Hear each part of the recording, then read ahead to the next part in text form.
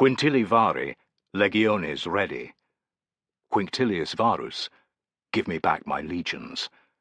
Cassius Dio's record of the Emperor Augustus's reaction to the news of Varus's fate. Prologue. Germania, 12 BC. The boy had been fast asleep, but the insistent shaking of his shoulder woke him at last. He opened gummy eyes to find a figure stooped over him. Profiled by the weak lamplight behind, his father's face, bearded, keen-eyed, framed by braids of hair, was frightening, and he recoiled. "It's all right, little bear. I'm no ghost." "What is it, father?" he mumbled. "I have something to show you." Behind the powerful figure that was his father stood his mother. Even in the gloom of the longhouse, and fuddled with sleep, he could see that she was unhappy. His gaze returned to his father. "Is Mother coming?" "No. This is something for men." "I'm only 7. "No matter. I want you to see this. Out of bed. Get dressed." His father's word was law. Slipping from under the warmth of his bear pelt, he shoved his still stockinged feet into his boots, which sat by his low bed. Rummaging for his cloak, which doubled as a second blanket, he threw it around his shoulders. "I'm ready." "Come." As they passed his mother, she reached out. "Segamer, this is not right." His father whirled. "He must see it. He is too young." "Do not question me, woman. The gods are watching." With pursed lips, his mother stood aside. The boy pretended that he hadn't heard or seen. Following his father, he slipped past the forms of sleeping slaves, the glowing fire, the cooking pans and wooden storage chests. The 2 doorways in the longhouse were opposite each other, in the middle of the building. From the other end, currents of warm air carried the rich odours and the sounds of their cattle, pigs and sheep. His father set the lamp down as he went outside. He looked back. "Come." The boy moved to the doorway. Stars glittered overhead, but the night was still dark and intimidating. He didn't like it, but his father was beckoning. Out he came, taking a deep breath of the cool, damp air. It chilled his nostrils, reminding him of the winter that was already nipping at autumn's heels. "Where are we going?" "To the forest." The boy tensed. He loved being among the trees in the day, when he could play with his friends at hunting, or see who was best at finding deer tracks. He'd never been there at night, however. The forest would be a shadow world now, full of spirits, fierce animals, and the gods knew what else. He had been woken many times by wolves howling at the moon. What if they met some? "Hurry!" His father was already a distance along the path that led out of the settlement. In that moment, being left alone outweighed the boy's fear of what lay beyond the houses, so he chased after his father. He wanted to ask if they could hold hands, but he knew what the answer to that would be. Pacing by his father's side was better than nothing. Segamer's long sword, which marked him out as a wealthy man among their people, was also reassuring, knocking off his thigh as he walked, and reminding the boy that his father was a fearsome warrior, the equal, or better, of any in the Cherusci tribe. His courage somewhat returned. He asked, "What are we going to do?" Segamer looked down. "We shall witness an offering to the gods, such as you have never seen." Excitement mixed with the fear in the boy's belly. He wanted to know more, but his father's stern tone and the fact that he was striding ahead at a great speed made him hold his tongue. Keeping up was what mattered. Mud squelched beneath their boots as they traced their way between a score of longhouses. A dog yapped as they passed one dwelling, setting off a chorus of others. Despite this noise, the village remained still. Everyone was asleep, the boy realized. It was late indeed.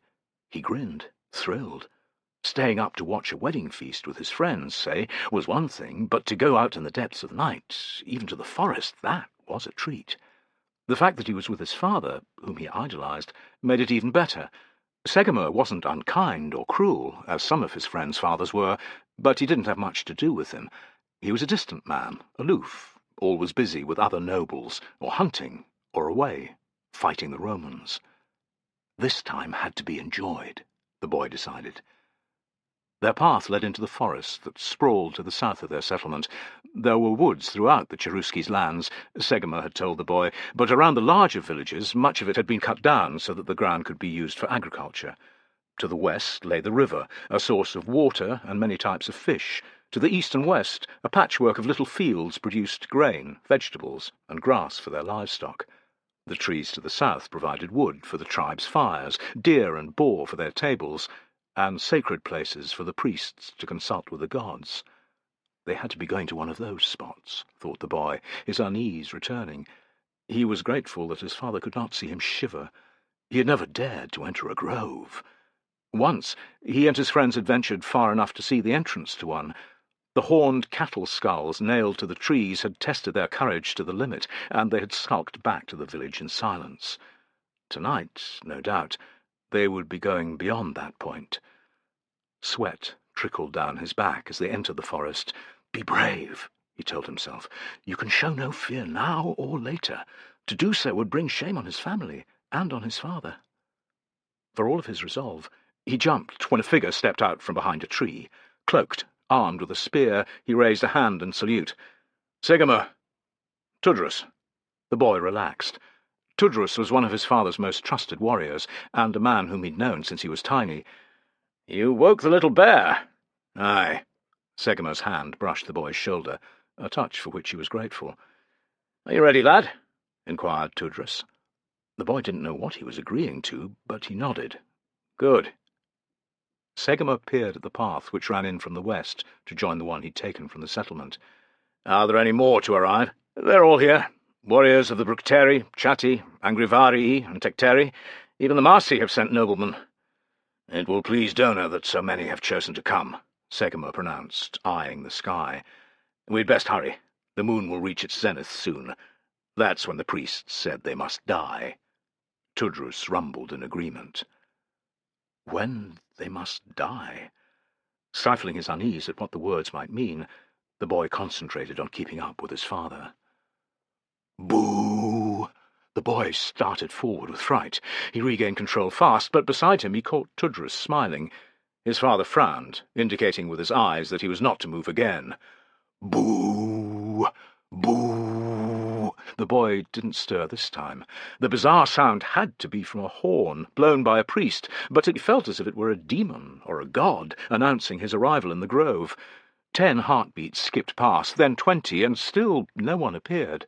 The boy's gaze slid from left to right, over the shadowy space, which was even more intimidating than he had imagined.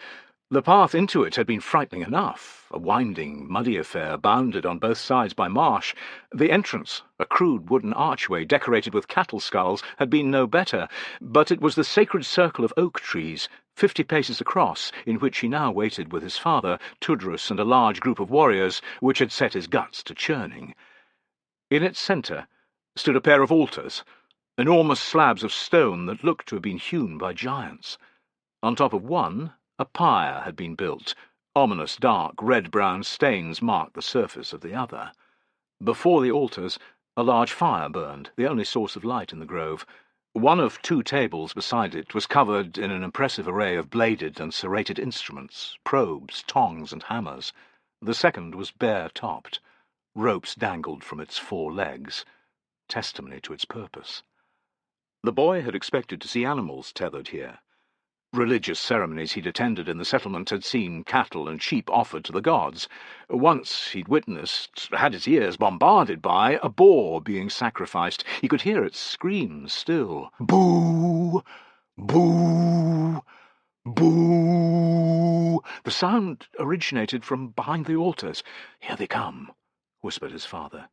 Curious now, the boy stood on tiptoe, craning his neck to see. A procession wound its way out of the trees. First came 2 robed priests blowing long cattle horns. Next were 2 magnificent white mares, led by acolytes, and pulling a chariot in which stood an old, stooped priest. His head was bent, and the boy knew that he was listening to the sounds made by the sacred horses. Important messages from the gods could be ascertained from their whinnies and nickers. Behind the chariot walked 4 more priests blowing horns, but it was the miserable figures who shambled after that really drew the boy's gaze. 8 men, roped together at the neck and wrists. 7 of them wore belted, off-white tunics that ended above the knee. The last's garment was red, and he alone wore a helmet which bore an impressive transverse crest of red and white feathers. Romans, the boy whispered in awe. He'd seen bodies of his people's enemies once before, left behind after a patrol had been ambushed by his father and the tribe's warriors. These were the first Romans he'd seen alive. They weren't unharmed, however. Even at a distance and in dim light, the bruises and welts that covered the prisoners' bodies were obvious. Behind the Romans paced a dozen strapping acolytes, armed with long spears. A queasy feeling rose from the boy's belly. Whatever happened to these men, it wouldn't be good. His father seized his shoulder in a grip of iron and bent to his ear. "See those bastards?" He nodded. "The Romans stand for everything that we do not, boy. Their empire stretches further than a man could walk in a year, yet they're not content. They seek always to conquer new lands. For decades now, their leader, Augustus," his father spat the word, "has desired to be emperor over us, over our brethren, the Chatti, the Marsi, and Agrivari. He wants to make us his subjects, to be ground forever beneath the heels of his soldiers. He must never succeed." "Never, father," agreed the boy, remembering what had happened when the Romans had come to the area before. A nearby settlement had been torched. Many had been slain, including his aunt and 2 cousins. "We will stop him." "Stop him we will, and his cursed legions. So I will swear, with these other warriors. Donar will be our witness." He gave the boy a rare smile. "You will take the oath, too." Wonder filled him. "I, father?" "Yes, little bear. That is why you are here." Segimur placed a finger on his lips, and then pointed. Moving to the sides of the altars, the horn-blowers fell silent. All eyes watched the old priest as he dismounted from the chariot and shuffled to a position at the fire. The horses were led away, and the prisoners shoved forward by the acolytes until they stood by the tables. "We give thanks to you, great Donar, for watching over us." The priest's voice was strong for all his apparent frailty. "Your thunderbolts protect us, and your storm clouds bring us the rain without which our crops would wither and die. When we fight our enemies, your strength aids our struggle, and for this we are always grateful." Throughout the gathering, men were murmuring in agreement, rubbing hammer amulets, whispering prayers. "Of recent years, we have had need of your aid every summer. Vermin such as these," the priest stabbed a long fingernail at the prisoners, "come in their thousands to visit destruction on our lands. No one is safe from the Romans' depredations, their bloodlust. Men, women, children, the old, the sick, are slain or enslaved. Our villages are burned, and the crops and livestock stolen." Warriors made angry comments. The boy's father's knuckles were white upon the hilt of his sword. He felt his own fury surge. His aunt and her sons, his cousins, had been his favourite relations. These Romans had to be punished.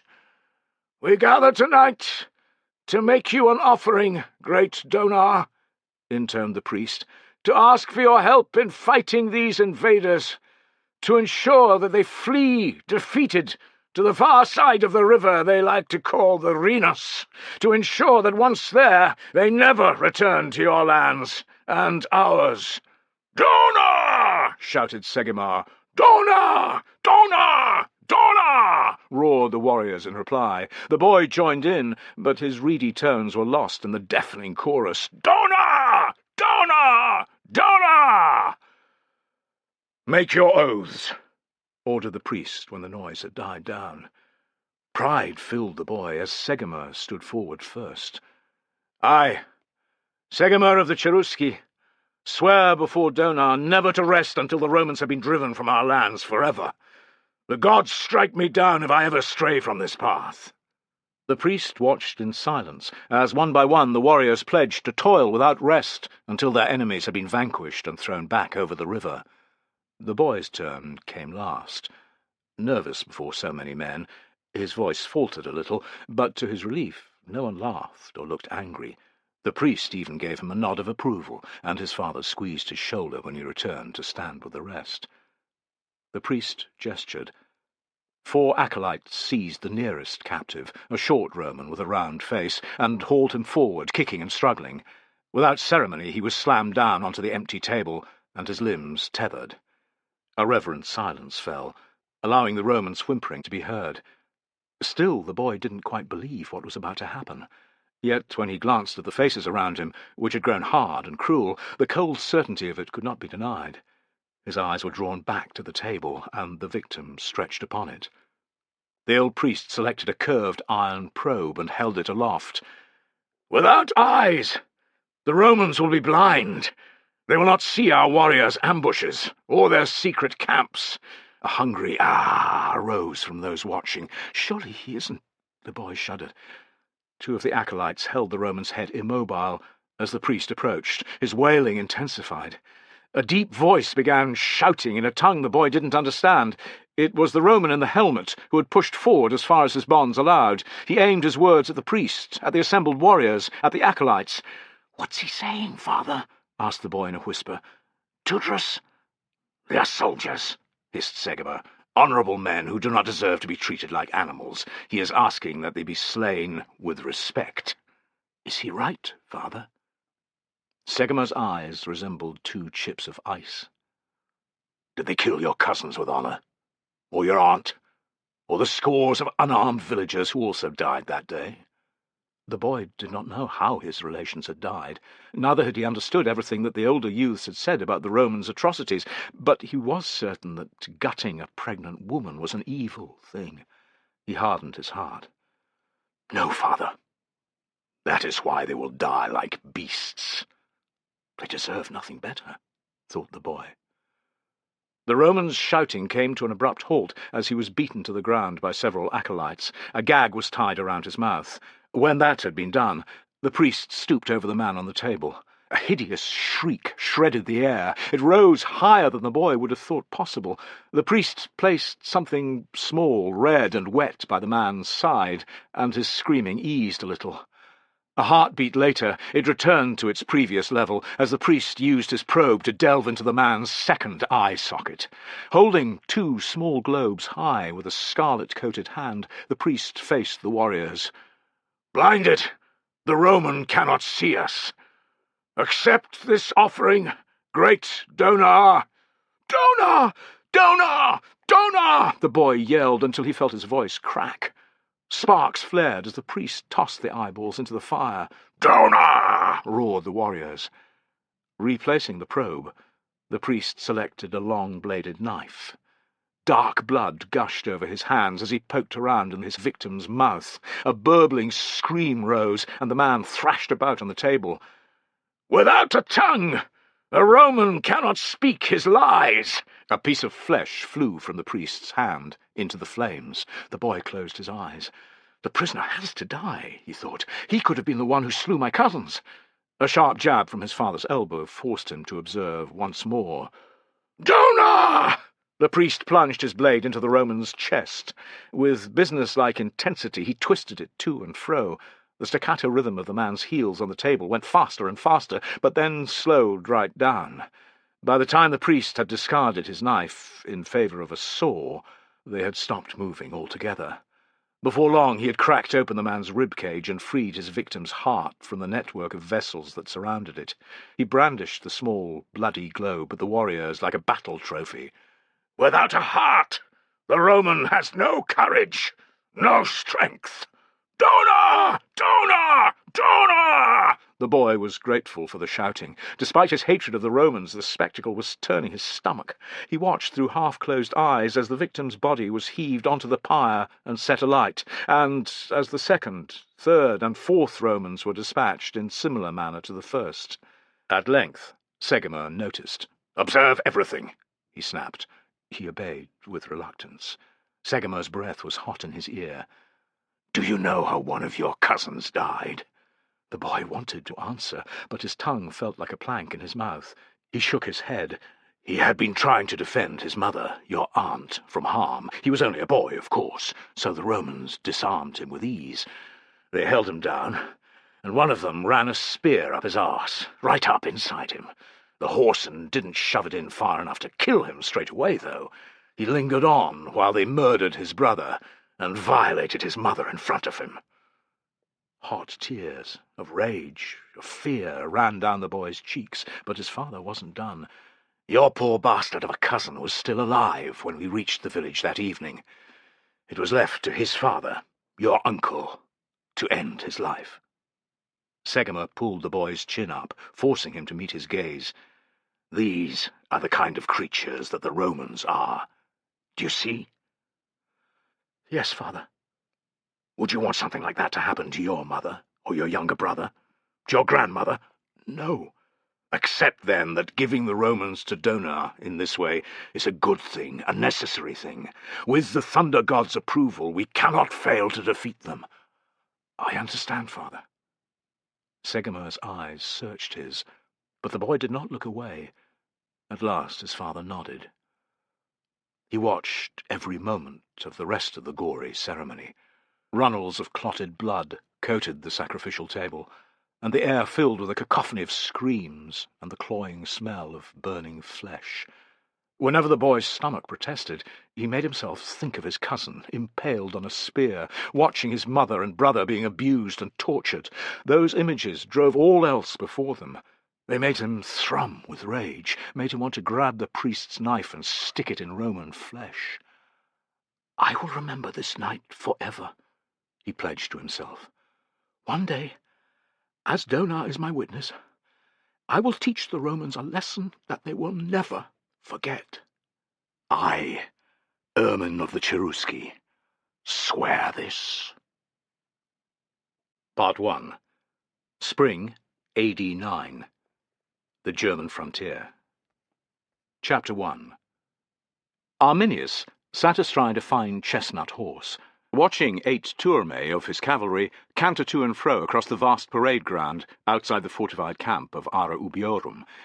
It was a fine morning, cool and crisp. The last signs of winter had vanished, and the fertile landscape around the camp was a bright shade of green. Skylarks swooped and darted overhead, but their delicate cries were drowned out by the pounding of horses' hooves on the packed earth and the shouted commands of Arminius's junior officers. Like his troops, his dress was a mixture of Roman and German. A mail shirt and silvered cavalry helmet contrasted with a tribesman's wool cloak, tunic, patterned trousers, and ankle boots. A fine spada, or long cavalry sword, hung from a gilt-decorated baldric over his shoulder. He was in the prime of life, large-framed and striking-looking, with intense grey eyes, black hair, and a bushy beard of the same colour. His 500 Cheruscan warriors formed the ala, or cavalry unit, attached to the 17th Legion. They served as scouts and provided flanking cover to marching legionaries, but they could also be used in battle. This necessitated training on a regular basis, and Arminius was here to supervise his men to do just that. He had watched these exercises countless times, and knew every move inside out.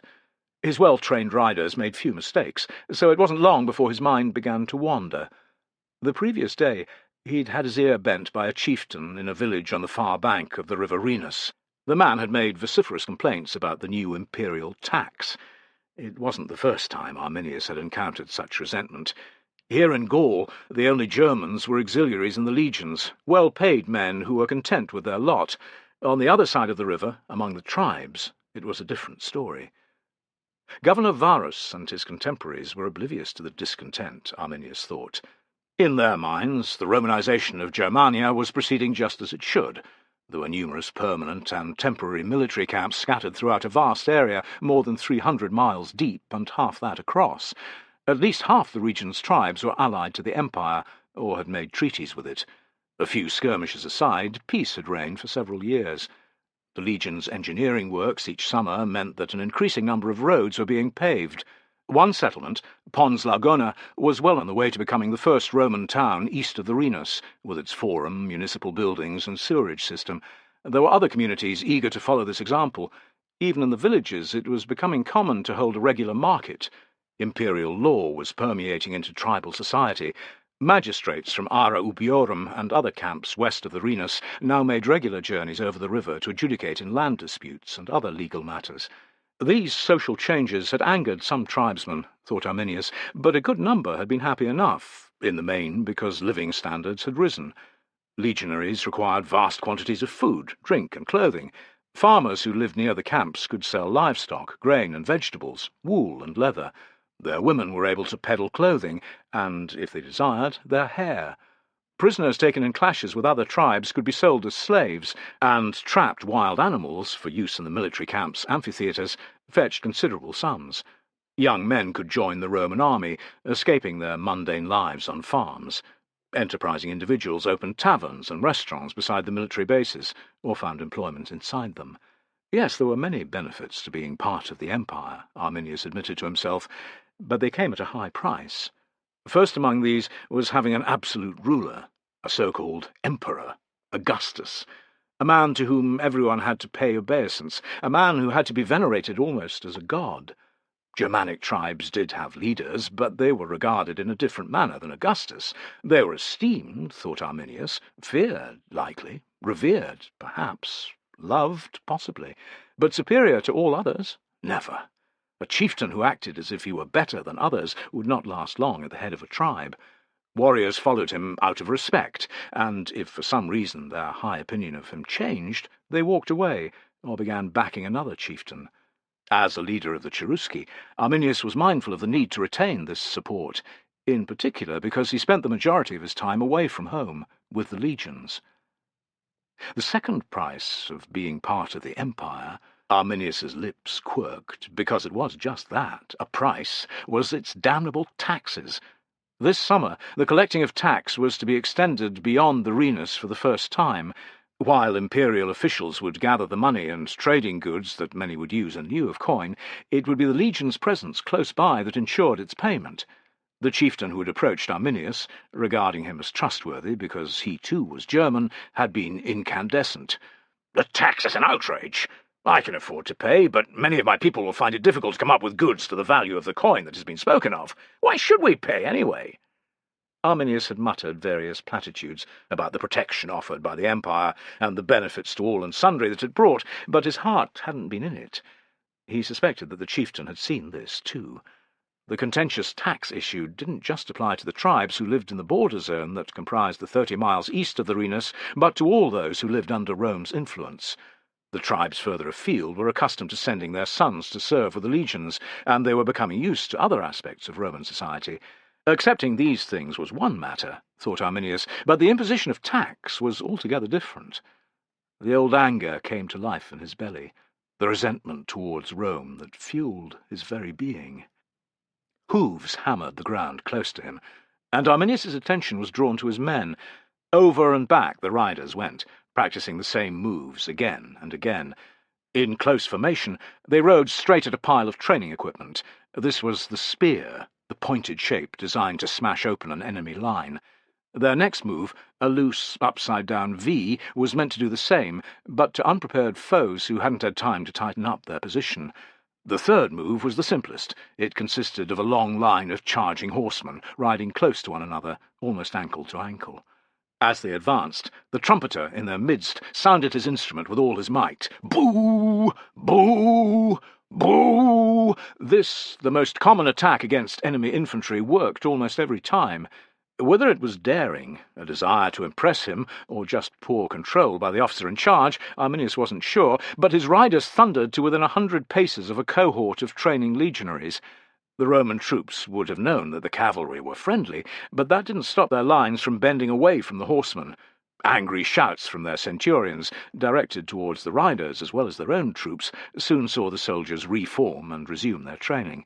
But there could be no denying the move's efficacy, or the irritation it would have caused the legionaries' officers. It worked, thought Arminius with considerable satisfaction, because it was so terrifying.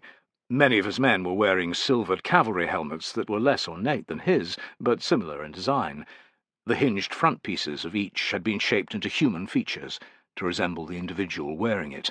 Like the rest of the helmet, the face had been covered with a thin layer of silver foil. When pulled down, the wearer's field of vision was much reduced, meaning only the most skilled riders could make use of them. Yet the mask's effect, turning the wearer into an unearthly-looking creature that might have been from the underworld, made this sacrifice worthwhile. A masked charge with even a few such riders, accompanied by the blaring of trumpets, sent terror lancing into the hearts of the bravest foe. Arminius had been around long enough to have had to use all the tactics he'd just seen.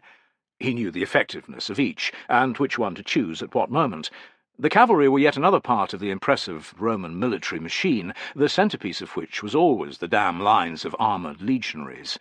Again, his grey eyes wandered towards the unit that his men had intimidated. It still felt odd to regard the Romans as allies. It had been so since the first day he'd served with the imperial army 8 years before. The campaigns and battles he'd taken part in, on Rome's side, meant that he had a healthy respect for its soldiers and their officers. Their bravery, discipline, and ability to stand firm against an enemy were remarkable. On more than one occasion, he and his men had been saved by the intervention of one such unit or another. He had endured lengthy marches with the legions, got pissed with their officers, and even whored with some of them. His loyalty to the Empire had seen him first rewarded with citizenship and then elevated to equestrian status, the lower rank of Roman nobility.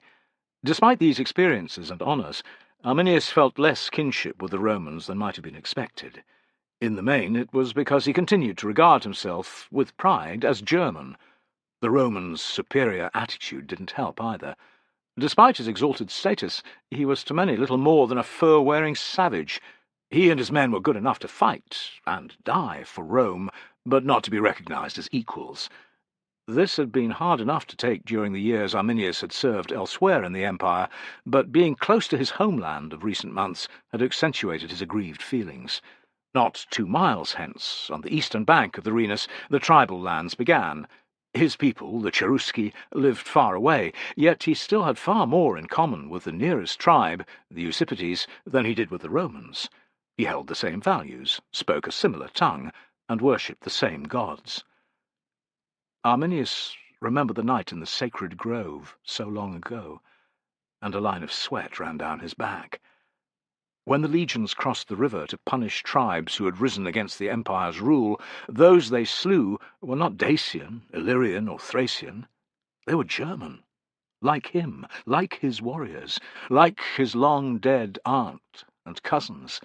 They were people who had a right to live their lives freely. Why should they be subjects of Augustus, who lives many hundreds of miles away in Rome? Arminius asked himself. Why should I?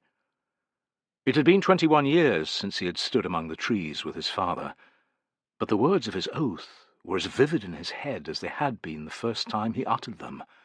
One day, as Dona is my witness, I will teach the Romans a lesson that they will never forget. I, Ermine of the Cherusci, swear this. His eyes rose to the blue arc of the heavens, which was decorated with a scattering of lamb's-wool clouds. The sun was warming, but not too hot. The skylarks yet trilled from on high, a sign that spring was passing. Summer would arrive soon, and when it did, Publius Quinctilius Varus, the governor of Germania, would lead his army east, over the Rhenus, where his troops would collect taxes as far as the river Visurgis. Only the Romans could have come up with fucking taxes, thought Arminius. The tribe's hard-earned silver would go towards gilding yet more statues of the emperor, and building paved roads upon which his armies could tramp. Great Dona, he prayed, I have waited long years to fulfill my oath, to wreak vengeance for those of my tribe slain by Rome. I ask that you let the right moment be this year. This summer. "Greetings," called a senior centurion. Wearing scale armour and sporting a helmet with a transverse crest of red feathers, he was hurrying across the parade ground in Arminius's direction. Like as not, he was the officer in charge of the unsettled cohort, thought Arminius in amusement. He didn't look happy. "Centurion!" Arminius inclined his head, but not much. As an equestrian, he was of higher rank, and the centurion knew it. Arminius could tell from his posture that this difference was not something that sat well with him. In his eyes, no doubt, Arminius was a jumped-up barbarian. The great effort that he'd put into winning over every senior officer worked with many, but it wouldn't with this one. Bitter memories flooded in of when his father had sent him to Rome, aged 10. Like Arminius's subsequent enlistment in the legions, it had been part of Segimer's plan. Arminius was to be immersed in the Roman way of life, learning everything there was to know, while never forgetting his tribal roots, or his true loyalties. To the high-born Roman youths he'd been thrown in with, however, He had been little better than a slave. After several bloody fights, not all of which Arminius had won, they had learned to respect his fists and boots at least, and to keep their lips sealed when he was around. Despite their fear, few had been prepared to extend to him the hand of friendship. Arminius had learnt to be self-sufficient, and mistrusting of all. He caught the centurion's eyes on his chin. Once more he gauged the thought before it had reached the man's eyes. "You're so superior, aren't you, you whoreson?" He made a point of stroking his beard, to the Roman a mark of an uncivilized nature, but to him a symbol of his culture. "Can I help?" "I'd appreciate it if you'd keep your men under better control." "I have no idea what you're talking about," lied Arminius with relish. "Your troops charged a moment ago. They all but closed with my soldiers. It caused great—" The centurion searched for a word that didn't imply fear. "Confusion." "It didn't go that close." "It was close enough to panic—" Again the centurion thought, "some of the new recruits." Arminius raised his eyebrows. "Panic? Since when did legionaries of the 17th panic?" "It's a normal enough reaction for men who haven't seen charging cavalry before," replied the centurion, bristling. "The next time you open your mouth you will call me sir," retorted Arminius, his own temper rising. The centurion gaped, swallowed, muttered, "Sir?" "I paid no attention to your over-familiarity at first, centurion, because I'm not one to stand on ceremony. When someone is disrespectful, however, I remind them that I command the ala attached to the 17th. I am no simple Roman citizen like you. I am an equestrian. Have you forgotten that?" Arminius pinned the centurion's eyes with his own. "No, sir. My apologies, sir," replied the centurion, flushing. Arminius waited for several heartbeats, driving his superiority further home. "You were saying?" "Some of my men aren't used to cavalry, sir. Yet," added the centurion quickly, "if your riders could refrain from coming too close to them, I'd be most appreciative." "I can promise nothing, centurion. I suggest instead that you move elsewhere and expose your men to cavalry more than you have done up to this point. Otherwise they could be routed the first time they face them in battle," said Arminius with a cold smile. "Dismissed." "Sir." The centurion somehow managed to convey his dislike with his salute. It was a clever stroke, stripping Arminius of much of his gratification. By way of retaliation, he had his riders repeat the manoeuvre that had scared the cohort's new recruits. After the third charge, the centurion conceded defeat by leading his soldiers to another part of the parade ground. Arminius watched them go with cold pleasure. The move would win him no new friends among the centurionate. If the prick complained to the legate, he might receive a rap across the knuckles. Arminius didn't care. It had been worth it, and the centurion wouldn't cross him again. Several hours later, Arminius was in his quarters, still brooding over his best course of action. Time and again he paced the floor of his simple office, 10 paces from wall to wall and back. A skull at the bust of Augustus, placed there to give the impression that he loved the emperor as much as the next man. Every so often his eyes would stray to the map unrolled on his desk, its corners held down by clay oil lights. A thick ribbon marked the Rhenus, running north to south, smaller winding ones, the waterways running through Germania. Inked-in squares showed the positions of the Roman camps and forts throughout the region. There were fewer east of the Rhenus than to the west, as was natural, but things were changing, thought Arminius angrily. With every passing year, Rome's influence spread, and the chances of rebellion grew slimmer. If it doesn't happen this summer, it never will, he decided. It was time to sound out the chieftains of the other tribes and gauge their loyalty. He had the perfect opportunity to do so in the coming days. Varus, the governor of Germania, had summoned him to Vetera, some 60 miles to the north. Rather than travelling along the faster, paved roads west of the Rhenus, he could do as most auxiliaries and make the journey on the other bank. A diversion to visit his family on the way to Vetera, as the ordinary soldiers did, would take too long.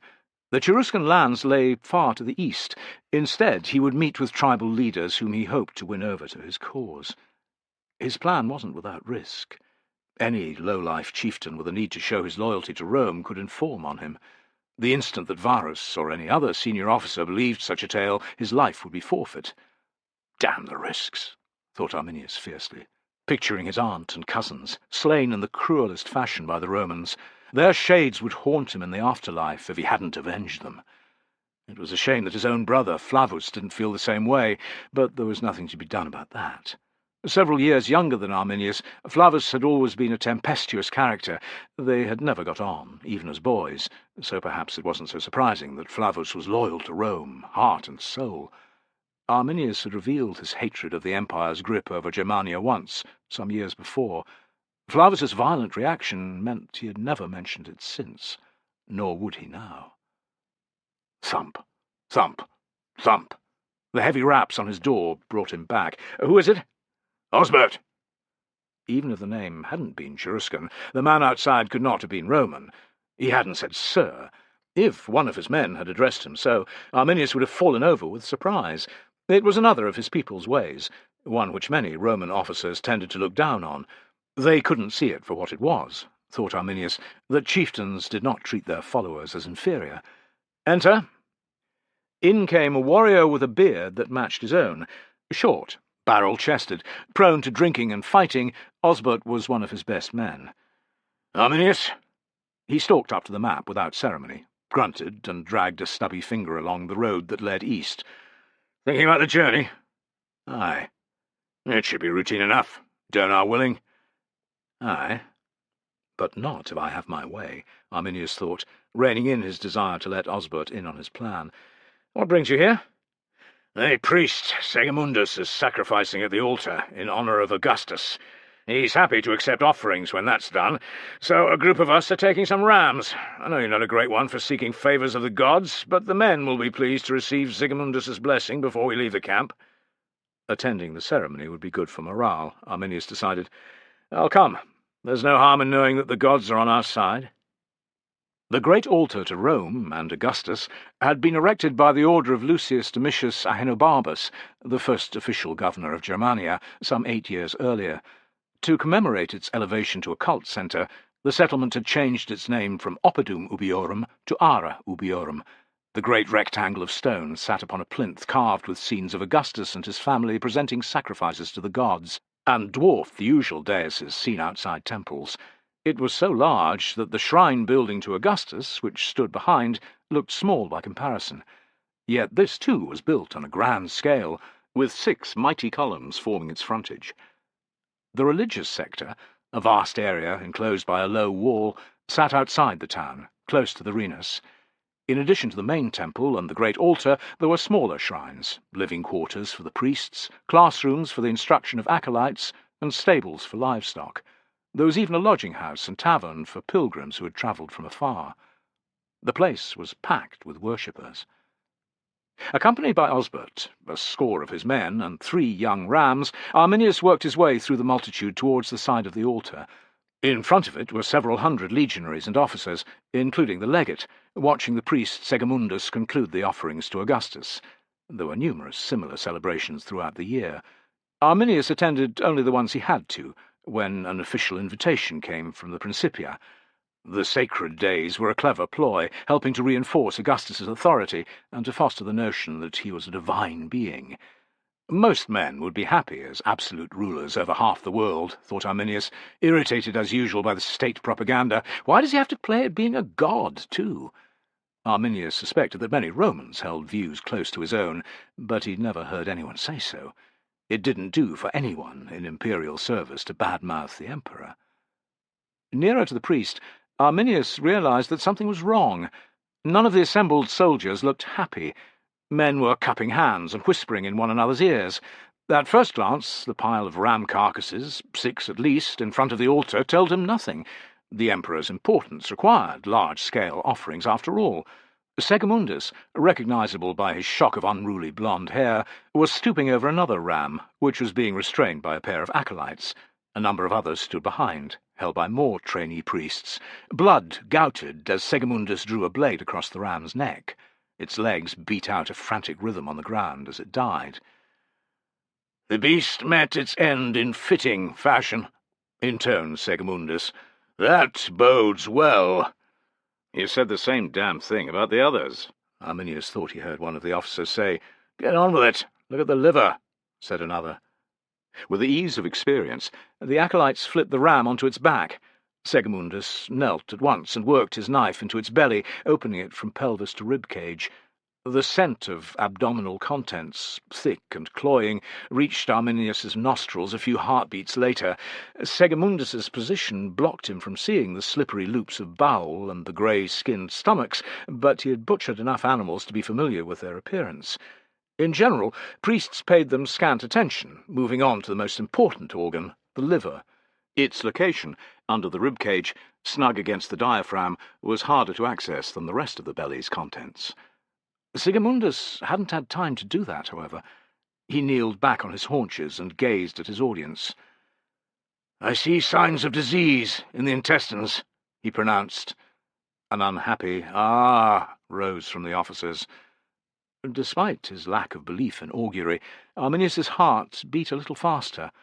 The rapt expressions on Osbert's and the others' faces told their own story. Although he was from another part of the tribe, Segimundus was also Cheruscan, which meant they placed great store by his words. As Segimundus resumed his examination of the ram's insides, the legate strode up to the altar. A calm type in normal circumstances, he now looked rather irritated. "Hades below, Segimundus, how can this be? For one ram, even two to be unhealthy would be one thing, but all of them?" "I can but tell you what I find," replied Segimundus in a grave voice. "See for yourself. I hope and anticipate that this beast's liver will prove to be unblemished," said the legate, breaking with custom and peering over Segimundus's shoulder. Segimundus worked his blade to and fro. Then he raised a bloodied hand high. On his palm sat a glistening, swollen lump of tissue. The legate started, recoiled. There were cries of dismay from the officers. Arminius blinked. Instead of the normal deep purple-red colour, the liver in Segimundus's grip had a mottled, pale pink appearance. Only a liar or a madman could claim it to be normal. "What does this mean?" demanded the legate. "I cannot be sure," replied Segimundus, "but it does not augur well for the Emperor. The gods preserve him forever. Or perhaps it's his empire which is at risk." The legate's expression grew combative. "Bullshit! I say that these rams come from the worst flock for 100 miles. Kill another. Keep killing until you can find me one with a healthy liver." "As you command, legate." Segimundus bowed his head. "Bring the next one forward." Arminius eyed the gathered officers and legionaries. Although the legate's attempt at reassurance had settled them, many still looked unhappy. When the next ram's liver also proved to be diseased, and the next, their disquiet grew ever plainer. Arminius could see from his own men's faces that they, too, were placing weight on Segimundus's findings. A small part of him felt the same way. What were the chances of so many rams being unhealthy? Segimundus declared the omens from the final sacrifice to be good, but that wasn't enough for the enterprising legate. He summoned the farmer who'd sold the sacrificed beasts to his officers. Seeing the man, Arminius's rational side overpowered his nascent superstition. Ill-dressed, filthy, and as scrawny as a plucked chicken, he looked a poor stockman from head to toe. As the legate humiliated the farmer by loudly accusing him of providing his officers with poor-quality beasts, the mood lightened. Yet Segimundus's face remained troubled, and a flash of inspiration struck Arminius. His own kind were as superstitious as the Romans. What better way had he of winning tribes to his cause than to relate what had happened here? To make the story convincing in its entirety, he only had to leave out the farmer and the last healthy ram. This was the sign he'd needed. "Thank you, great donor," he thought. It would be useful to sound out Segimundus, too. He had always been loyal to Rome, and, by tradition, his section of the Cherusci tribe did not get on with Arminius's, but his support, if Arminius could get it, would prove useful indeed. Arminius's certainty that the time was ripe to act solidified further as the rams brought by him and his men were sacrificed.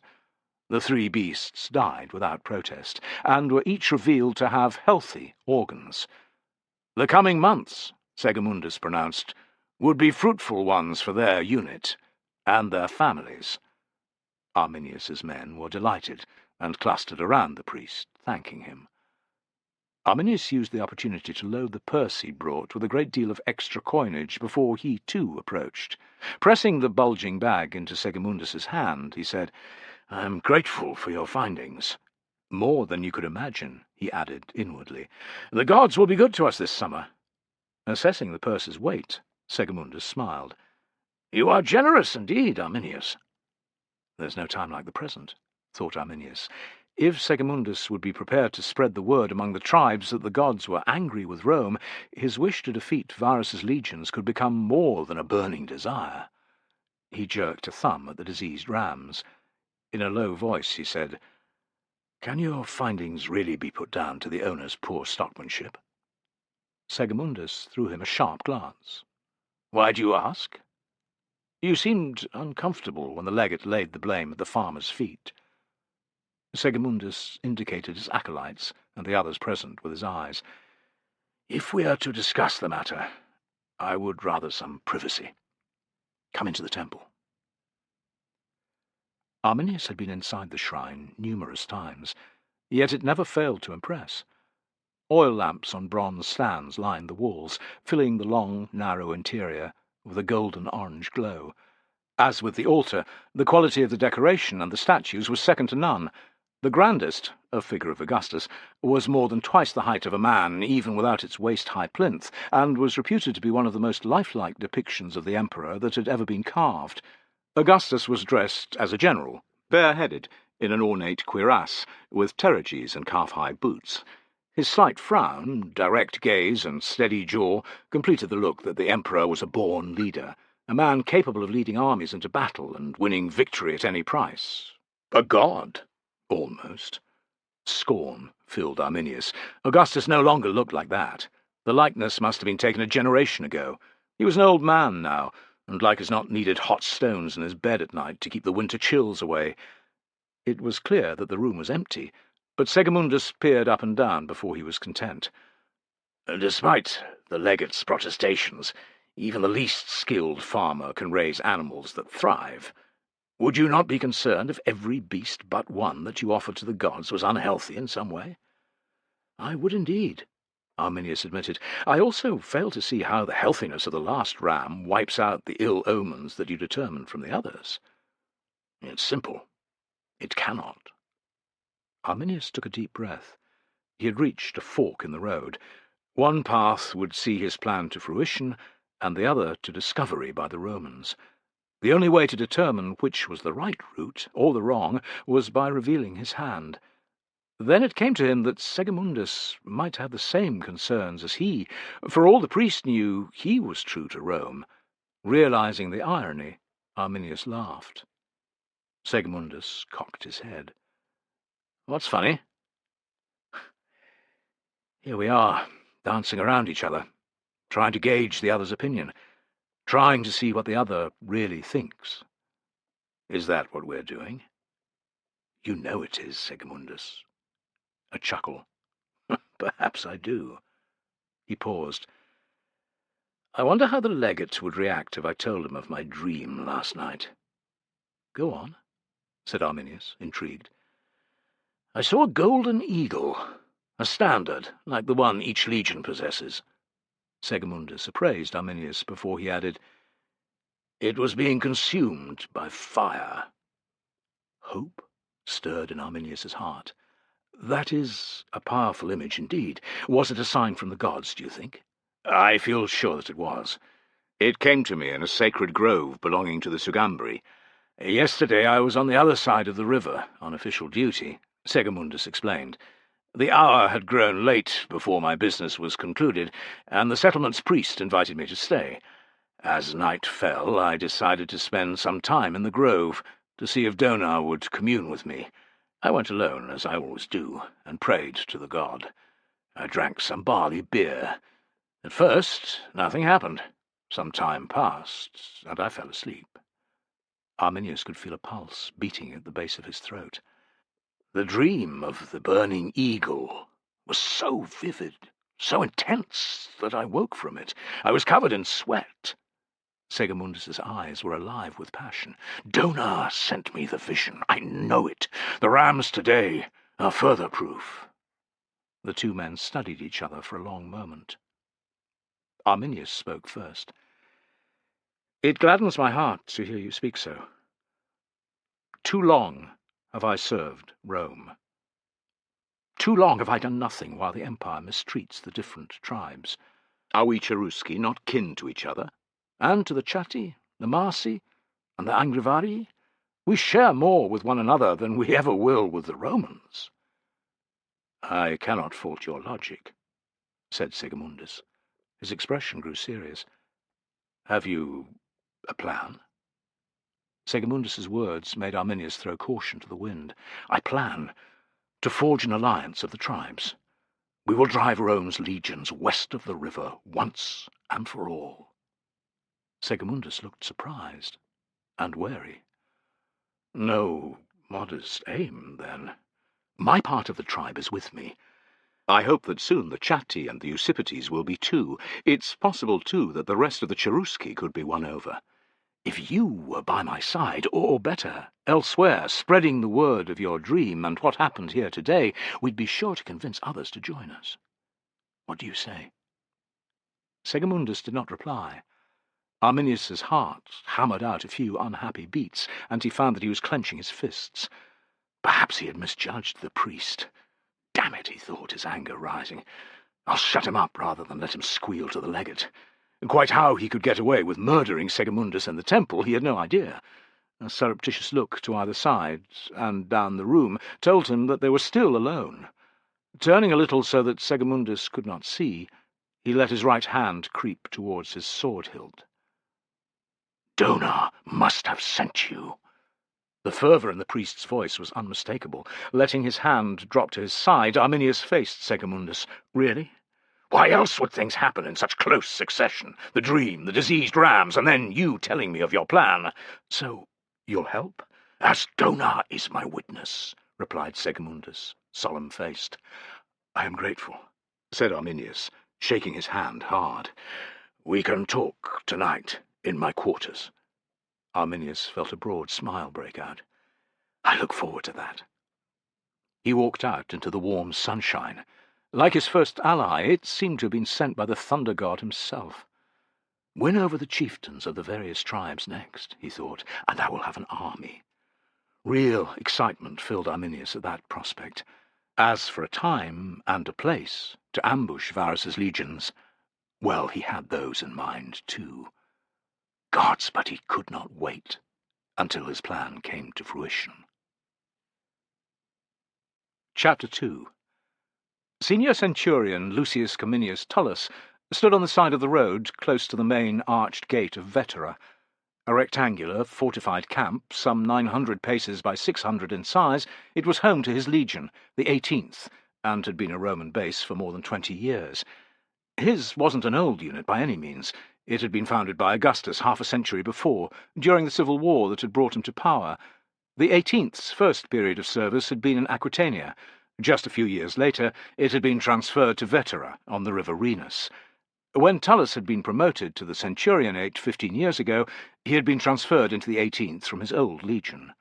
Tramp, tramp, the soldiers of Tullus's century marched past. Led by the standard-bearer, they were 6 men wide, 12 deep. A unit was never at complete strength, with his optio fenestella near the back. As each man passed Tullus, he took great care to square his shoulders and keep his shoulder-carried javelin at the right angle. Keen-eyed, expressionless, Tullus observed how good their equipment looked, and whether it showed any signs of wear or damage. He'd spotted most of the problems when the legionaries had assembled outside their stone barracks. A loose armour plate here, a helmet cheek-piece missing its iron tie-ring there. As then, none of it mattered enough to halt their progress. They'd been chastised, he thought, and would fix their kit upon their return. That, or they'd feel his vetus, vine cane, across their shoulders. Now and again, Tullus's attention strayed to the camp's impressive fortifications. His home had been within for a decade and a half, and he wasn't yet tired of appreciating the defences.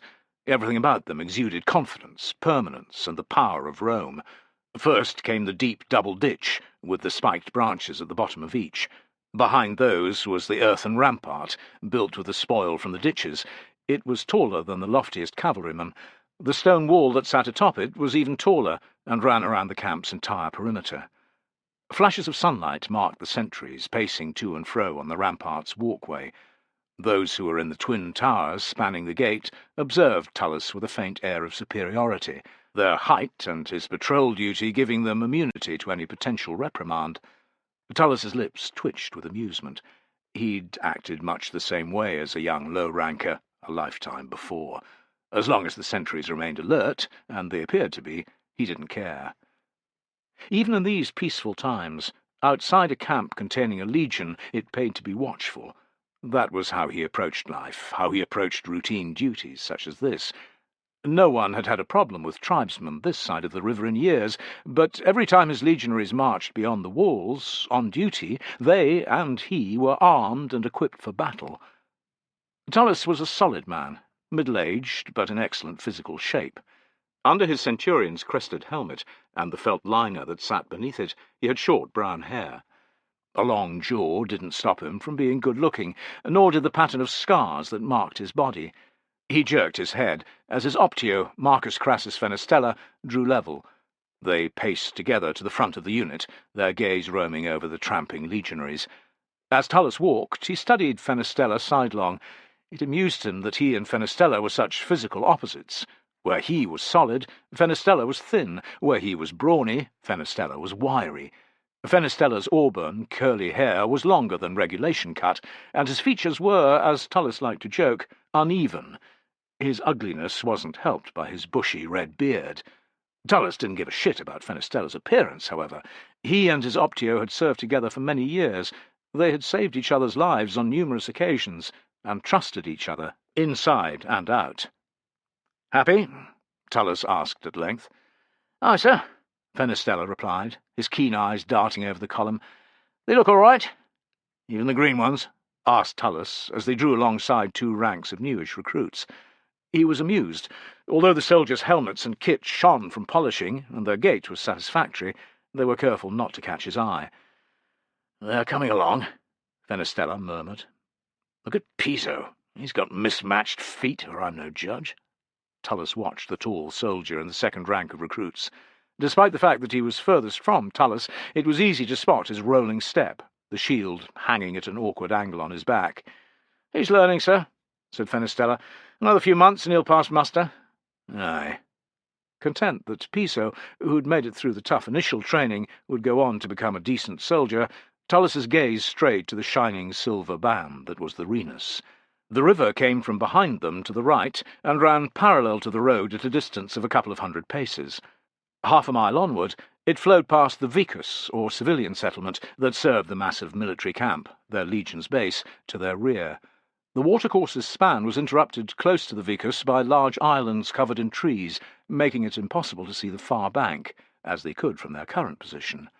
Germania Magna began on the other side, and it was where they were heading. Discerning the direction of his gaze, Fenestella scowled. "I don't like going over there, sir," he muttered. "You always say that, Fenestella. Any tribes still hostile to Rome live 100 miles to the east or more. The ones who live closer know better than to resist our rule. They've been taught enough lessons over the last 20 years. "Aye, sir." Fenestella's tone revealed his doubt. Tullus didn't comment. It was a topic that they had argued over countless times. According to Fenestella, he was overly trusting. Tullus thought his optio far too cynical. The longer Rome's rule lay upon a land, the less likely it was that there would be trouble. There hadn't been a major uprising close to the Rhenus for almost 5 years. If it continued, he mused, he could end his career in peacetime. That prospect appealed now more than it ever had, the price, perhaps, of seeing so many of his soldiers die in battle. Despite the attraction of retirement, Tullus knew that he would sometimes miss the insanity of combat, when the blood pounded in his ears, and the men around him felt closer than brothers. He increased his pace, indicating that Fenestella should walk with him. "Are we taking the usual route today, sir?" asked a soldier from the depths of the ranks. "We are. Over the bridge at the vicus to the other side, out the east road, alongside the river Lupia for about 10 miles, and back again." Tullus saw the sideways glances of the legionaries, and heard the low grumbling that followed. "I make it just over 20 miles. An easy march," he added, winking at Fenestella. Fenestella returned the wink. "Without their full kit, they'll want to run it, sir." More muttering. "That's an idea," said Tullis. "Maybe we'll double-time it back to the camp." As he'd expected, someone took the bait. "There's no need for that, sir, surely," called a voice from another rank, rendering the speaker invisible. "I don't know," declared Tullis, with a glance at Fenestella.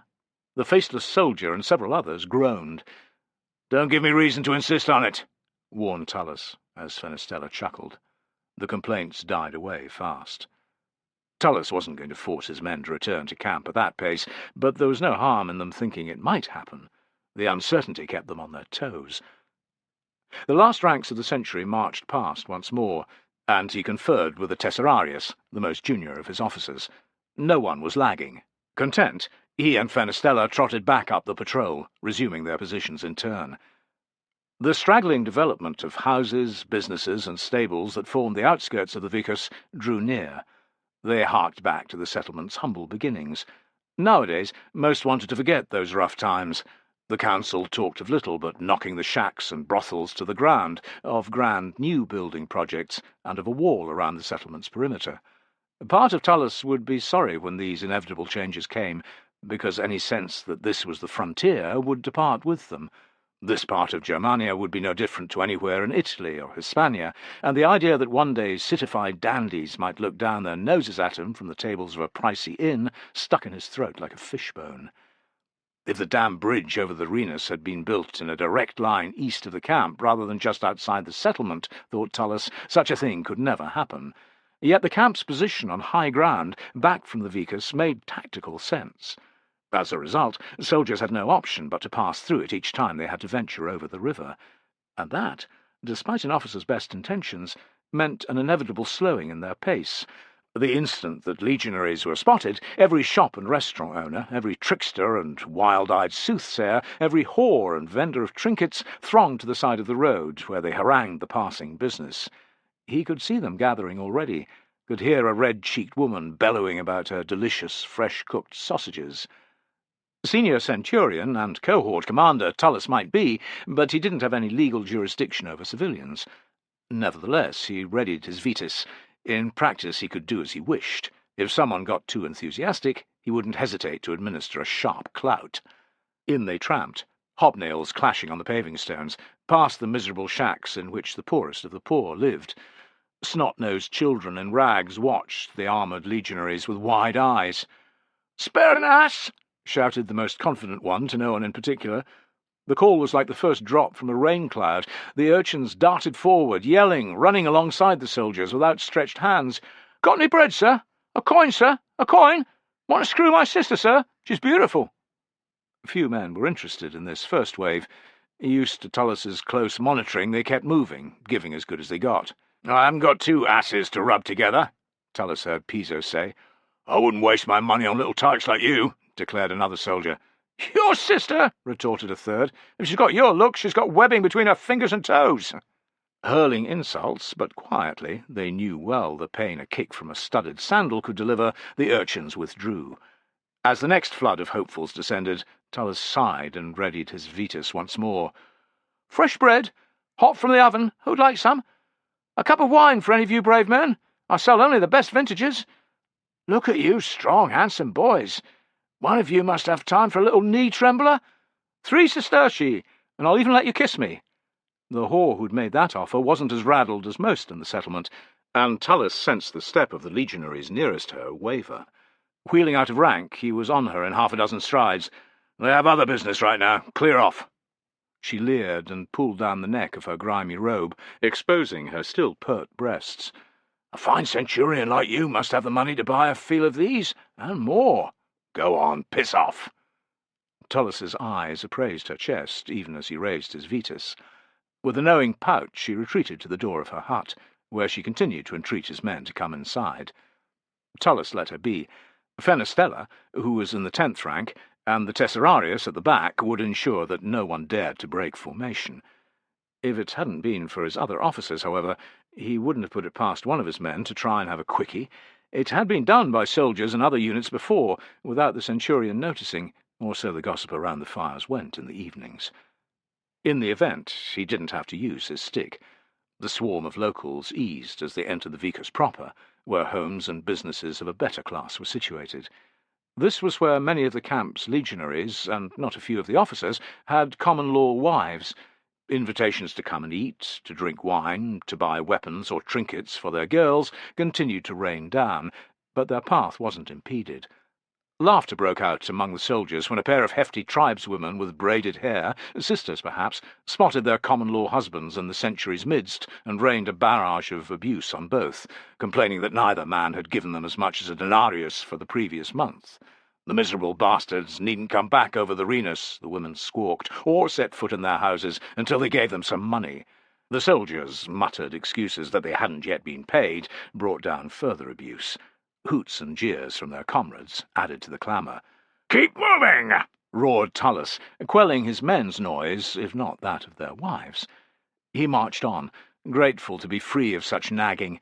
At times he missed having a woman, but running his own soldiers, as well as a cohort of 6 centuries, more than filled his time. When the need came upon him, which was less often than it used to, he visited the best whorehouse in the settlement. Upon his retirement there would be time to find a young bride, to raise a family. Until then he was wedded to the army. The buildings close to the Vicus's Forum were proud affairs, the homes of merchants who'd grown rich on the trade that flowed to and fro across the Renus. Studying a grandiose house, Tullus considered whether he'd have been happier selling wine, pottery, and silver platters over the river in return for cattle, slaves, and women's hair, the goods that Rome desired from Germania.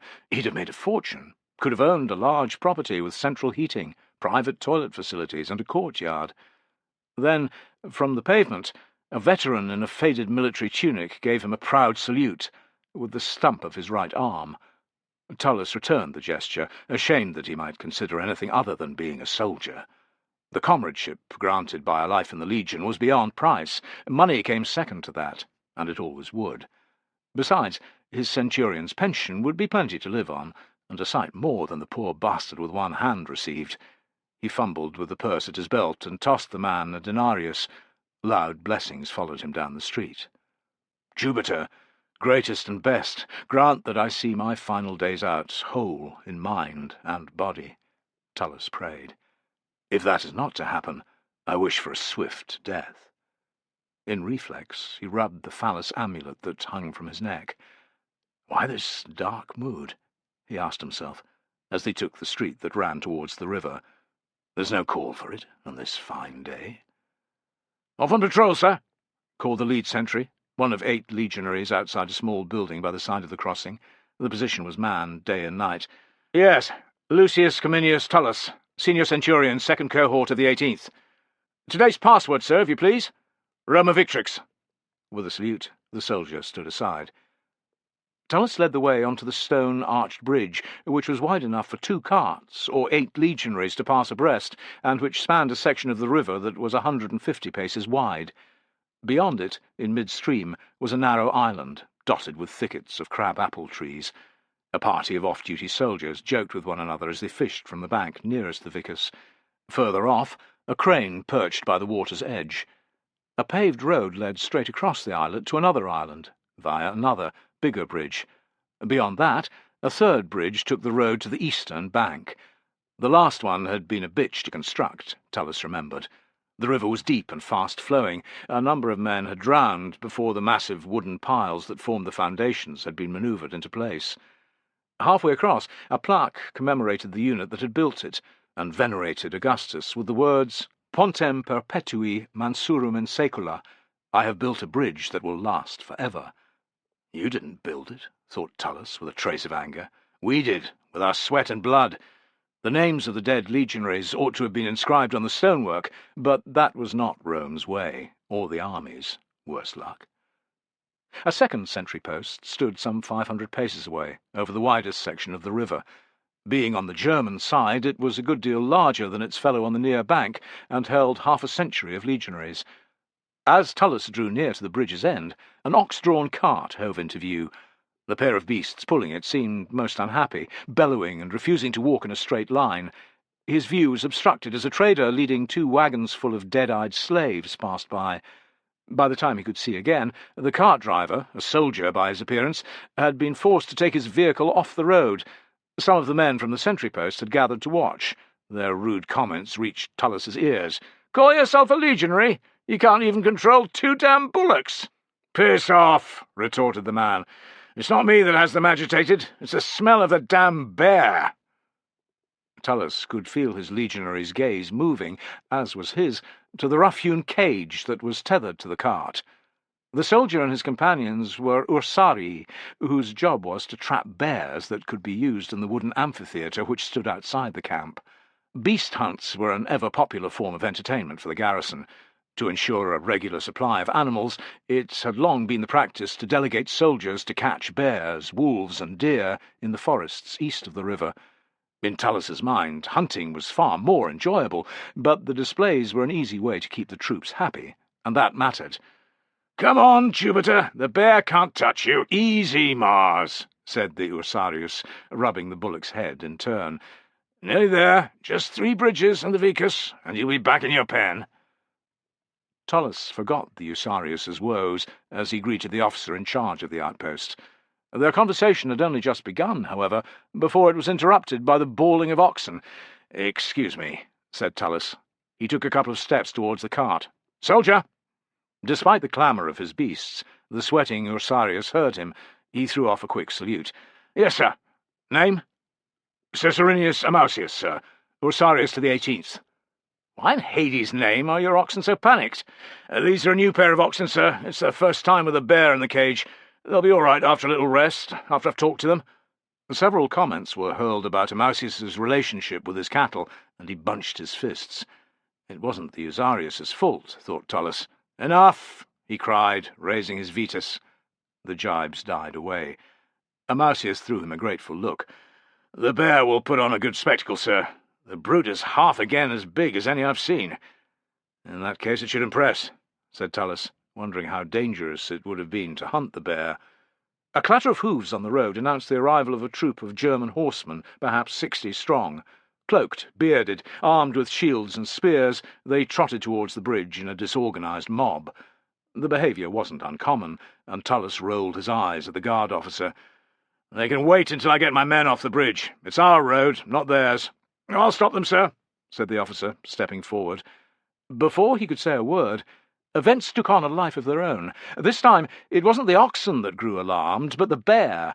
As some of the tribesmen rode up to the side of the cage for a better look, it launched itself at the bars, snapping and growling. Jupiter and Mars took instant fright. The lead rope was ripped from a startled Amausius's hands, and he was thrown to one side as the oxen barged down the gravelled embankment by the roadside. Their angle of descent forced the cart to take a different path to theirs, which unbalanced it at once. Within a few heartbeats it had overturned. Wood splintered, oxen bellowed, and Amausius cursed in vain. For all that he was in full armour, with almost 80 legionaries at his back, Tullus's heart skipped a beat as the bear burst free from the wreckage of the cage. Amausius had not been exaggerating. It was a magnificent beast, with dense brown-yellowish fur and a large rounded head with small ears. Yet, for all its size, the bear wanted nothing more than to escape. Ignoring the oxen and the crowd of watching soldiers, it lumbered down the slope towards the nearest stand of trees. "Damn tribesmen!" Amausius cried. Fresh laughter broke out among those on the bridge, and Tullus smiled despite himself. "Fetch the nets and ropes," Amausius called to his companions. "We might still have a chance of catching it." Rather you than me, thought Tullus. Chasing down a large, angry bear and then trying to restrain it was a fearsome prospect. Even if the hunters succeeded, there was the tricky matter of transporting the beast to the camp. The cage was smashed beyond repair. He hadn't expected the German horsemen to do anything other than look on in amusement. Urged on by their leader, however, a broad-shouldered man with a black mane of hair, they broke up and rode after the bear. "This is more entertaining than I get in days of sentry duty, sir," said the guard officer, chuckling. "It's more than I get, too," replied Tullus. "But it doesn't seem right that we're standing by while the Germans help to catch the creature. They're the ones that scared the bear, sir. All the same, it reflects badly on us if we do nothing." Tullus turned his head. "Penistella, get up here!"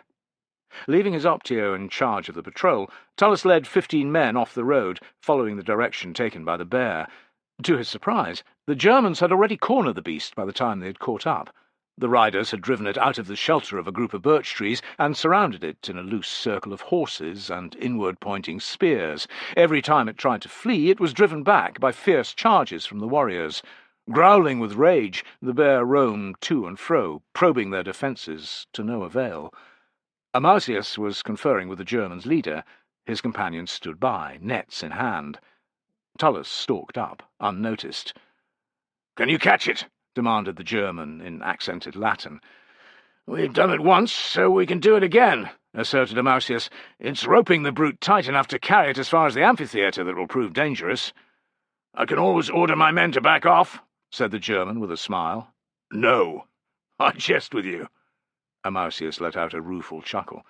Tullus cleared his throat. "Can I be of help?" Looking pleased, Amausius glanced from Tullus to the German, who smiled, and back again. "Yes, sir. Thank you, sir. Your men could strengthen the circle, using their shields to fill the gaps between the horsemen." "Very good. You'll do the rest?" "We'll net him as soon as your soldiers are in place, sir," replied Amausius, watching the bear. "Best move fast, though. Soon he'll charge his way out, or get speared as he tries to do so." Tullus issued orders to his soldiers. "Do your best not to get injured, brothers," he urged, eliciting nervous laughs. Unslinging his own shield and stepping into the ring of men and horses, Tullus threw back his shoulders. They were here now. They would get it done. To his relief, the bear was soon trapped. The moment that everyone had taken up his position, Amausius and his comrades went into action. As one man distracted the bear by taunting it with a spear, the others crept in on it from behind. An angry charge at its tormentor was brought short by a well-flung rope that landed around its neck. That was drawn taut. A large weighted net followed, covering the bear from head to foot. It snapped and ripped at the netting with its front paws, but soon entangled itself. Several men darted in, more cords in their hands. Tullus watched in amazement as they seized first one back paw and then the other, slipping loops of rope over the bear's limbs and securing them with running knots. One soldier got clawed on the arm, but his was the only wound suffered, as the bear was trussed up like a giant hen for the pot. Amausius regarded Tullus and the German chieftain with satisfaction. "You know how to restrain a beast," said Tullus with respect. "Aye, sir, I have to. My thanks to you both for your help. Once we've chopped down a few large branches for carrying poles, we can hump 'em back to the road. I'll commandeer a wagon to carry 'em back to the camp." The warrior's gaze fell on the bear. "My people hunt these beasts, but in the wild.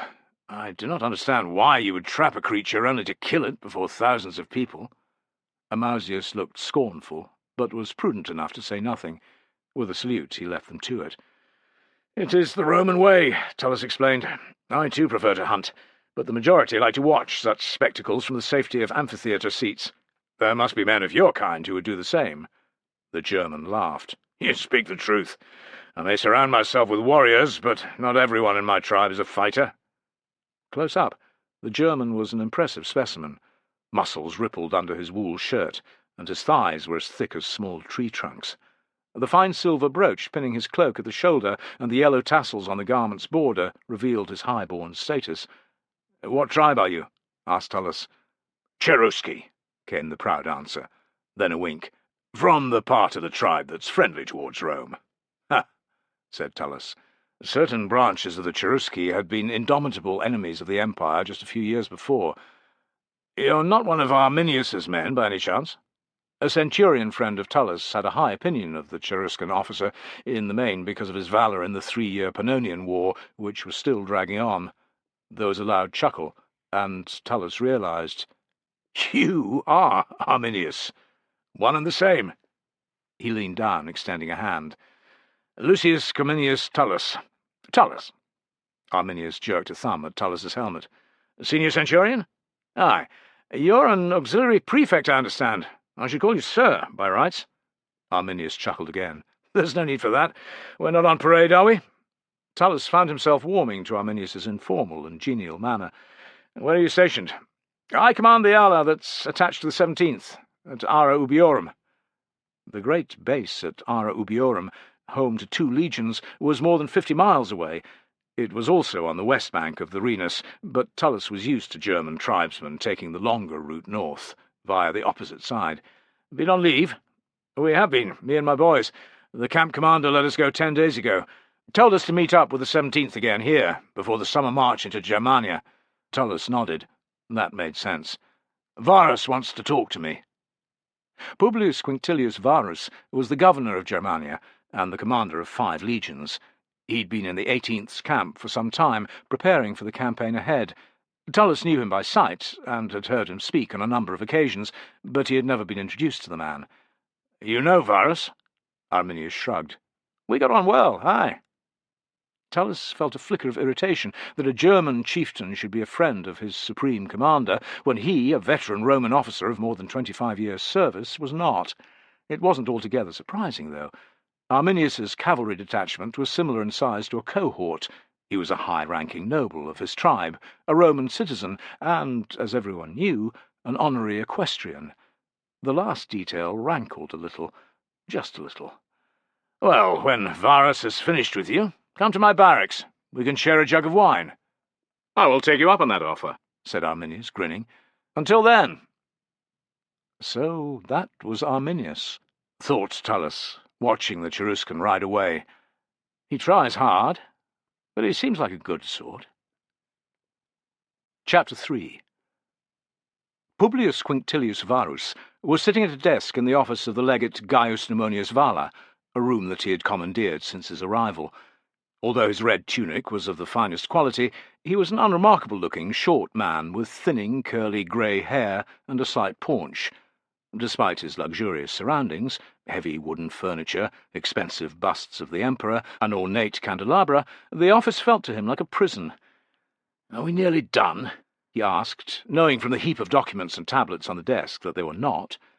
His secretary, Aristides, a rotund Greek slave who'd been with him for longer than he could remember, let out a practised sigh. "No, master, we have worked our way through perhaps half of them." Varus rubbed a hand across his weary eyes. "If I'd known that my life would be ruled by paperwork, I never would have started this career," he grumbled. Aristides, who was standing behind his left shoulder, said nothing. "Don't give me that look," said Varus, whipping his head around. Aristides' face was a blank. "What look, master?" "The disbelieving one, when you lift an eyebrow." The corners of Aristides' mouth moved a little. "I'm not sure I know what you mean, master." "Liar! I just didn't catch you." Varus smiled. "You know me too well, Aristides." A trace of smugness entered Aristides' expression. "After this long, master, I would be a fool if I didn't." "I have no real reason to be unhappy," admitted Varus. "After returning to Rome from Syria, I spent my time moaning that I had nothing to do. When Augustus offered me the governorship of Germania, a little more than 2 years ago, I was overjoyed. I'm governor of one of the most important provinces in the empire. Better these here," he slapped a hand onto the documents, "than having to sit on my hands listening to my wife's complaints about the prices that her dressmaker charges." "You are happier when you're working, master." "Yes, I am," declared Varus. "Fetch me some of that Gaulish vintage I like, and we'll get through the rest of these papers in no time." Despite his master's robust words, it was telling that he should ask for wine when it was just after midday. Ever discreet, Aristides kept his thoughts to himself. Calling for the slave who stood by the door to the office, he ordered wine to be brought. By the time that Varus had finished his first cup, they had dealt with a bundle of letters from Lucius Nonius Aspranus, the legate based at Mogontiacum, 200 miles up the river from Vetera. Aspranus, Varus's nephew, was an able administrator and commander, and his communications consisted of reports and straightforward requests that were easy to deal with. Varus dictated his replies to Aristides, who scribbled notes in cursive on a waxed wooden tablet to be written out in full later. This done, Varus tackled the next pile of documents, which consisted of grievances from German tribal leaders locally and further afield, and appeals for a surgeon from the camp commander at Aliso, and for supplies of iron and bronze from the senior officer at the fort at Confluentes. A merchant in Bonna complained about extortions he'd been forced to pay to soldiers when transporting his goods through the settlement. "When I protested," the merchant wrote, "I was beaten on the street, like a stray dog.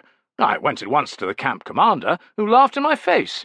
In desperation, I, a Roman citizen, write to you, Publius Quinctilius Varus, representative of Augustus himself. I ask for nothing but justice." "Gods above," said Varus, frustrated, "what can I do to remedy this?" Again Aristides said nothing. Like as not, the merchant was telling the truth. It was standard practice for soldiers guarding the Empire's roads to extract tolls from passing traders, and to manhandle those who objected. He knew it. Varus knew it. Varus thought for a moment. Write to the fort commander in Bonner. Tell him that he is to receive this merchant with respect, and listen to his accusations for a second time. If the man's charges can be proved, he is to return what was stolen, using monies from the garrison's pay chest. If they cannot, he is to give his soldiers an unofficial warning not to be so damn greedy. You are also to send word to the merchant expressing regret that he is unhappy with the treatment he received from my troops. Be careful not to admit that there has been any wrongdoing. Inform him that I have instructed the commander to meet him and hear his complaint again with an impartial ear. He waited until Aristides had finished scribbling on his wax tablet. Got all that? There was a little sigh. Of course, master. Good.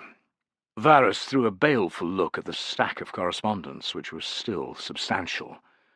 Although I'll miss the comforts of a permanent camp, it'll be good to leave this place behind. You mean our summer march to the east, master? This time Aristides made no attempt to conceal his distaste. Yes, 3 months of good weather and hunting, during which official letters will find it difficult to find me. There'll be bookkeeping to be done, but it'll be nothing compared to the volume I receive here. You'll be able to deal with most of it. When we return in the autumn, a mountain of documents will cover this desk, but I don't care. Varus saw Aristides' expression and chuckled. You shall have your hot baths while we're away, from time to time at least. Slave you might be, but you cannot say I do not look after you. You do, master, thank you, said Aristides, his frown easing. I am ever grateful. I haven't forgotten my promise to you either.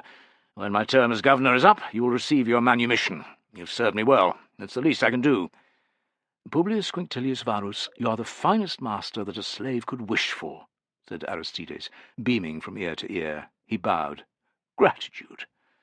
Are you now content to travel into the wilds of Germania? Asked Varus with a smile. Will there be any fighting, master? Varus didn't look down on Aristides for being afraid. He was a scholar, not a soldier. I doubt it. Things seem to be quiet on the other side of the river. Besides, more than 10,000 legionaries will be accompanying us. No hostile tribesmen in their right minds would come within miles of our camp. Aristides looked pleased. Very good, master. Back to work, then.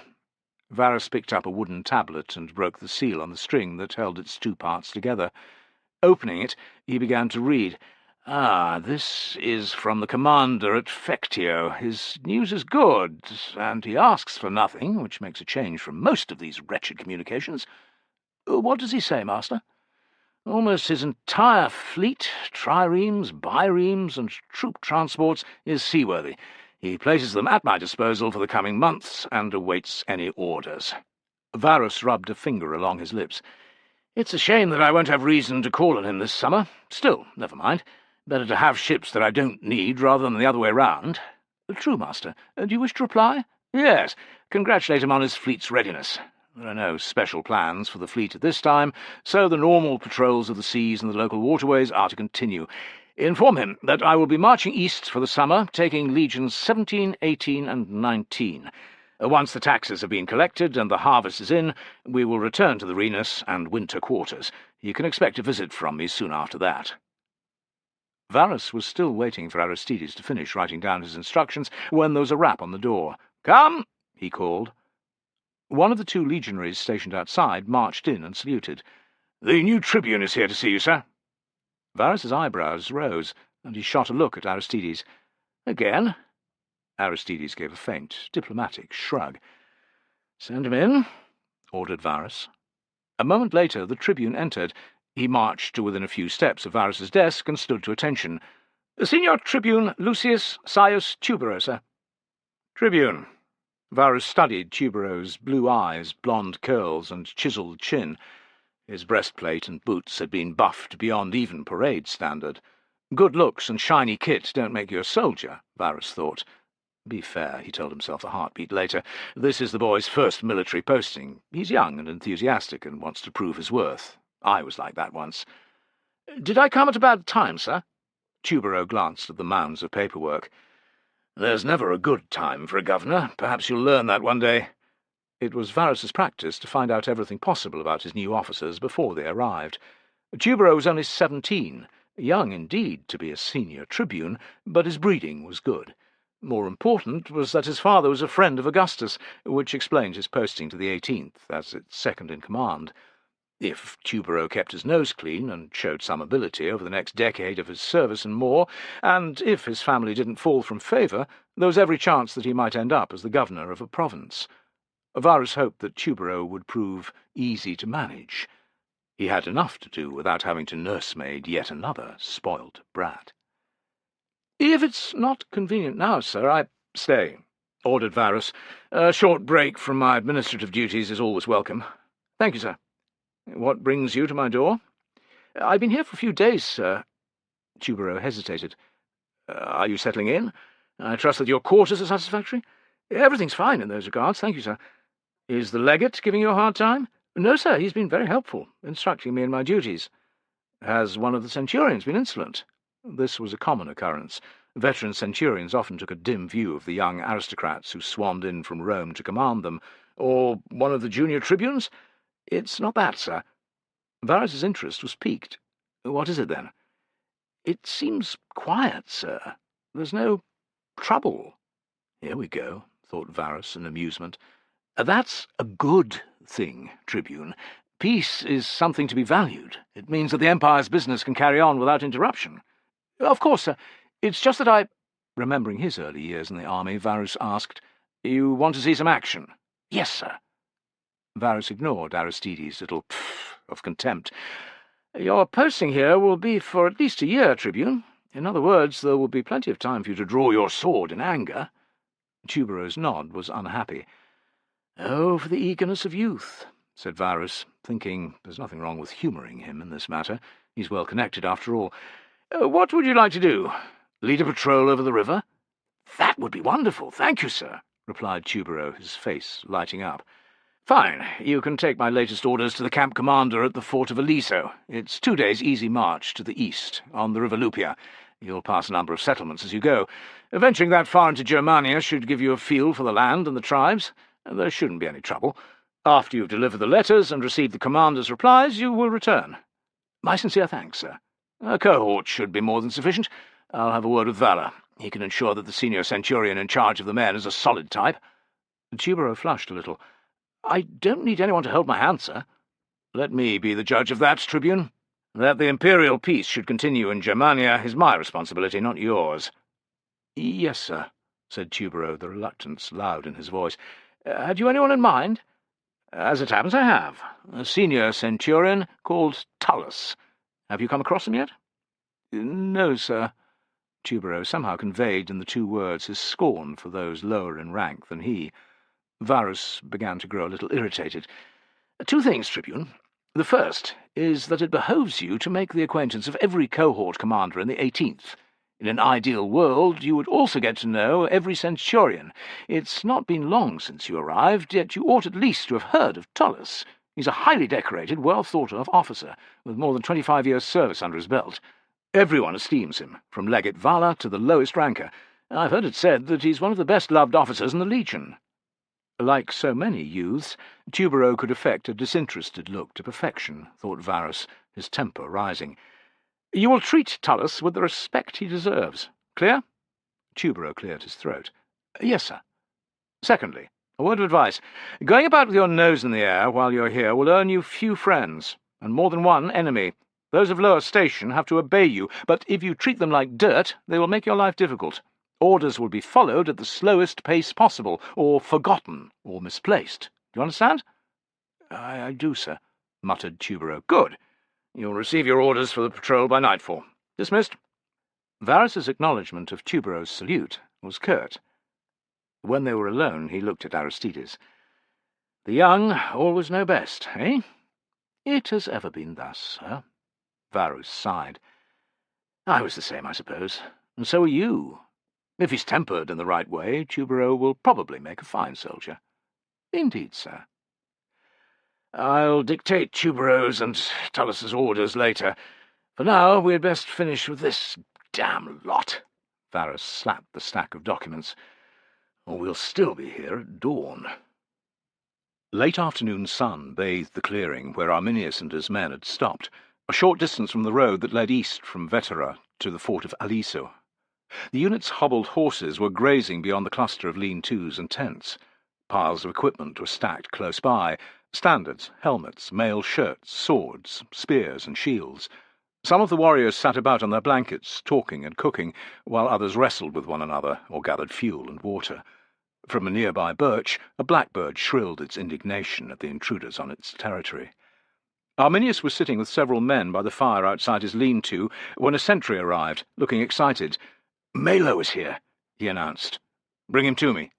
Arminius had been expecting his second-in-command, who had left Ara Ubiorum a few days after him.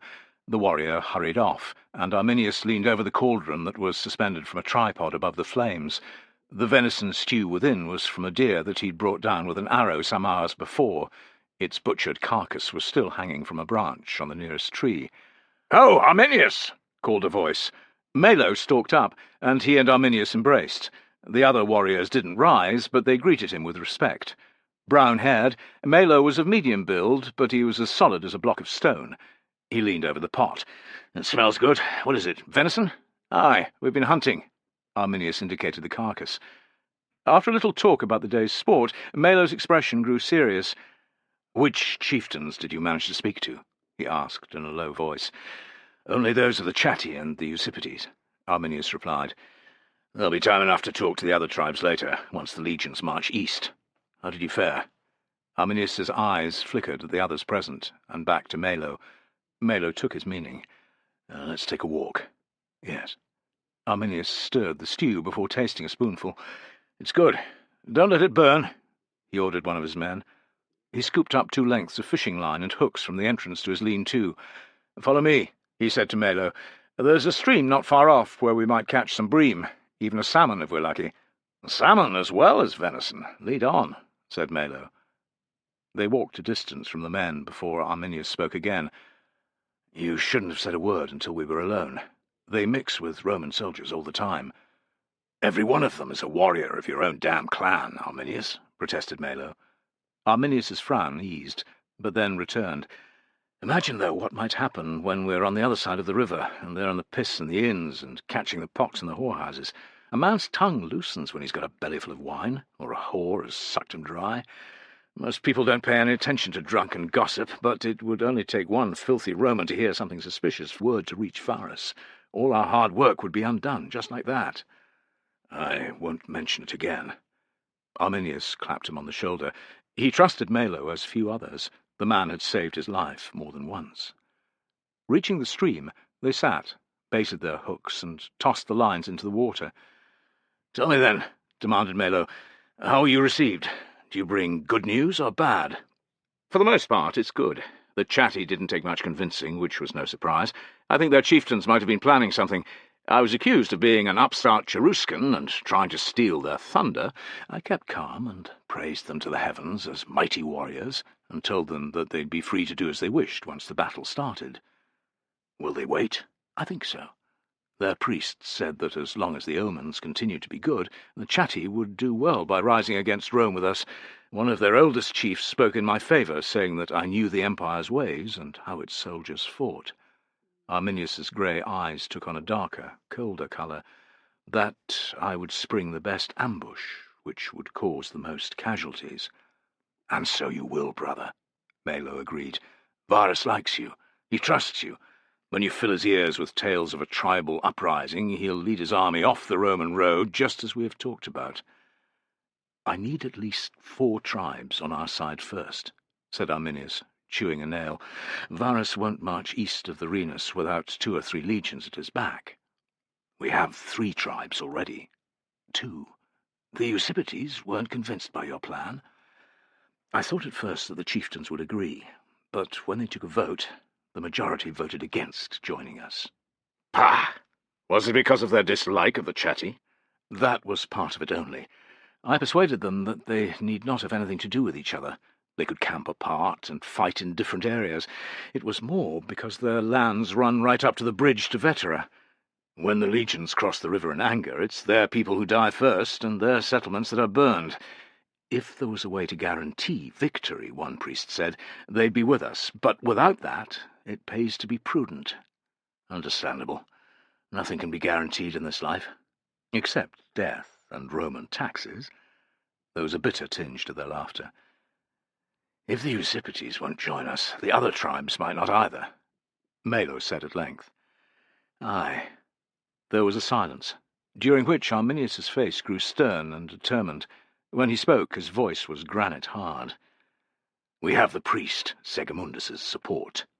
His words and his dream of the burning eagle will convince many to join us. I know it. Chapter 4. Tullus strode up to the Principia in the centre of the camp. Recognizing him, if not by his face, then by his centurion's crested helmet, the sentries guarding the headquarters saluted and stood back to allow him entrance. In the passageway beyond, Tullus returned the greetings of first one officer he knew, and then another. He was further delayed in the courtyard, waylaid by one of the 18th's tribunes, a talkative type who liked to do things by the book. Bored to tears by the tribune's droning, Tullus could do nothing but endure. He managed to extricate himself in the end, promising the tribune that he would order spare winter cloaks for his cohort at the first opportunity, and check that the other senior centurions had done so too. It wasn't unknown for the tribune to remember other vital tasks the moment one had left his company, so Tullus hurried to put a party of document-carrying clerks between them. Affecting a nonchalant walk, he made it to the safety of the colonnaded walkway before the clerks broke away, one by one, into various offices.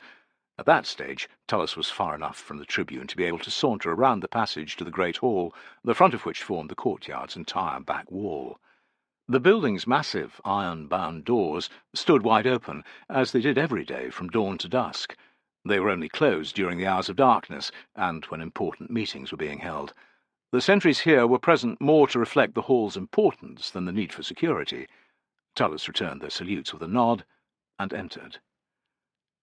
The vast room within was dominated by a double row of massive columns that ran from left to right, holding up the high roof. In the spaces between, larger-than-life-sized painted statues of Augustus and his immediate family had been placed. There were few people about. 3 ordinary legionaries in belted tunics were sweeping the floor. A priest was praying before the largest effigy of the emperor. Puffed up with his own importance, a quartermaster stalked past, accompanied by 2 soldiers carrying a heavy chest. No one gave Tullus, a high-ranking officer, more than a cursory glance, which suited him well. He was not here for conversation, or to be accosted by those higher or lower in rank. As was his custom before going on patrol, he was here to pay his respects to his legion's eagle. Placing his boots down with care, so that his hobs didn't make too much noise, he made his way across the mosaic floor to the back wall and the shrine. A pair of legionaries stood guard at its entrance, one either side of the double stone archway. They stiffened to attention. "Centurion," one murmured. "Is anyone inside?" asked Tullus, peering in. It was often impossible, but unspoken protocol dictated that praying soldiers should be left alone within the sacred space. "You're in luck, sir. The Aquilifer has just left."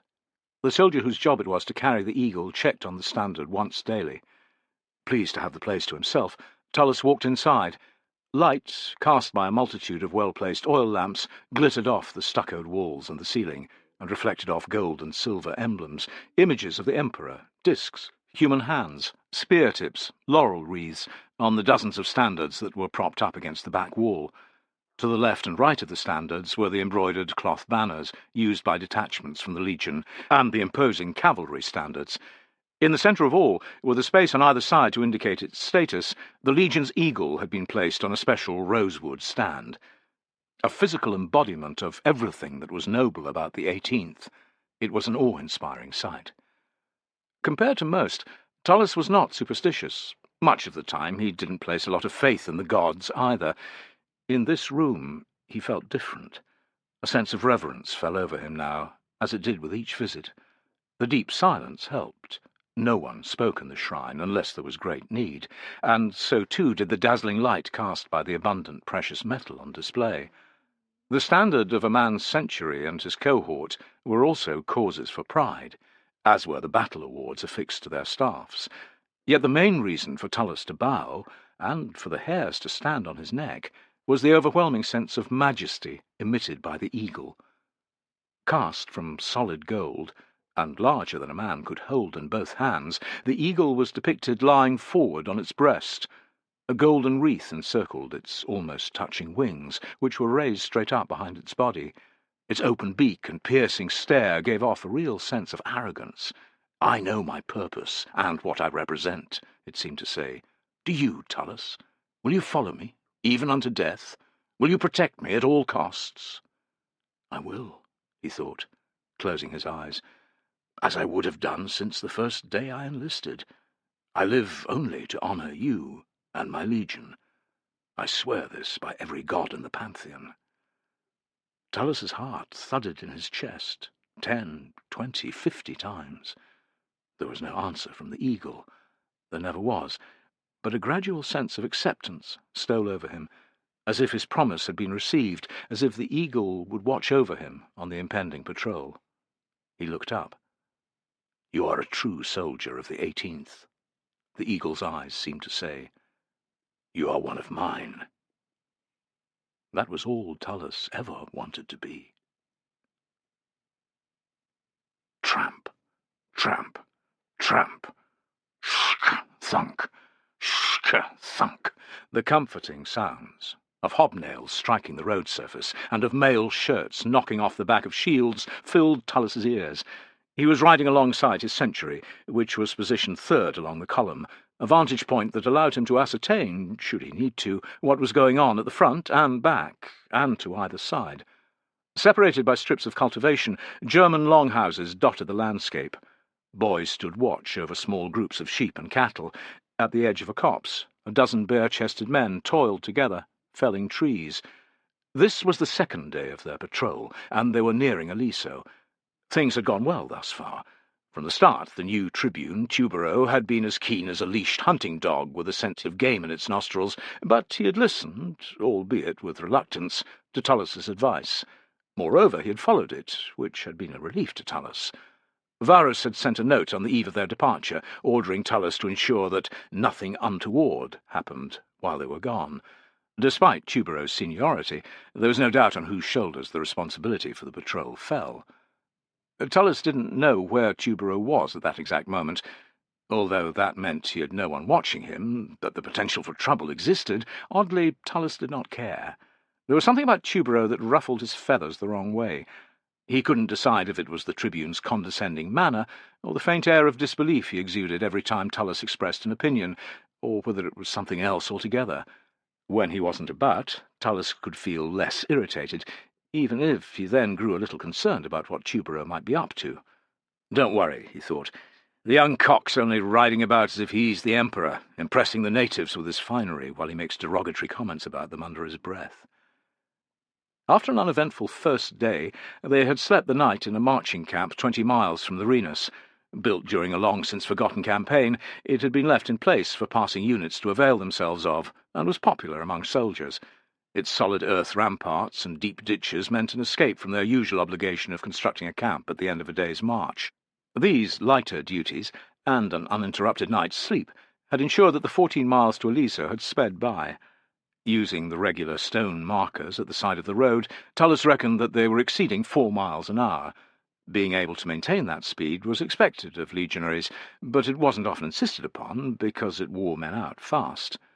Yet when high spirits drove them to act in such a manner, as it was right now, Tullus wasn't one to stand in their way. He wouldn't have admitted it to a soul, apart from Fenestella, but the fast pace made him grateful for his mount. Tullus had taken to riding of recent times because of his aching back and creaking joints. He would have coped today, but he'd have paid for it later. Most of his legionaries were 15 years younger than he, or more. Horse or no, Tullus was looking forward to reaching Aliso. Like the marching camp they had stayed in, it was favoured among legionaries because of its size and empty barracks. It, too, had been constructed during previous campaigns, and was large enough to house a legion, but the usual garrison nowadays comprised a single cohort, and 2 turmae of cavalry. Even a second cohort, the troops assigned to Lucius Caedicius, the newly arrived camp prefect, wouldn't come close to filling the rows and rows of timbered barrack blocks. In Aliso, thought Tullus with anticipation, Everyone could expect a bed for the night and a solid roof over his head. Those small luxuries were to be appreciated, for on many patrols such things were a rarity. "Look out, brothers! Here comes the senior tribune again," announced a legionary several ranks in front. Tullus felt a dart of irritation at the resulting straightening of backs, shifting of yokes, and throwing back of shoulders. Tubero had been issuing reprimands of one kind or another at soldiers throughout the patrol, but he hadn't commented on Tullus's century yet. If it happened now, Tullus wasn't sure he'd be able to hold his tongue. He watched as Tubero came cantering down the road, his mount's hooves throwing up little puffs of dust. His entourage of 2 staff officers and a scribe followed close behind. It was satisfying that he said nothing about Tullus's legionaries. Tubero slowed up at last. "Centurion? Sir, see anything of interest?" "We rode as far as the fort. It's an impressive structure and built in a good spot. It's near the river Lupia, but high enough above it to have a range of vision all around." "You've got the right of it there, sir," said Tullus, thinking a man would have to be blind not to notice its strength of position. "They're expecting us, then?" "I told the sentry to inform Lucius Caedicius of our imminent arrival." He cast an impatient eye at the ranks of passing legionaries, and his nostrils flared in the way that so annoyed Tullus. "That is, if these shirkers can be bothered to march at a respectable speed." Tullus had to bite his lip before he answered. "They're covering more than 4 miles an hour, sir." "Does the 18th not pride itself on the quality of its soldiers?" "You pompous little prick," thought Tullus. "It does, sir." "Then why aren't they doing more than that, Centurion?" "Because I haven't asked them to, sir," replied Tullus. He didn't need to add, "I'm the one who's really in charge here." Even as Tubero's mouth opened in outrage, Tullus interrupted, so only the tribune could hear. "It's 2 miles and more to Aliso still. We're on a routine patrol, sir, carrying non-urgent messages from Varus. There's no need to push them any harder. Imagine, the gods forbid, that an emergency were to arise, and they were too tired to march off in response. I'd never forgive myself. Would you, sir?" Tubero gave Tullus a petulant look. "I suppose not. Leave them be, then." "Wise words, sir," said Tullus in a diplomatic tone. An angry glance from Tubero. "There's no reason why I should linger here. I'll return to the camp and give Varus's letters to Caedicius." "Very good, sir," replied Tullus. "Good riddance." The legionary Marcus Piso and the 7 others in his contubernium had been allocated a room at the far end of the barracks corridor. It was furthest from the centurion Tullus's quarters, which pleased everyone. They wouldn't escape his scrutiny, but there would be some warning of his approach. Piso, a tall man, came into the room last, having been the final member of the group to enter the building, which was situated some distance from Aliso's main gate. He dumped his weapons in the tiny room opposite their bedchamber and went to find a bed. To his annoyance, the only spot that didn't already have a soldier or some equipment on it was a top bunk. He rolled his eyes and clambered up the 2 rungs to his bed. In the process, he knocked his head against the low ceiling, hard. Rolling onto the mattress, he groaned, "Jupiter, sweaty arse crack!" "Take off your armour first, stupid," said one of his tent mates from the opposite bunk. "I wanted to rest my legs for a moment," Piso complained. "You're tired after that short march?" asked Vitellius, the man below him. He was an acerbic individual whom Piso didn't like much, not least because Vitellius made him feel that he wasn't yet part of the contubernium, or even, he'd said once, a real soldier. "That's not what I meant," said Piso, bristling. "The idea of a bed was appealing, that's all." "It is to me, too," came the reply. "But I thought to lose my mail shirt before I lay down." Piso rubbed the swelling lump at the top of his skull. "That was about the only part of me that didn't hurt." "Always complaining, aren't you?" jibed Vitellius. Afer, one of 4 other veterans in the contubernium, and the one who'd been most decent to Piso since his arrival a few months before, weighed in. "That's a little rich coming from you, Vitellius. I remember the time you caught crabs in Vetra's cheapest brothel. You spent months moaning about it, and keeping us awake with your scratching." The laughter drowned out Vitellius's sour rejoinder, and Piso gave Afer a grateful look. Afer, a hairy barrel of a man from one of the roughest parts of Mutina, winked back. Piso felt a rush of gratitude. He used the diversion of the general hilarity to get down from the bunk and return to the equipment store. He'd undone his belt and was attempting, without success, to shuck the mail shirt up onto his shoulders. From there it was easy to take off, when he sensed someone behind him. Thinking it was Vitellius, come to mock him further, he wheeled with bunched fists. "Easy, brother," said Afer, raising his hands. "Sorry, I thought it was—" "I know. Don't mind Vitellius. He's a bitter prick, but when it comes to a fight, he's a good man to have beside you." Afer smiled at Piso's disbelief. "It's true. He saved my skin in Illyricum once, when I'd already seen the ferryman poling his way across the Styx to pick me up. Killed 2 tribesmen, he did, and got himself wounded in the process. And before you ask, it wasn't just because I was an old comrade. I've seen him do the same for new lads, too. If you're in his contubernium, he looks out for you, same as we all do. He's just got an interesting sense of humour." "Interesting? Ah, here." Afer held out his hands, and Piso heaved his shirt up again. This time Afer was there to grab it and heave it up to the sweet spot, just above his shoulders. With a groan, Piso brought it up over his head. He was ready for the balance of its weight to shift, and moved his feet back as it spilled onto the floor with a loud thunk. "Thanks." Afer was halfway back to the bunk room. "Got any wine?" he called over his shoulder. "I wish. Go and find some, eh?" There was a loud chorus of agreement from the rest. Piso wanted to lie down for a bit, but Afer's intervention had meant a lot. He tested the weight of the purse that hung from his belt, and judged it held enough coinage to buy wine for them all. It had been a good idea to be careful with the advance he'd been given upon enlistment. The next payday wasn't for some time. "I will," he said, catching the empty leather skin that Afer flung out to him. "But it won't be my turn again until each of you sheriff shits has bought some too." Ignoring the whistles and insults that followed, he strapped on his belt, adjusted his tunic, checked that his dagger was in place. The abuse was to be expected.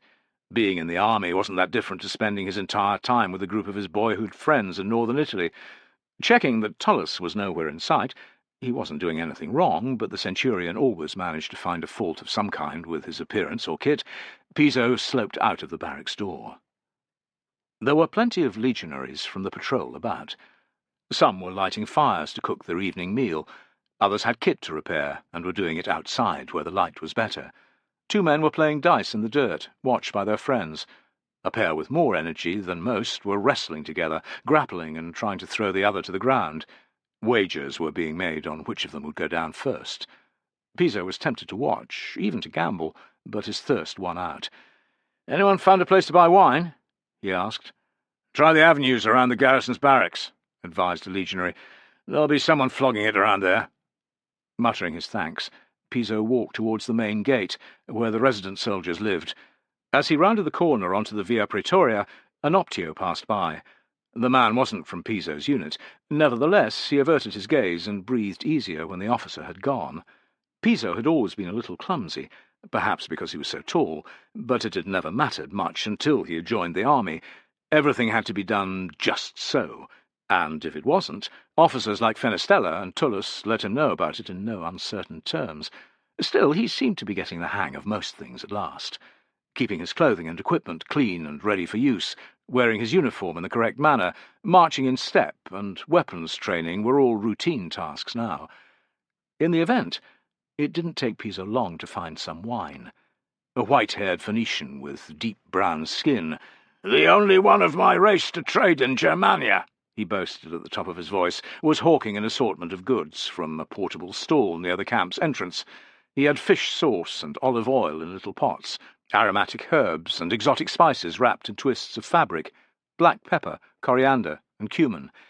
What he was selling most of, however, was wine. Piso listened as the Phoenician recommended 6 vintages, all of which cost more than he could afford, before plumping for a skinful of the cheapest variety. Even that cost a deal more than it did in Vetera, but when he protested, the Phoenician gave an eloquent shrug. "This stuff didn't walk here on its own. Travel costs, you know. Do you see anyone else offering wine of any quality, let alone the divine flavours I have?" Piso snorted. The wine's resemblance to pure vinegar was astonishing, but the merchant was right. There was no one else to buy the stuff from, this centrally anyway. The rogue must have an arrangement with one of the garrison's officers, he thought, handing over the coins. "Can I tempt you to some pepper?" The Phoenician swept a handful of the spice under Piso's nose, his nostrils filled with the pungent, heady aroma that he hadn't been able to afford for months. "Not this time." The pepper was withdrawn at once, as if he would steal it, and the Phoenician's toothy smile shrank. "When you need it, my friend. I'll be here." Piso headed for his barracks, trying and failing not to think about the wonderful foods that had been available in the neighbourhood where he'd grown up. Spiced lentils, smoked ham, fresh fish, breads of every type imaginable, pastries and sweetmeats, and a dozen times as many spices as the Phoenician had had.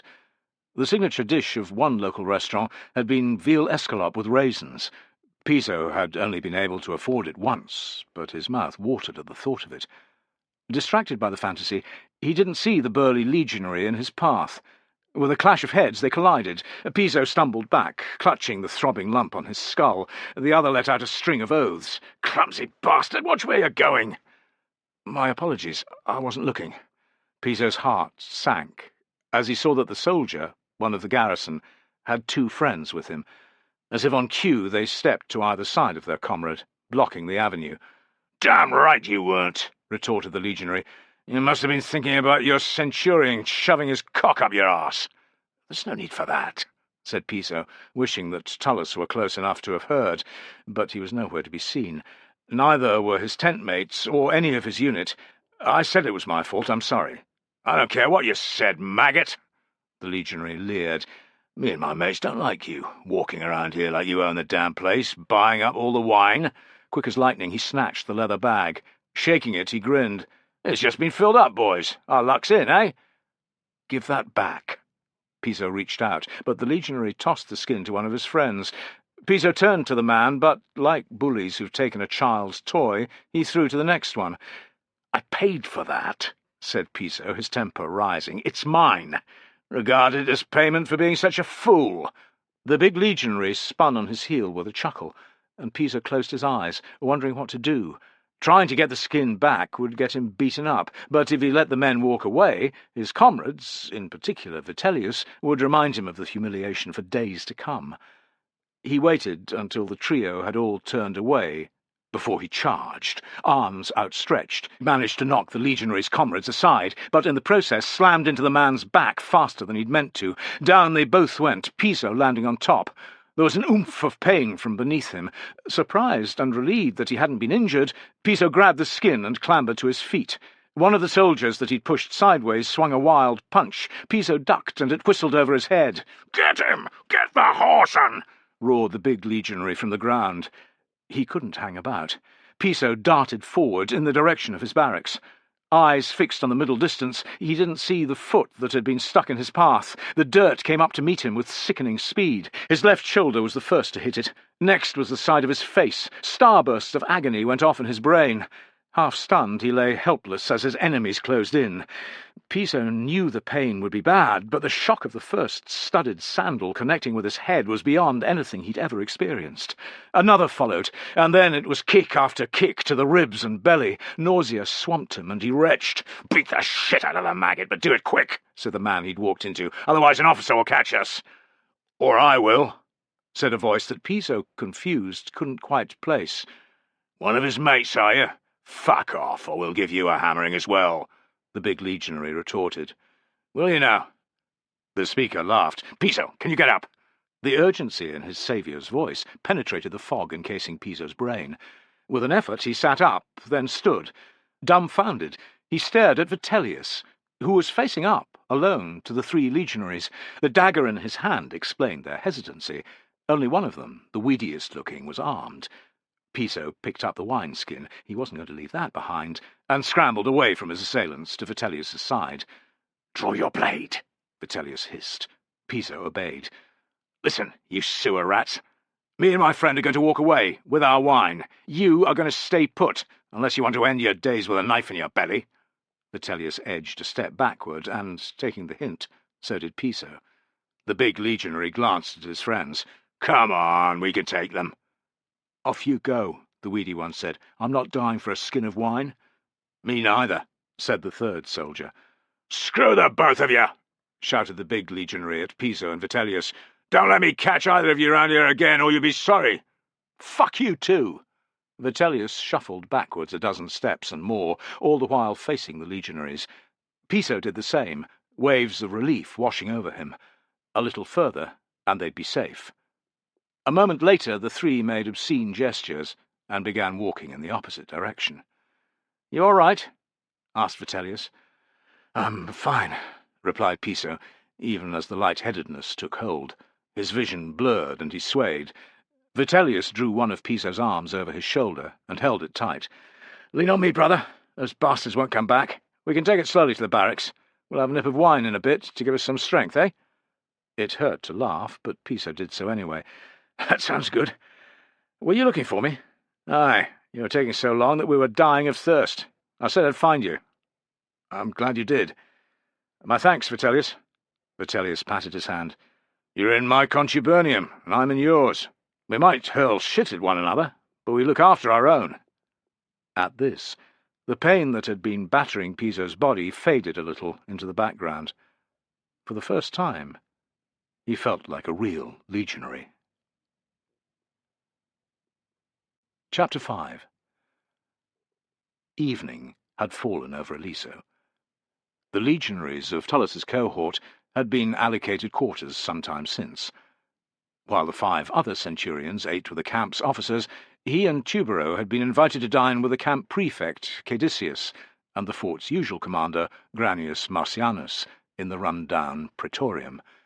Caedicius's presence here was to ensure that the summer needs of Varus's army, which would pass the camp on its outward and return marches, were met. Tubero's behaviour thus far had been exemplary. After several cups of wine, Tullus was beginning to think that perhaps he was just another eager young officer keen to prove himself and out to make an impression. Their surroundings might have seen better days, but every part of the large building was still grander than Tullus's set of rooms at Vetera. The mosaic floors throughout wouldn't have been out of place in an equestrian's house in Italy. A fountain pattered in the central courtyard, and the mythical scenes painted on the walls of the larger chambers were as fine as he'd seen in any camp on the Rhenus. Caedicius and Marcianus were men who didn't stand on ceremony, however.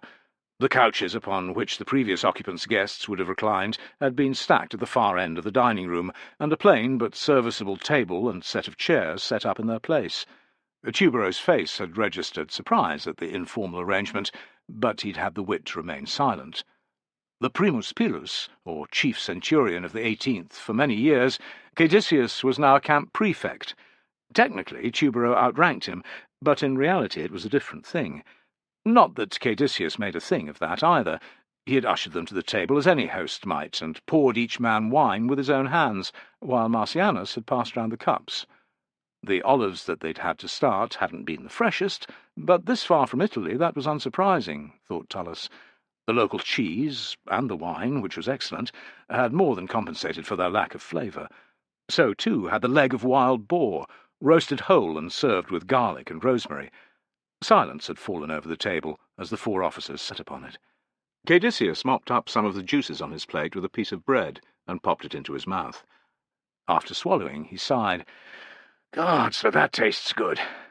He reached out and pulled another strip of skin from the joint. "The crackling's always the best bit, eh?" "Indeed it is, sir," said Marcianus. "It's my favourite too, sir," said Tullus, helping himself to a piece. "The meat's delicious," added Tubero. Caedicius chuckled. "Not to your taste, is it, Tribune?" Tubero squirmed. "It's a little gamey," he admitted. "Better get used to it. You'll find precious few dormice this side of the river." Marcianus laughed, and Tullus managed to bury his smile by swigging from his cup. "I'm not a feat," said Tubero, the colour rising in his cheeks. "I don't like dormice either." "I'm glad to hear it," said Caedicius. "I've never been able to understand why people eat rodents. Snobbery is what it is, if you ask me. You might as well cook up a rat. There'd be more feeding in it." He eyed Tubero. "If not boar, what's your choice of dish?" "I'm fond of fish. I haven't tasted it yet, but I'm told that the salmon from the local rivers tastes wonderful." "I'll agree with you about that," said Caedicius, smiling. "The eels are good, too. But enough of food. What news of Illyricum? Is it true that the war's over?" Everyone's gaze switched at once to Tubero, most particularly that of Tullus, who had served there for more than a year. "It is, after 3 years. A word had just reached the capital as I was about to leave," said Tubero, pleased by the attention. "Tiberius and Germanicus vanquished the last rebels in Illyricum not 2 months since." "Excellent news," declared Caedicius, raising his glass. "To the Emperor." Tullus echoed the toast, feeling a little disappointed that he hadn't been there to see victory. More of him was glad that he had survived, however. Recovering from the injury that had sent him back to Vetera and his legion had taken the best part of 6 months. They all drank. "Augustus is said to be delighted," Tubero went on. "Rather than taking the customary title of Imperator, he is allowing Tiberius to use the honorific. Tiberius is also to celebrate a triumph upon his return to Rome." "How times have changed," commented Caedicius in an undertone, winking at Tullus and Marcianus. Marcianus hid his mirth, but not well. Tullus was also amused, but he kept a neutral face before Tubero. He had no reason to think that the tribune was a spy sent by Rome, but when it came to the imperial family, it paid to watch one's mouth. He wasn't going to be the one who mentioned Augustus's previous dislike of his adopted son Tiberius. In a memorable damning of his now heir, the emperor had once been heard to say, "Alas for the Roman people to be ground by jaws that crunch so slowly." For his part, Tullus liked Tiberius. Although not the type he'd want to go drinking with, Tiberius was solid and reliable, and, most important of all, a general who cared for his soldiers. "It's excellent that Augustus is recognizing him in that manner," said Tullus. "He's a most able commander." Tullus saw Tubero's blank stare, and added, 4 years ago, not long after he'd been adopted by Augustus, he served as governor of Germania, and led our legions over the Rhenus for 2 campaigning seasons." Tubero looked embarrassed. Of course, I remember." "We marched as far as the river Albis, and overwintered in Germania," Tullus explained. "The year after that, we would have crushed Maroboduus, but the Pannonian revolt put paid to that plan." "Tiberius assembled 10 legions, didn't he?" asked Tubero, his eyes glinting. "He did, sir, 4 of them from this province. It was a grand sight," said Tullus, glancing at Caedicius. "Remember, sir?" "It stirred the blood, aye," growled Caedicius. "A damned shame that the campaign never happened. It was only 5 days until it began, too." "What does Varus plan for the summer?" Tubero inquired of Caedicius. "Will we go as far as the river Albis, do you think?" "I don't think so. Porta Westphalica is where you'll make camp. Tullus?" "That's what I've heard, yes, sir." "Are the tribes in that area restless?" Tubero's eyes swung from Caedicius to Tullus, Marcianus, and back again. "Is there any chance of fighting?" Caedicius laughed. "Quite the lion cub, aren't you?" "This is what I've been hearing since we left camp, sir. He's keen for action," said Tullus, adding, for the sake of diplomacy, "which is a good sign in a new officer." "It is," Caedicius concurred. Tubero looked pleased, until he added, "You might be disappointed, however, Tribune. As far as I'm aware, the tribes between here and the river Visurgis seem content. The army's main duty will be to collect taxes, while Varus holds court sessions and settles petty disputes." Aided by the wine, perhaps, Tubero's restraint fell away. "I didn't come to Germania to listen to court cases." "Cheeky bastard," thought Tullus. "With respect, Senior Tribune, you'll do as you're ordered," barked Caedicius, all primus pilus once more, "whatever the duty may be." "Of course," said Tubero, flushing. "My apologies." Caedicius's fierce expression eased. "If I've learned one thing in the army, Tubero, it's to expect the unexpected. You must always be prepared to fight, even if it looks unlikely. That way, when it happens, and it will happen to you sometime, you'll be ready." "I'll remember that. Thank you for your advice," said a chastened Tubero. Caedicius saluted him with his cup. "Old I may be, but I know a thing or two about war, as we all do. Eh, Tullus? Marcianus?" "We'd be poor soldiers if we didn't, sir," said Tullus with a smile. Marcianus chuckled before saying, "I've been meaning to tell you, sir. The Tribune might find this interesting too. One of my officers mentioned a trader who passed the camp today. The man was talking about some trouble caused by the Tencteri." Tullus's ears pricked up. Tencteri territory lay some distance to the south of Aliso, but was still close to the Rhenus. Caedicius frowned. "What did he say, Marcianus?" "It seems that a band of Tencteri has been cattle raiding among the Eusipetes in the last 10 days or so. According to the merchant, they started off on the fringes of the Eusipetes lands, but they've grown bolder. A couple of men were killed during their latest raid, and there's been talk of retaliatory attacks." Tubero looked confused, so Tullus explained. "Cattle rustling is a perennial problem in Germania, Tribune. It's a badge of honour for young warriors to steal beasts from another tribe. In recent years, the chieftains have been quick to step in before things get out of hand, but that doesn't always work. Sometimes our troops are needed to restore order." Tubero looked like a small child who'd been handed a pastry. He glanced at Caedicius. "How far away is this happening?" "Too great a distance for us to consider investigating without permission," said Caedicius. "I will advise Varus of this development, and, if the governor sees fit, a detachment of troops will be sent to investigate." "Perhaps I could lead that unit," Tubero suggested. "Varus will be the man who decides what action will be taken, if any," answered Caedicius. Disappointment filled Tubero's eyes again. Tullus felt for him. Officers with initiative were a valuable asset to a legion. "If Varus decides to send a patrol out, and you were to petition him for its command, he might grant your request, sir," he offered. "Let us hope so," said Tubero. He lifted his cup. "Fortuna grant that it is I who is sent to settle the dispute." By the following morning, Tullus was regretting the late night he'd had. True to form, Caedicius had insisted that they keep drinking after the food had been cleared away. Marcianus, a pisshead of the first order, had been happy to obey, and Tubero had still been keen to impress, so Tullus's protests had been in vain. His memory of the end of proceedings was hazy, but he was certain that the third watch had sounded as he fell into bed. The dawn trumpet, which sounded what seemed like moments later, had been most unwelcome. Dry-mouthed and sweating, he'd gone straight to the baths and jumped into the cold pool. After a short spell, he had moved to the hot room, and then back to the frigidarium. Somewhat revived, he had forced down a few mouthfuls of water and pulled on his armour before inspecting the cohort.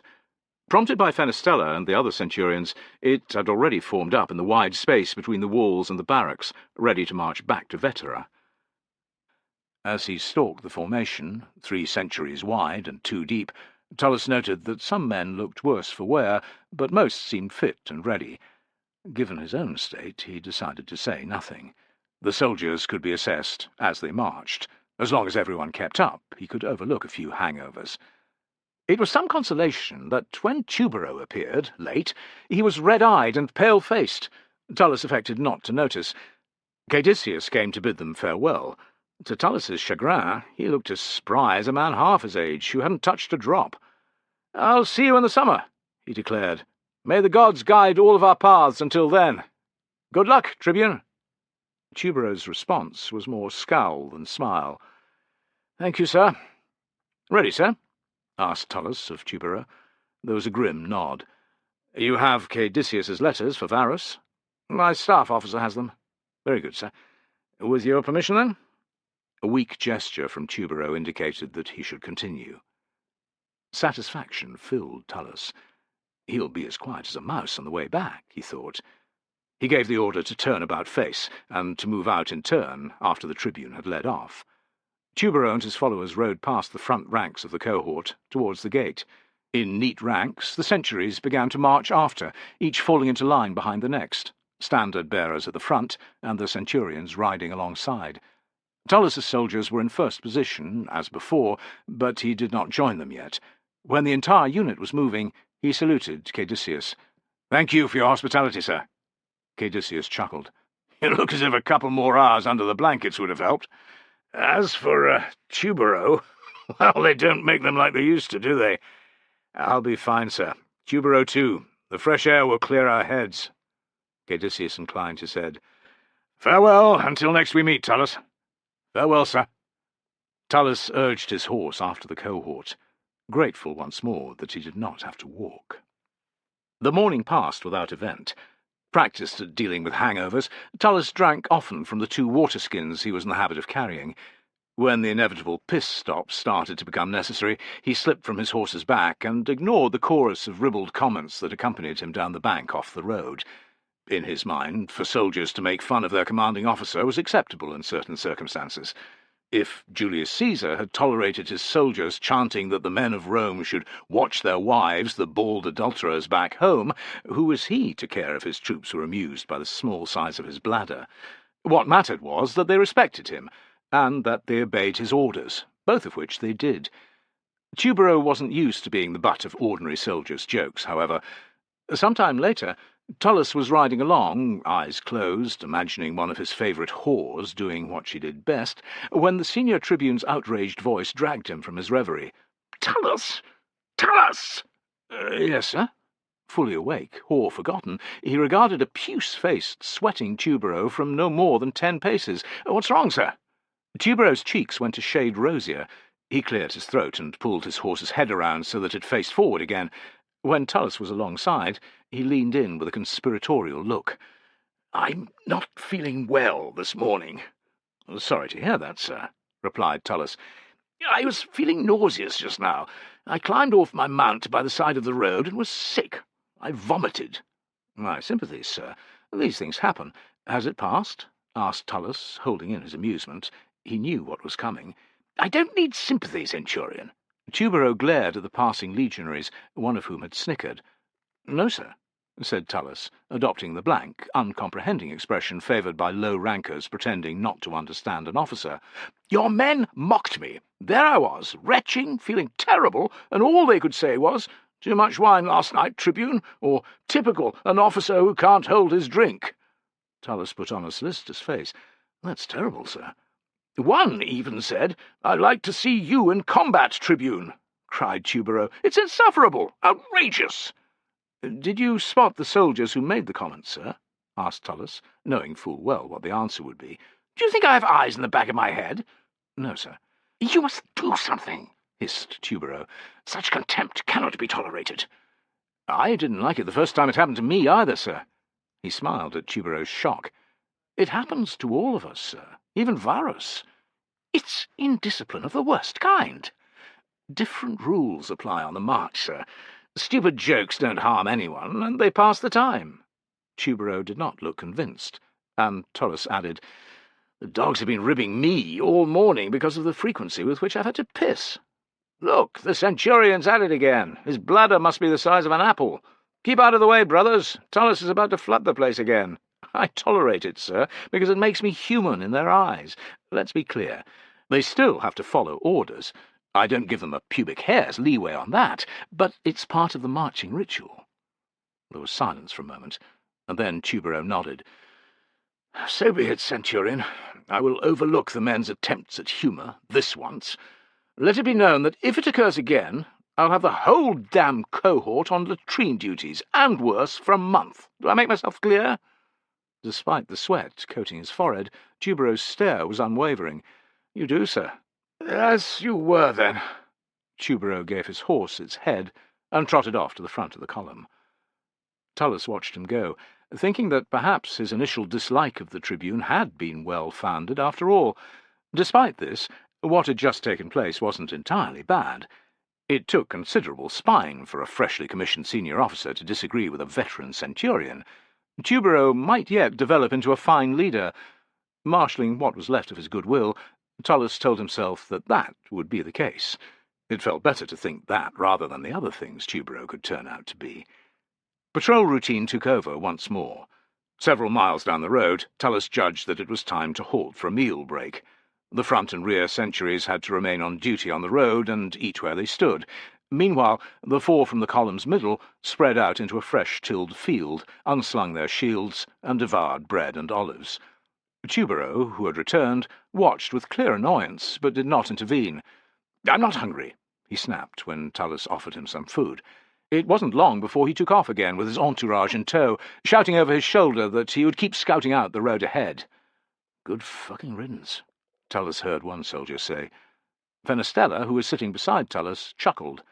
Tullus couldn't argue with the sentiments of either man, so acted as if he hadn't noticed a thing. The food helped Tullus's hangover to recede, leaving torpidity in its place. He roused himself with an effort a while later. There would be time to sleep when they reached the marching camp. He ordered his legionaries back to the road. 8 more miles, he remarked to Fenestella. "We've broken the back of it, sir," replied Fenestella. It was his stock phrase after the midday break. As Tullus rode along, he began to daydream again about the whore and the vicus, but he did not entirely relax. Every so often he studied the land to both sides, and the road in front and behind. He kept half an ear on his soldiers' banter, too, and was content that they seemed in good humour. An hour or more passed in this fashion. Then, in the distance, towards Vetera, a man shouted. The panicked tone roused Tullus at once. "Tell the Optio to be ready for trouble. Pass the word back, all the way to the rear," he barked at the nearest legionary. Ordering the trumpeter to follow, he drummed his heels into his horse's sides and rode forward at a steady canter. It wasn't long before Tullus could see 3 riders hammering along the road towards them. Tubero was out in the lead, and it was he who was yelling, "To arms! To arms!" Although he could see no one behind Tubero, Tullus's stomach did a neat roll. What in Hades had happened, he wondered, reining in. "Sound the halt," he ordered the trumpeter. The trumpet's blare had not finished before the ranks of soldiers had come to a stop. "Front century! Yokes on the ground! By your feet! Javelins ready!" shouted Tullus over his shoulder. "Wait for my command!" He waited as Tubero galloped towards them. The tribune seemed uninjured, so too did his companions, which was one good thing. Tubero soared on his horse's reins as he drew near to Tullus. "Ready the cohort for battle." "What's going on, sir?" "Half a mile up the road. I came across a group of the tribesmen who've been cattle rustling. The Tencteri, was it?" "That's right, sir," replied Tullus, feeling the first traces of concern. "Can I ask how you recognised them as Tencteri?" A withering look. "It was a group of young warriors, about 20 strong. They were driving cattle south. They didn't seem to like the sight of me, and shouted insults when I demanded to know who they were and what they were doing. That was enough for me." Tullus's disquiet grew. Plenty of tribesmen disliked Romans, even more so if they were an arrogant young officer. "How do you know what they said, sir?" Irritation flared in Tubero's eyes. "I don't! Now I want 2 centuries to advance at the double. The tribesmen are still quite near the road. There's plenty of room for our men to deploy before we envelop them." Cattle rustlers didn't swan about in broad daylight, thought Tullus, but it wasn't for him to question the tribune too much. "Front 2 centuries, prepare to advance," he barked. To Tubero he said, "Will you ride alongside me, sir?" "I will." Tubero half drew his sword, allowing Tullus to note with horror that the blade was red with blood. Tubero laughed. "You seem surprised, Centurion." "Did they attack you, sir?" "No, I rode down the nearest, the one that was shouting insults. I don't think he believed that I meant business until I cut him from neck to waist. By then it was too late." A snicker. Tullus's anger flared, but he swallowed it down. "Did you kill anyone else, sir?" "Sadly, no. 2 of them lobbed spears at me. I judged it best to return to the patrol and gather the men." Tullus offered up a quick prayer that the warriors were indeed Tencteri cattle rustlers. If they weren't, well, the gods only knew the repercussions that would result. Roman law lay lightly on many of the surrounding tribes. He quelled his concern. "That was prudent, sir. Varus would not be happy if I came back without a tribune." Tubero sniffed. "But he will be happy that the rustlers who have been troubling the Usipetes have been dealt with." "If they are the men responsible, sir." Tullus ignored Tubero's indignant look. "Varus will be the first to congratulate you. If they're not," he thought, "he'll be sending you back to Rome in disgrace, and serving me my own balls on a silver platter." "Come on!" demanded Tubero. "We need to move fast, or they might abandon the cattle and get away." "Aye, sir." Tullus regarded the trumpeter. "Find the centurion in charge of the 3rd century, and tell him that the rest of the unit is to follow us at a fast pace." To the legionaries behind him he bellowed, "First 2 centuries, with me, at the double!" If the warriors hadn't realized that Tubero and his companions were part of a larger group, they soon would, thought Tullus. 150 men in full armour, running, made a lot of noise. It was no surprise, therefore, that when they reached the spot where the confrontation had taken place, the tribesmen were herding their cattle to the south at speed.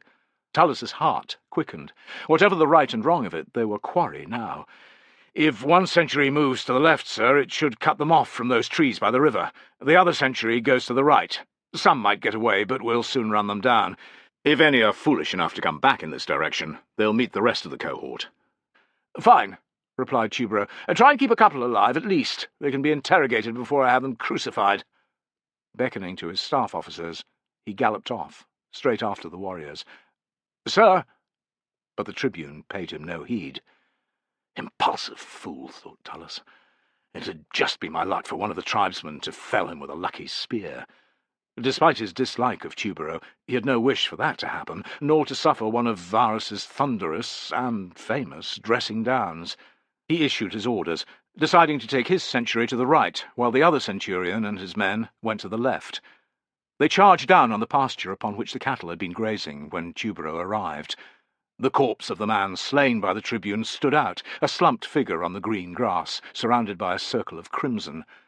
Tullus passed close enough to see that Tubero had almost cut him in two. He felt a little respect. The boy was no slouch with a sword. Within a short distance, the grass gave way to a large swathe of barley, beyond which stood a couple of longhouses. Tullus cursed at the sight of them. The cattle had trampled much of the crop flat, and the passage made by his men would make things worse. Whatever the reason, the local farmers, Eusippites, would blame the Romans for the destruction of their precious barley. He hadn't expected to be confronted the moment that he and his soldiers neared the longhouses. Two red-faced tribesmen stamped out to block their path. Bearded, dressed in dark, homespun tunics and trousers, and unarmed, they shouted and waved their arms in evident fury, not at the disappearing warriors, but at Tullus and his men. He sensed the legionaries behind him growing tense. "Halt! Stay calm, brothers. They're farmers, just angry farmers. No one is to lift a hand unless I say so." Although Tullus's fingers wanted to grip the hilt of his sword, he raised his right hand, palm showing, as he walked his horse towards the pair. Their ranting checked a little, but it did not stop, nor did they retreat. Tullus's understanding of the local tongues was decent enough, and what was being said was not complimentary. "Calm yourselves!" he shouted. "Tell me what has happened, slowly." The older of the two, a grey-beard with a weeping eye, batted at his companion, who reluctantly fell silent. At once a new tirade began. "Ruined crops! Starvation in the winter! Cattle being chased! A man murdered! And for what?" Tullus heard. "For what?" repeated the greybeard, spittle flying from his lips. Tullus felt even unhappier. "The cattle, they were stolen by those warriors. Tencteri rustlers." He received a contemptuous stare. "Tencteri? Those are Eusippites, same as I am. They were driving the herd to new grazing when a lunatic Roman attacked them for no reason, killed one of them dead. He was 16 summers old. His body's over yonder." "You're certain that they're Eusippites?" asked Tullus, feeling foolish. Another scornful look. "Several are kin of mine, or of his," he jabbed his companion. "Is that enough proof for you, Roman?" Tullus clenched his jaw. "Jupiter, I ask you to help this situation not to go all the way to Hades," he prayed. "For the moment it is, yes." "The Eusippites are at peace with Rome. Did the fool who attacked those boys not know that?" screeched the greybeard. Tullus did not answer, but he was thinking that the reckless imbecile didn't bother to check. Someone had to ride after Tubero and stop him from killing more innocents, if he hadn't done so already. "Damn you, Tubero," Tullus whispered. "He would have to do this." "Did you catch any of that?" he demanded of the other centurion, a solid type called Valens, who had ridden up alongside. "The important bits, sir, I think," replied Valens, looking troubled. "They're Eusippites, not Tencteri. That's right, follow as fast as you can. I'm going to try and prevent Tubero from starting a tribal uprising all on his own." Tullus cracked his reins over his horse's neck and set off in pursuit. His worst imaginings had come true by the time he'd caught up.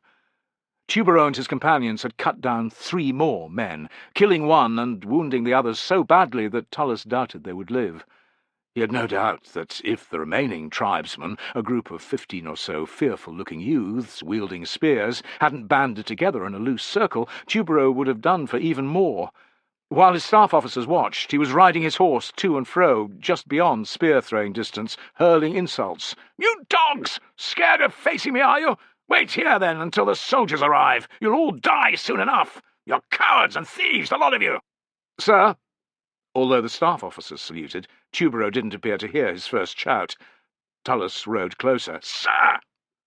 Tubero's head turned. He smiled like a wolf. "Tullus, you can't wait to start shedding the enemy's blood either, eh? Never fear. I've left a few for you." Tullus rode in until his thigh touched Tubero's. He ignored the tribune's annoyed reaction. "Sir," he said in a low tone, "these are not the cattle rustlers." "Of course they are, Centurion." Tullus leaned even closer. "No, sir, they are not. They're Eusippites, who were herding cattle to new pasture. As you'd have discovered if you had bothered to ask, you stupid bastard," he wanted to add. Uncertainty mixed with the anger in Tubero's eyes.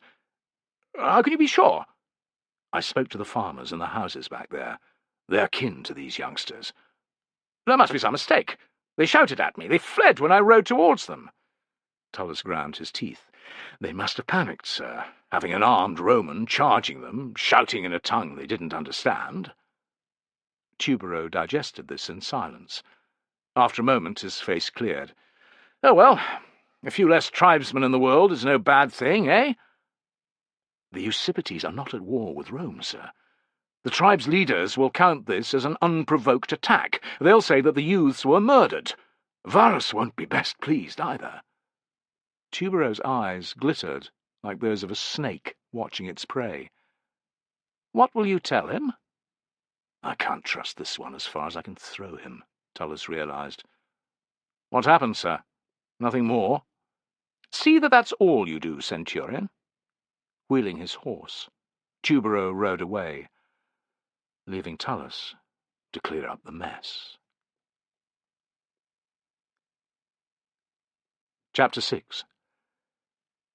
It was a baking hot day, with few clouds in the sky. Arminius was sitting cross-kneed on the ground outside his tent, scratching patterns in the dirt with the tip of a dagger. Malo squatted beside him. A third warrior stood over them, waiting. Around them, Arminius's troops' tents formed the long sides of an open-ended rectangle, with pens containing their horses taking up the short side.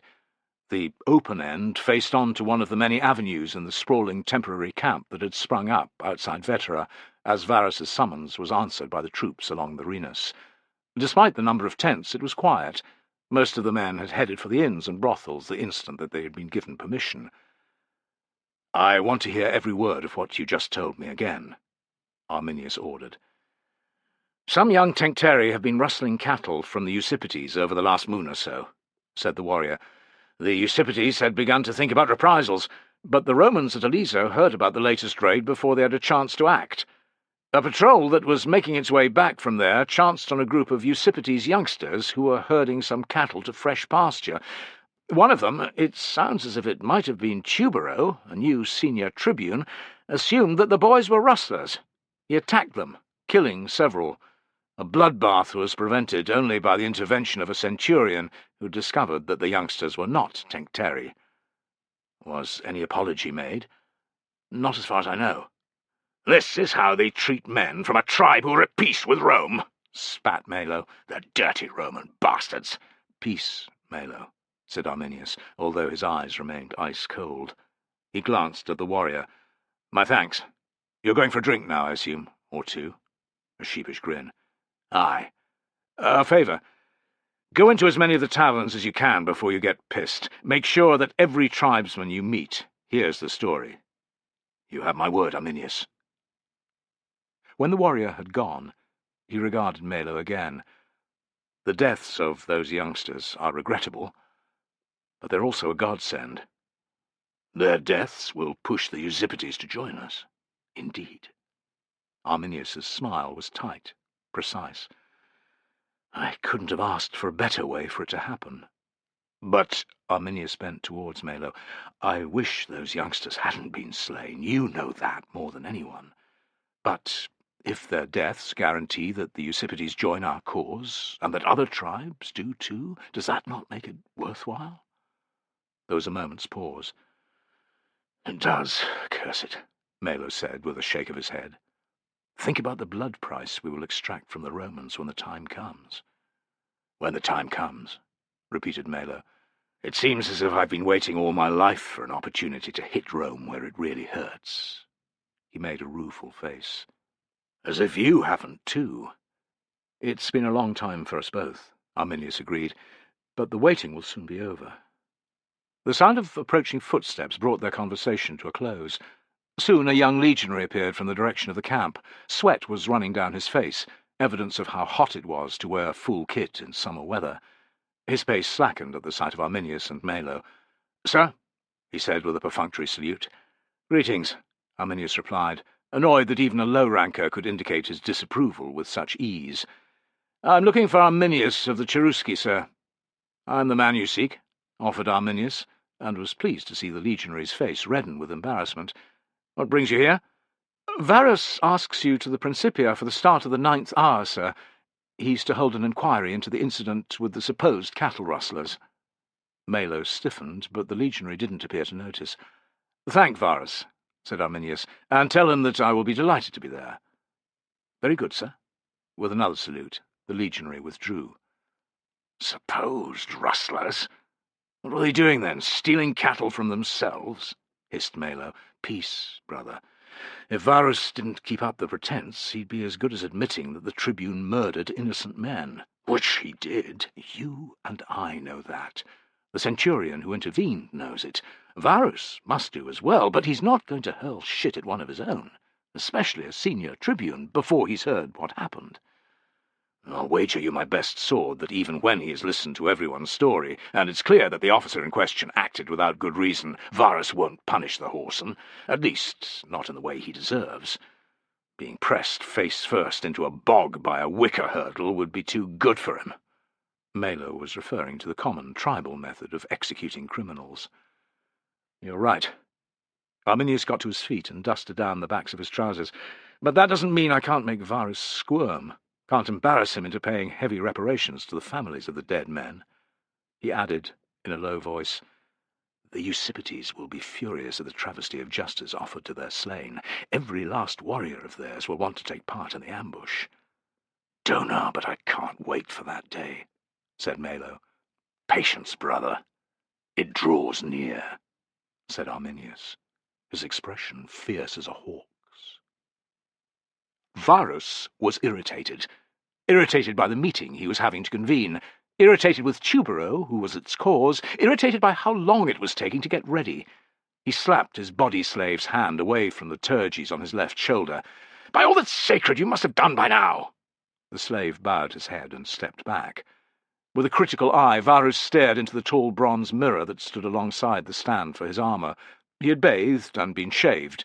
His cuirass was gleaming.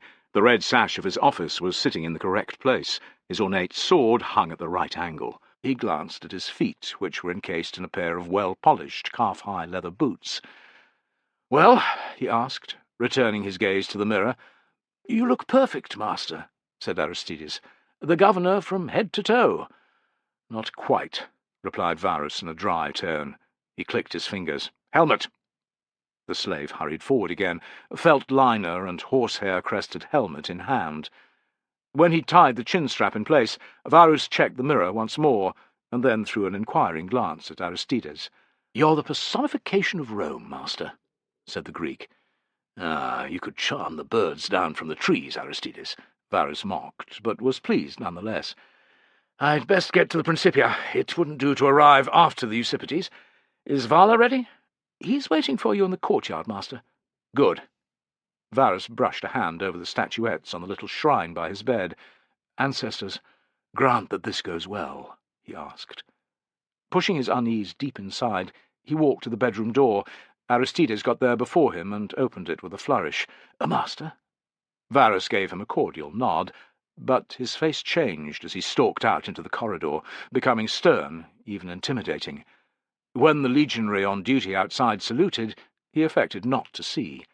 The legate Vala's cordial greeting he met with a small smile, but he did not respond to the honour guard of 10 legionaries outside the praetorium, which stiffened to attention as the two emerged. Varus looked neither to left nor right, as, preceded by the legionaries, he and Vala made their way down an avenue towards the Principia. It was all deliberate. Until the meeting was over, he intended to be seen as the governor of Germania, a man appointed by Augustus himself, worthy of the deepest respect. Reaching the headquarters, Varus strode towards the monumental front archway. The duty optio barked an order, and the sentries snapped to attention. Vala acknowledged the officer, but Varus had already entered. Within, the courtyard was its usual hive of activity. Officers stood talking in 2s and 3s, while low-rankers and slaves hurried to and fro between the offices that lay to either side. Ignoring the salutes, calls of "Governor" and "Well met, sir," and other greetings, Varus made straight for the great hall. Inside, Varus was pleased to note that the cloth screens concealing the shrine's entrance and the standards within had been pulled back, as per his instructions. Extra lights had been placed in the chamber, drawing men's eyes to the glint of silver and gold. It was natural that the golden eagle, the most precious talisman of the 18th, attracted most attention. Everything about the bird, from its elegant form to its upturned wings and the thunderbolts it gripped, demanded respect, thought Varus. For it, for the Legion, for Rome. More than a dozen officers were standing at the foot of a low central platform, the tribunes and 10 most senior centurions, including Marcus Caelius, the primus pilus. Like Varus, they were all dressed in their finest uniforms. Tubero and Tullus were among them, and Varus wasn't surprised that they were standing at opposite ends of the group. Their written reports, which he had demanded soon after the patrol had returned, had intimated that there was some animosity between the two men. Varus felt his irritation towards Tubero recur. Despite the accusation of heavy drinking he had made against Tullus, it was as clear as the sun in the sky that the tribune's actions had been rash and without basis. Moreover, 4 innocent tribesmen were dead. Varus had a sour taste in his mouth just thinking about it. If Tubero were an ordinary soldier, he would have had him flogged just to start. If a junior officer, or a centurion, he'd have had him demoted to the ranks. Why does he have to be a senior tribune, whose father is friendly with Augustus? Varus fumed. If Tubero received anything more than a rap across the knuckles, he, Varus, risked censure from the emperor himself, and that was not a menace he wanted hanging over his head, dead tribesman or no. The youth's families would have to be content with a hefty payment of cash, he had decided, and a promise that such a thing would not happen again. Tubero attempted to speak as Varus drew near, but shut up when Varus gave a fierce shake of his head. "If I order you to, you will agree that what happened was most regrettable," Varus muttered. "It was a tragedy, and the men's families must be recompensed. Refrain from apologizing, however. Do you understand?" "Yes, sir," Tubero replied. Varus waved him away. "Tullus, a word of you, please." He took pleasure in the anger that flared in Tubero's eyes as the centurion joined him on the platform. Tullus saluted. "At your service, sir." Varus glanced him up and down, and liked what he saw. Tullus looked as solid and as dependable as the camp ramparts. He was brave, too. The gold torques, the falleri on his chest harness, and the silver bands on his wrists were proof of that. "I read your report." "I see, sir." Tullus's tone was neutral. "And Tubero's, of course. The tribune accused you of having drunk to excess the night before, and of being unfit for duty on the day in question. He said fewer men would have died if you had responded to his orders faster." Varus let his words linger in the air before asking, "Is there any basis to this charge?" "I had a reasonable amount to drink, sir, yes. We were guests of Caedicius, whom I think you know. Indeed, he's a fine officer, and a man who likes his wine, sir." Varus coughed. "I won't argue with that." Tullus looked pleased. "I will not admit to being unfit for duty, though, sir. Until the incident with the Eusippides, everything had been running as well as any other day on patrol. The other centurions will testify to that." Varus had spoken to several of the officers who'd been present, but he made no mention of it, or of the fact that their testimony agreed with that of Tullus. Varus hadn't been sure if they'd been telling the truth or covering for their superior, to whom they felt loyal. "Tubero also dined with you and Caedicius?" "He did, sir, along with the Liso's usual commander, Marcianus. He was most excited when the cattle rustlers were mentioned." "Meeting them would be every unblooded officer's dream. Did he drink much?" "I can't recall, sir." "I see," said Varus, amused by the obvious lie. "The following morning, how was he?" "He seemed all right to me, sir." Tullus's gaze was fixed on a point somewhere over Varus's right shoulder. Varus came to a number of conclusions at the same time. Tubero had got as drunk as Tullus.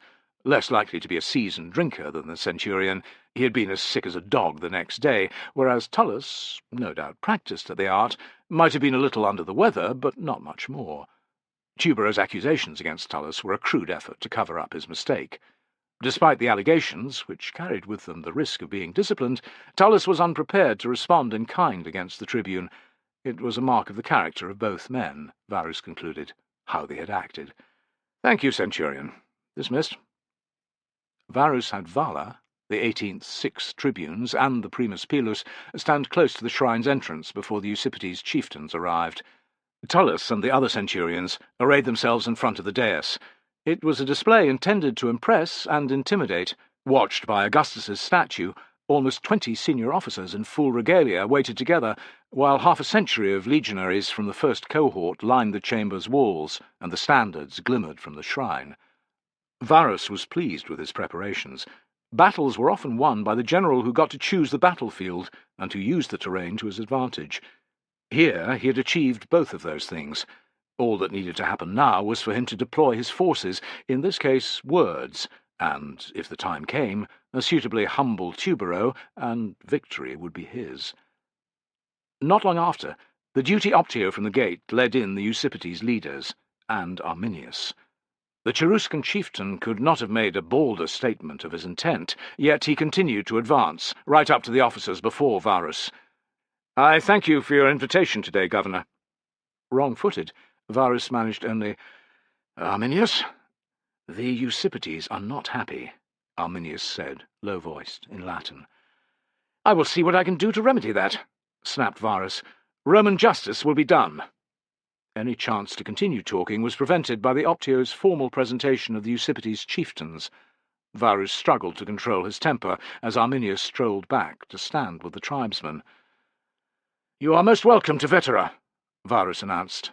"I am Publius Quinctilius Varus, imperial governor of the province of Germania." Catching the blank stares of more than one of the party, he added, "Do any among you speak Latin?"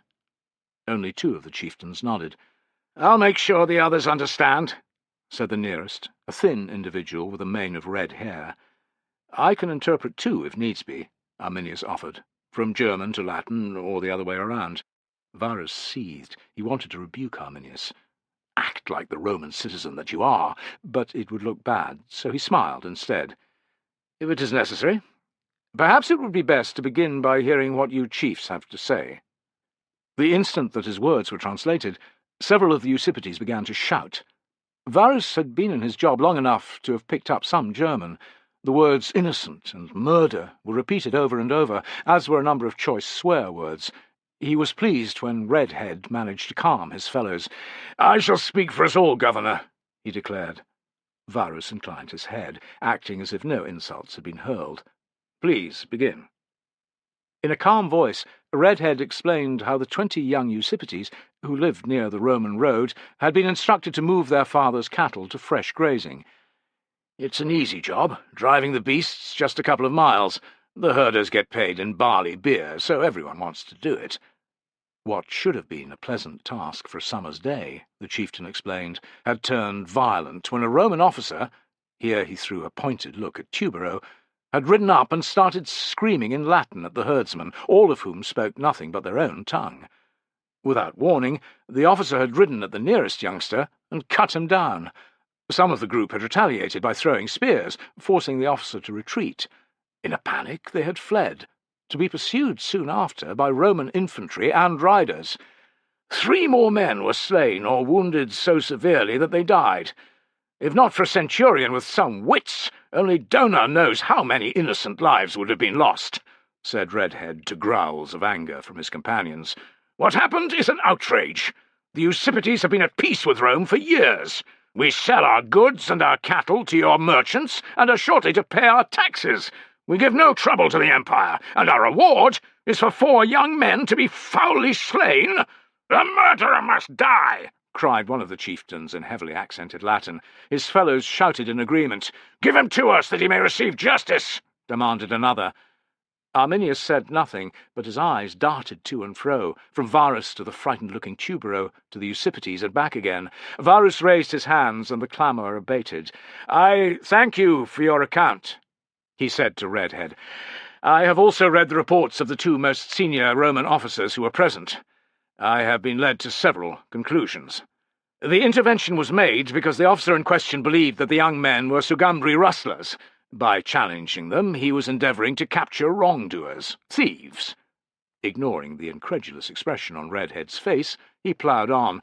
"Their aggressive reaction to his challenge led him to conclude that they were indeed the cattle rustlers. After his initial attempt to force them to surrender failed, he sought out the main body of the patrol. It is unfortunate that several more of the thieves were injured or killed before it became clear that they were not Tencteri. In light of this most regrettable incident, I wish to express my sympathies to the dead men's families and to offer substantial compensation." Varus halted, to allow what he'd said to be interpreted. There was pandemonium as his meaning became clear to the Eusipetes chieftains. None of them were foolish enough to lay hands to their weapons, but they shook their fists and spat obscenities at both Varus and Tubero. Varus waited in stony silence until some level of calm had returned. "Your companions are not pleased?" The red-haired chief shook his head. "This is no kind of justice, Governor. What happened was cold-blooded murder, and the perpetrator must be punished." "He will be," replied Varus, noting with satisfaction Tubero's continuing alarm. The boy's smug attitude needed adjusting. "I shall see to it myself." "Hand him over to us." "You know that will not happen. He is a Roman noble of high military rank." "That is your final word?" "It is," answered Varus with a cold look. "There's one law for the Romans, and one for everyone else," said Redhead in disgust. He translated for his fellows, who again gave vent to their unhappiness. He turned back to Varus. "How much will you pay for each man's life?" Before Varus could reply, Arminius stepped forward.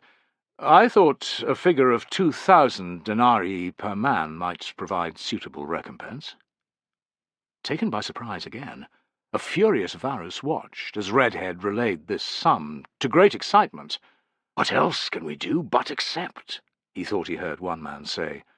Varus's anger eased a little at this, and he held his peace. A dozen heartbeats later, Redhead declared, "My fellow chieftains remain unhappy, but they will accept 2,000 denarii for each of the dead, with one proviso. You must give an assurance that this will never happen again." Varus flashed his politician's smile, all polish and no substance. "I give you my word as governor of Germania that all law-abiding Eusipetes will be left in peace from this day forward. I will have the money drawn up at once, so that you may depart with it." Redhead gave a tight nod. "So be it." As the Eusipetes conferred, Varus addressed Vala. "Dismiss the officers, but leave the soldiers on guard until the tribesmen have left." He called next to Arminius, who was talking with Redhead and the rest. "A word, if you will." Arminius joined Varus with a smile. "That was a satisfactory result, don't you think?" "What do you think you were doing?" hissed Varus. Arminius's face registered wounded innocence. "I don't understand." "You arrived with the Eusipetes. What kind of message does that give them? You're a citizen ally of Rome, an equestrian." "My apologies, Governor. My entrance was unintentional, I assure you. I was late getting to the Principia, and I chanced upon them outside. We fell into conversation. The chieftains felt intimidated coming here, and concerned that they would not receive justice. I offered to accompany them inside, and said that you were an even-handed man, a man of integrity." "Neither was it your place to offer them 2,000 denarii per man," Varus snapped. "That is an extortionate sum." Arminius bowed his head. "Forgive me for being presumptuous, Governor. I wanted the Eusipetes to feel that they were being shown respect. They suspected that you would not hand over Tubero before they came in. Their pride had to be assuaged in some manner, and the only way that seemed possible was to make them a generous offer. It needn't have been that much. I'd wager they would have accepted half the amount." Arminius had the grace to flush. "I can only apologize again, Governor. I was trying to help, but I should have remained silent." Arminius's humility helped to ease Varus's anger. What made the real difference, though, was the knowledge that peace, the all-important peace, had been maintained for what, in the greater scheme of things, was a small sum. He sighed. "Let's put the matter behind us, eh?" "Thank you, Governor." Arminius cast him a stealthy look. "By way of further apology, could I tempt you with a hunting trip on the other side of the river? My second-in-command has found an area with a rich concentration of boar and deer. It would make a fine day out, and an escape from your paperwork." Varus was about to reject the reconciliatory gesture when he changed his mind. "Damn it, why not?" "Excellent. If you have no objection, I'll ask Centurion Tullus as well. Would 2 days hence suit?" "It would," replied Varus, smiling at last. "Thank you, Arminius." "The pleasure will be mine, Governor. I'll call at the Praetoria for you soon after dawn." Arminius half bowed and walked away. Varus watched the Eusipetes leaving the great hall in an unruly gaggle. "If If only all Germans were like Arminius, he thought, the world would be a more civilized place, and my life, everyone's lives, would be that much easier. Chapter 7. Piso, Afer, and Vitellius had found one of the best tables in the tavern that night. It was against the back wall, allowing them to set their backs against it as they drank, and to see everyone in the room. The establishment was popular with legionaries, in the main because it was owned and run by a veteran, a toothless reprobate by the name of Claudius. His goodwill towards serving soldiers went as far as extending credit, a practice that few other innkeepers in the vicus were prepared to emulate. As a consequence, Claudius's tavern was always heaving. It didn't matter that the wine was poor, and the food worse again, or that the whores were as rough as bears' arses, and the latrines full to overflowing. A soldier knew he could drink there, even if payday wasn't for another 3 months. The three had been on the patrol, and heard since about Varus's interrogation of Tullus and the confrontation with the Usipetes. They had been talking about little else since they had arrived. Well, Afer and Vitellius had been discussing it, and Piso had been listening. He was more accepted in the contubernium now, but when it came to discussing important matters, he yet preferred to keep his counsel. "Varus is still more likely to take Tubero's word over Tullus," said Afer for the 3rd or 4th time. He scowled. "It's a sad fucking day when a wet-behind-the-ears tribune gets believed before a career centurion." "It won't have been the first time, and it won't have been the last," retorted Vitellius. The close proximity of their nearest neighbours, a dozen legionaries seated around a long table, meant that despite the clamour their conversation could be overheard.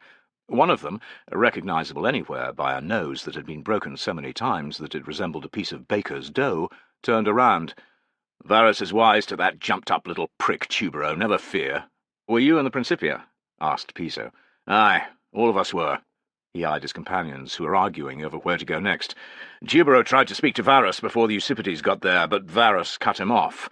He grilled Tullus hard enough. Is that your centurion?" He glanced at the friends, who nodded. "We couldn't hear what he said, but it seemed as if Varus believed him."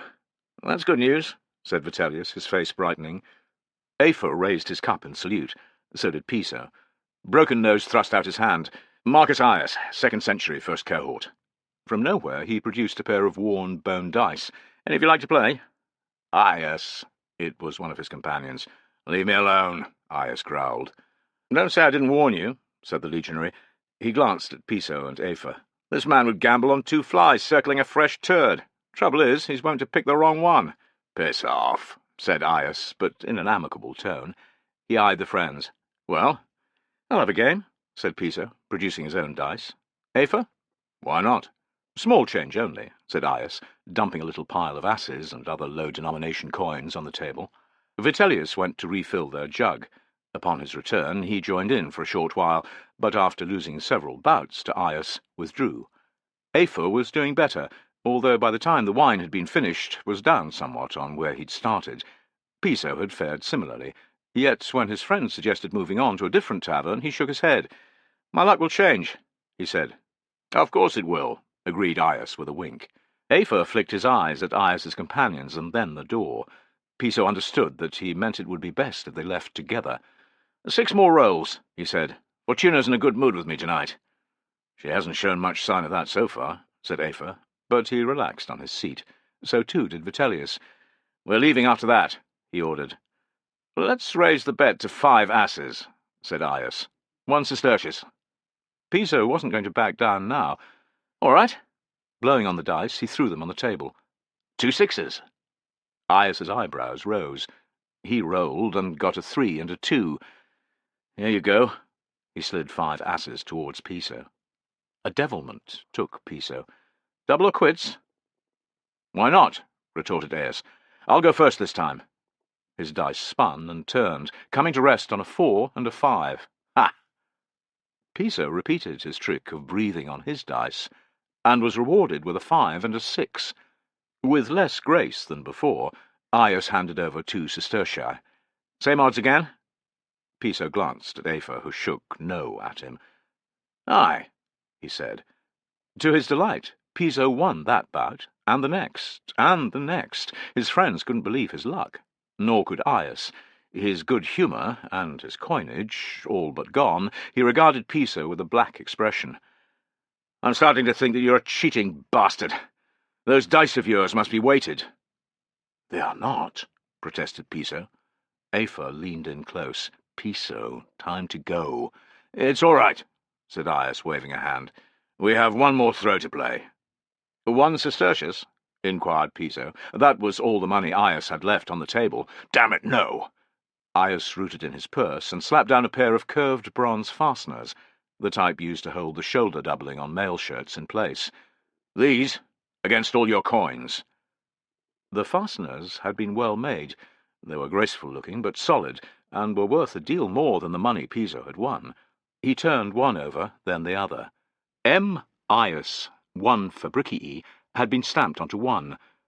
M. Aii, 1 Fab, incised onto the other. They both said that the fasteners were the property of Marcus Aeus, of the century of Fabricius, in the first cohort. "But if I win, and someone finds me with them, I'll get accused of being a thief," objected Piso. "You can scratch out my name easy enough, and have your own marked in on top. Don't worry about it, however. You're going to lose." Shaking the dice in his fist, Aias flipped them onto the table. A smile spread across his face. "Not bad. 2 4s. Piso was about to throw his own dice when Aias offered his. "Use these." It was clear that there would be a fight if he didn't. With a shrug, Piso accepted the bone cubes, shook them to and fro, and let fly. The first dice came to a stop at the edge of the table, a 4, but the second fell to the floor. He glanced at Aias, who had an unpleasant grin on his face. "Invalid throw," he said. "Very well." Bending down, Piso was annoyed to see a 6 staring up at him. Cupping both hands around the dice this time, he rolled them about for a count of 2 and let go. His heart thumped in his chest as the dice skated over the surface, coming to rest by Aias's folded arms. "A 4 and a 5. With my own dice. What an old bitch Fortuna is." Aias growled. "It was bad luck, right enough. Maybe you'll fare better next time." Piso picked up the fasteners and Aias's last coin, and, feeling the need to avoid trouble, stood. "See you around." Over the next hour or two, the three friends wandered the streets, devoured some greasy food from an open-fronted restaurant, and had a couple more drinks. There had been no sign throughout of Aias or his comrades, and Piso had almost forgotten them. He had told his story multiple times, and was about to begin it yet again, when Afer could take no more. "We were there, Piso, and saw you win, over and over. It was good fortune, but we don't need to hear about it for the rest of the damn night." "Fair enough," replied Piso, a little put out. His disgruntlement vanished 10 paces later, outside one of the better brothels in the Vicus. A sign hanging over the entrance depicted a painted phallus, and one of its whores stood half-clad in the doorway, entreating male passers-by to come in. "Got enough coin to go in here?" he asked his comrades. "Aye, if you're paying," retorted Afer. Vitellius was quick to chime in. "I wouldn't say no either." "Piss off, the pair of you," grumbled Piso, turning away. "I'm not wasting my winnings on you." His comrades' ribbing continued for a distance down the street. None of the three noticed Aias, and several of his companions emerged from the brothel, recognized them, and summoned the rest of their group from a restaurant opposite.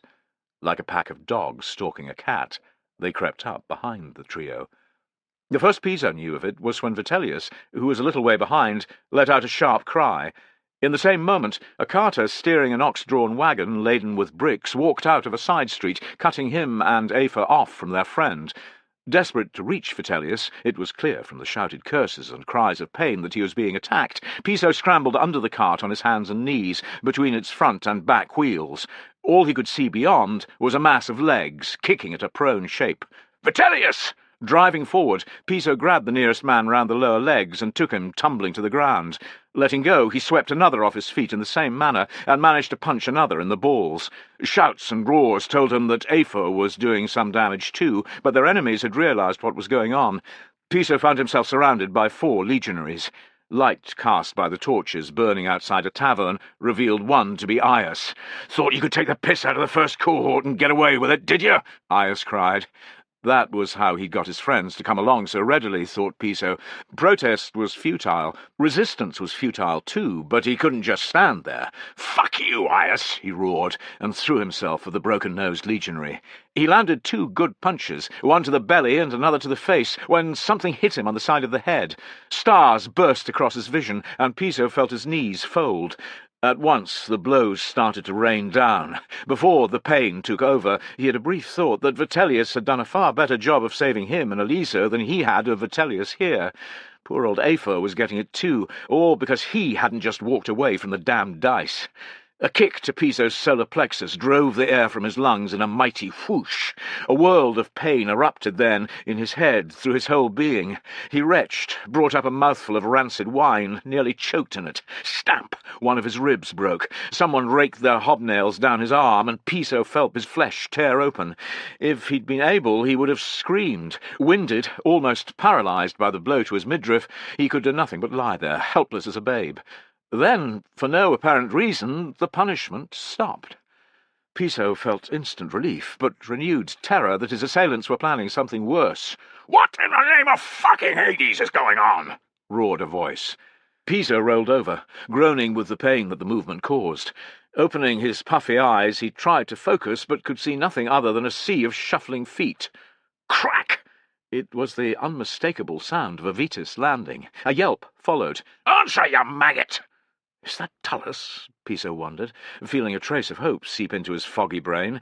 "It's just a fight, sir. Got a bit out of hand, that's all." Crack! The Vetus connected again, eliciting another anguished cry. "A bit out of hand," he says, "when it's 8, 9, no 10 of you against 3. What big fucking men you are!" Crack, crack, crack. More balls and shouts of pain. "Over there, against the wall, all of you! Move it, you shower of cunts!" The legionaries filed away. Piso rolled over, and was relieved to see Afer close by. Blood was running down his forehead, and one of his eyes was closed, but he was able to leer at Piso. "Where's Vitellius?" asked Piso. Afer pointed. Their friend lay a few paces away, unconscious. Piso was comforted to see that his chest was rising and falling. He might be badly hurt, but he wasn't dead. "God above and below, I should have known it'd be you!" Tullus, solid as a tree trunk, was standing over Piso. He extended a hand. "Can you get up?" "I think so, sir." Taking the grip, Piso managed to push himself up with wobbly legs. The world spun, and he grabbed Tullus's shoulder. "Sorry, sir," he mumbled, releasing it and almost falling again. "Hold on to me, you fool." Tullus's voice was gentler than normal. He guided Piso to the wagon. "Lean against that." Piso clutched the planking as if it were a branch found at sea by a shipwrecked sailor. Afer had managed to stand on his own. He weaved his way to Vitellius and knelt. "How bad is he?" asked Tullus. "I'm not sure, sir. He's out for the count." Tullus's brow lowered further. He stared at Piso. "What happened?" "It was nothing more than a few games of dice, sir, with one of the soldiers. He really didn't like losing these, I think." He pulled the bronze fasteners from his purse and handed them over. "Swear to me that you're telling the truth." "I swear it. On my mother's life, sir." There was a non-committal grunt, and Piso added, "May Jupiter strike me down if I lie, sir." He held his breath as Tullus peered at the fasteners, front and back. Then he watched, his nerves taut as a wire, as Tullus strode over to the legionaries, who were little more than a line of black figures outlined against the tavern wall. "It turns out that the men you were beating are from my century.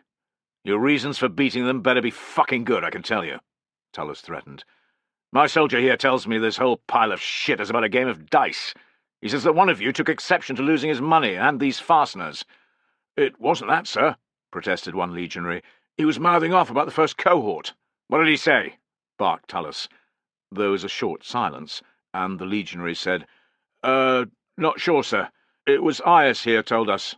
"You're Aias?" demanded Tullus. "Yes, sir." "Enlighten me as to what was said." Aias reeled off a list of insults, every one of which was credible as something that might be hurled at a unit. The first cohort were all mollies, arse-lovers. They were cowards, too, men who would always run from a fight. They were a disgrace to the Legion. "I could go on, sir," said Aias. "That's fine, legionary," interrupted Tullus. Tell me why 3 soldiers would say things like that when they were so outnumbered by the very legionaries they were insulting. I couldn't say, sir. It must have been the drink talking. The drink talking, Tullus repeated. He stuck his face into Ias's. I could believe that of certain men, perhaps, but I know my soldiers quite well. Pissheads they may be, stupid too to some extent, but they're not cretins. He rammed the fasteners part way up Ias's nose and pulled them out again, leaving Ias groaning. These are inscribed Marcus Ias of the 1st Cohort. That would be you. Yes, sir. Ias's voice was muffled by his hands, which were clutching his face. And you lost them in a game of dice not long ago, to that man over there? Tullus pointed at Piso. Aye, sir. How many years' service have you completed?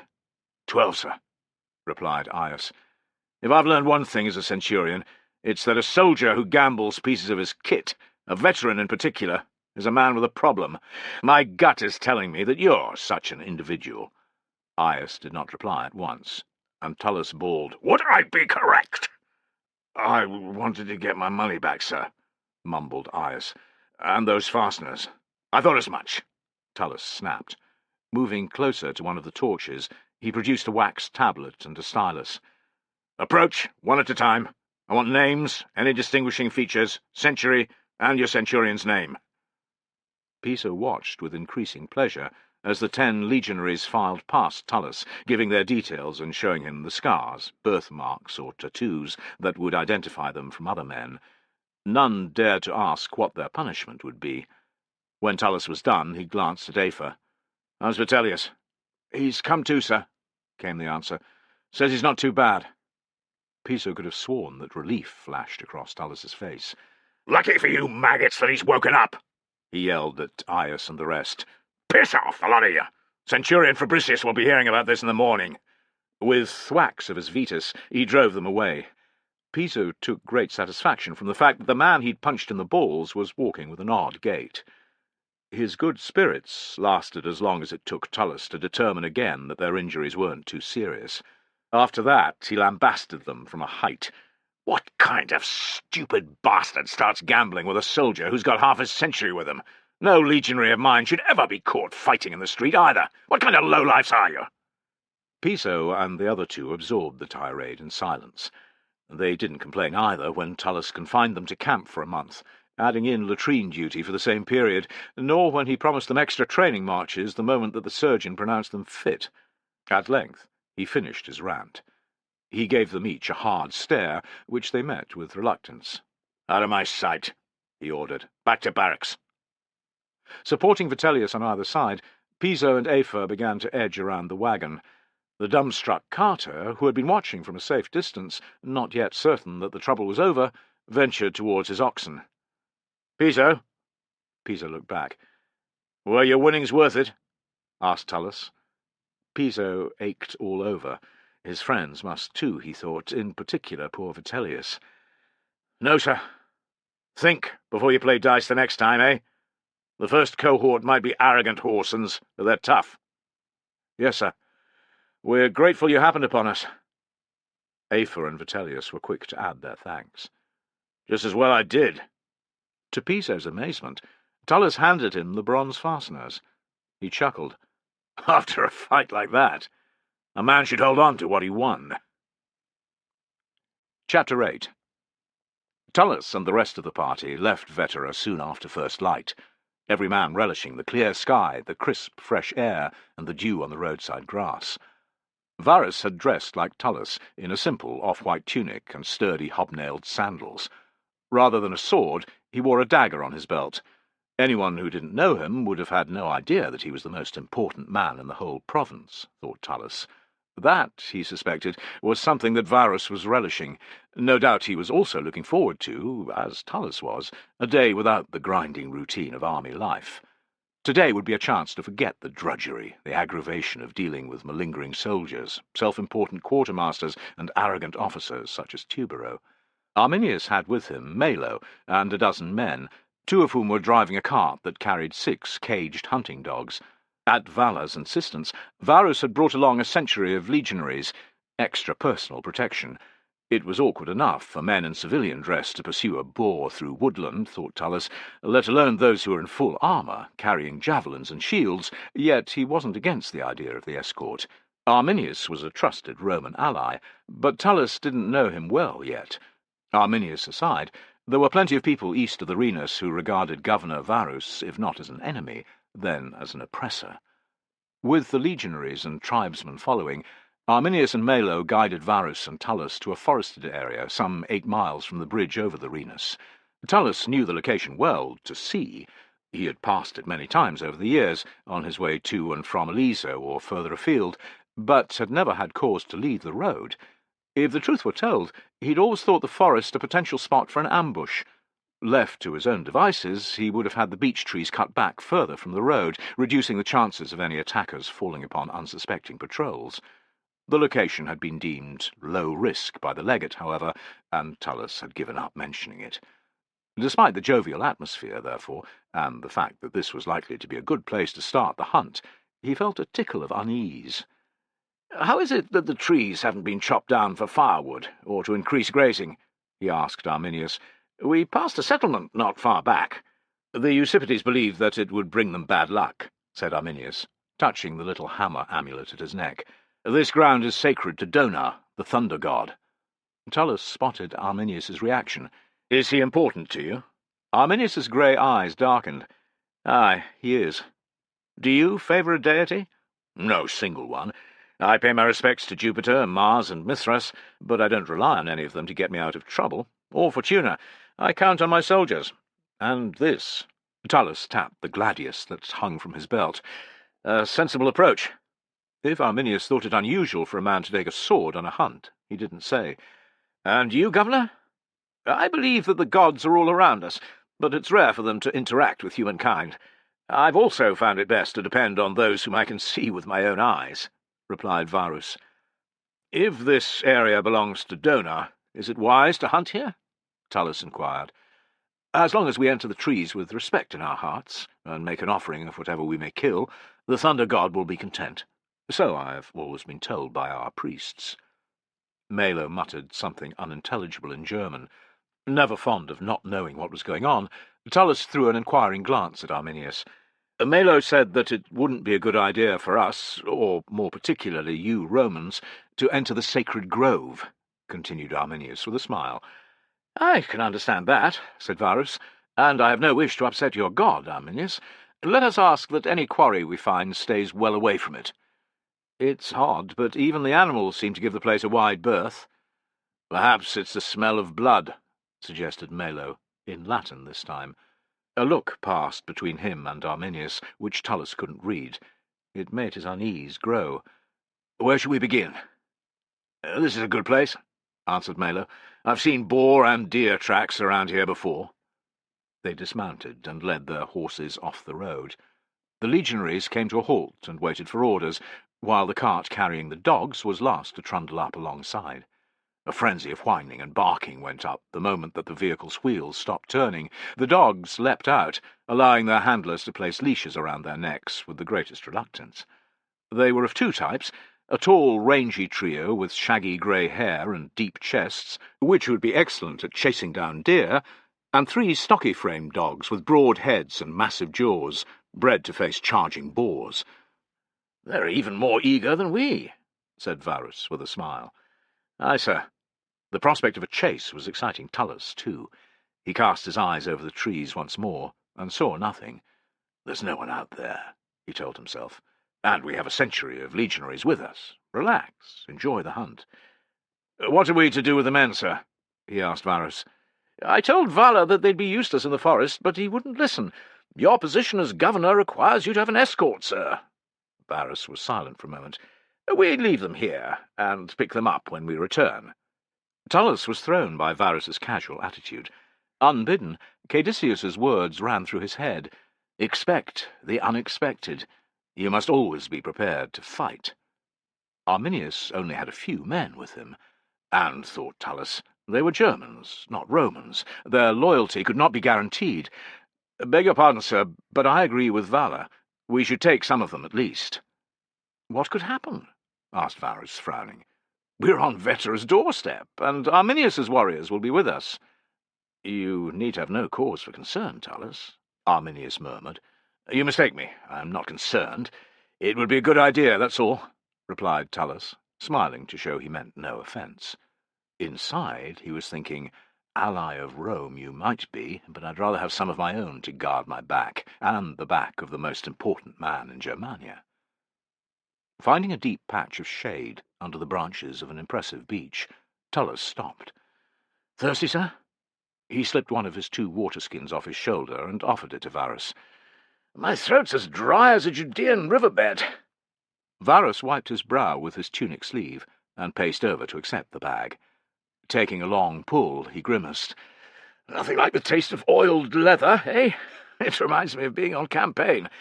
"It's pretty foul, sir, but better than nothing," said Varus, interrupting with a smile. "I know."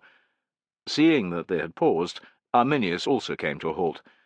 "I hadn't expected it to be quite this warm." He slapped at a biting fly, just one of clouds that hung in the muggy air, plaguing them at every opportunity. "Perhaps it wasn't the best day to track down a boar." "Nonsense," Varus declared. "Here I have no paperwork to deal with, no clerks with urgent requests. I am my own master. That, let me tell you, is something that money cannot buy." Arminius cocked his head. "What do you say, Tullus?" "Eh?" Tullus was watching the 15 purple-faced, sweating legionaries who were beginning to appear. The road was perhaps 2 miles to their rear, but the soldiers looked as if they'd just marched 5 times that distance. "How are you bearing up?" asked Arminius. "Better than those, poor bastards." He gestured at the legionaries, and added, "I'll be content if we don't come away empty-handed by the day's end." "Maybe Donor doesn't want us to find anything," offered Varus. "Have you thought of that, Arminius?" "He will reward us if we persist. This is perfect ground to find a boar." Arminius pointed at a nearby fallen tree, the gnarly trunk of which was covered in exuberant growths of fungi. "They love rooting around those, searching for insects and worms. There's a boggy area by a stream not far away, too. During hot weather they like to roll in the mud.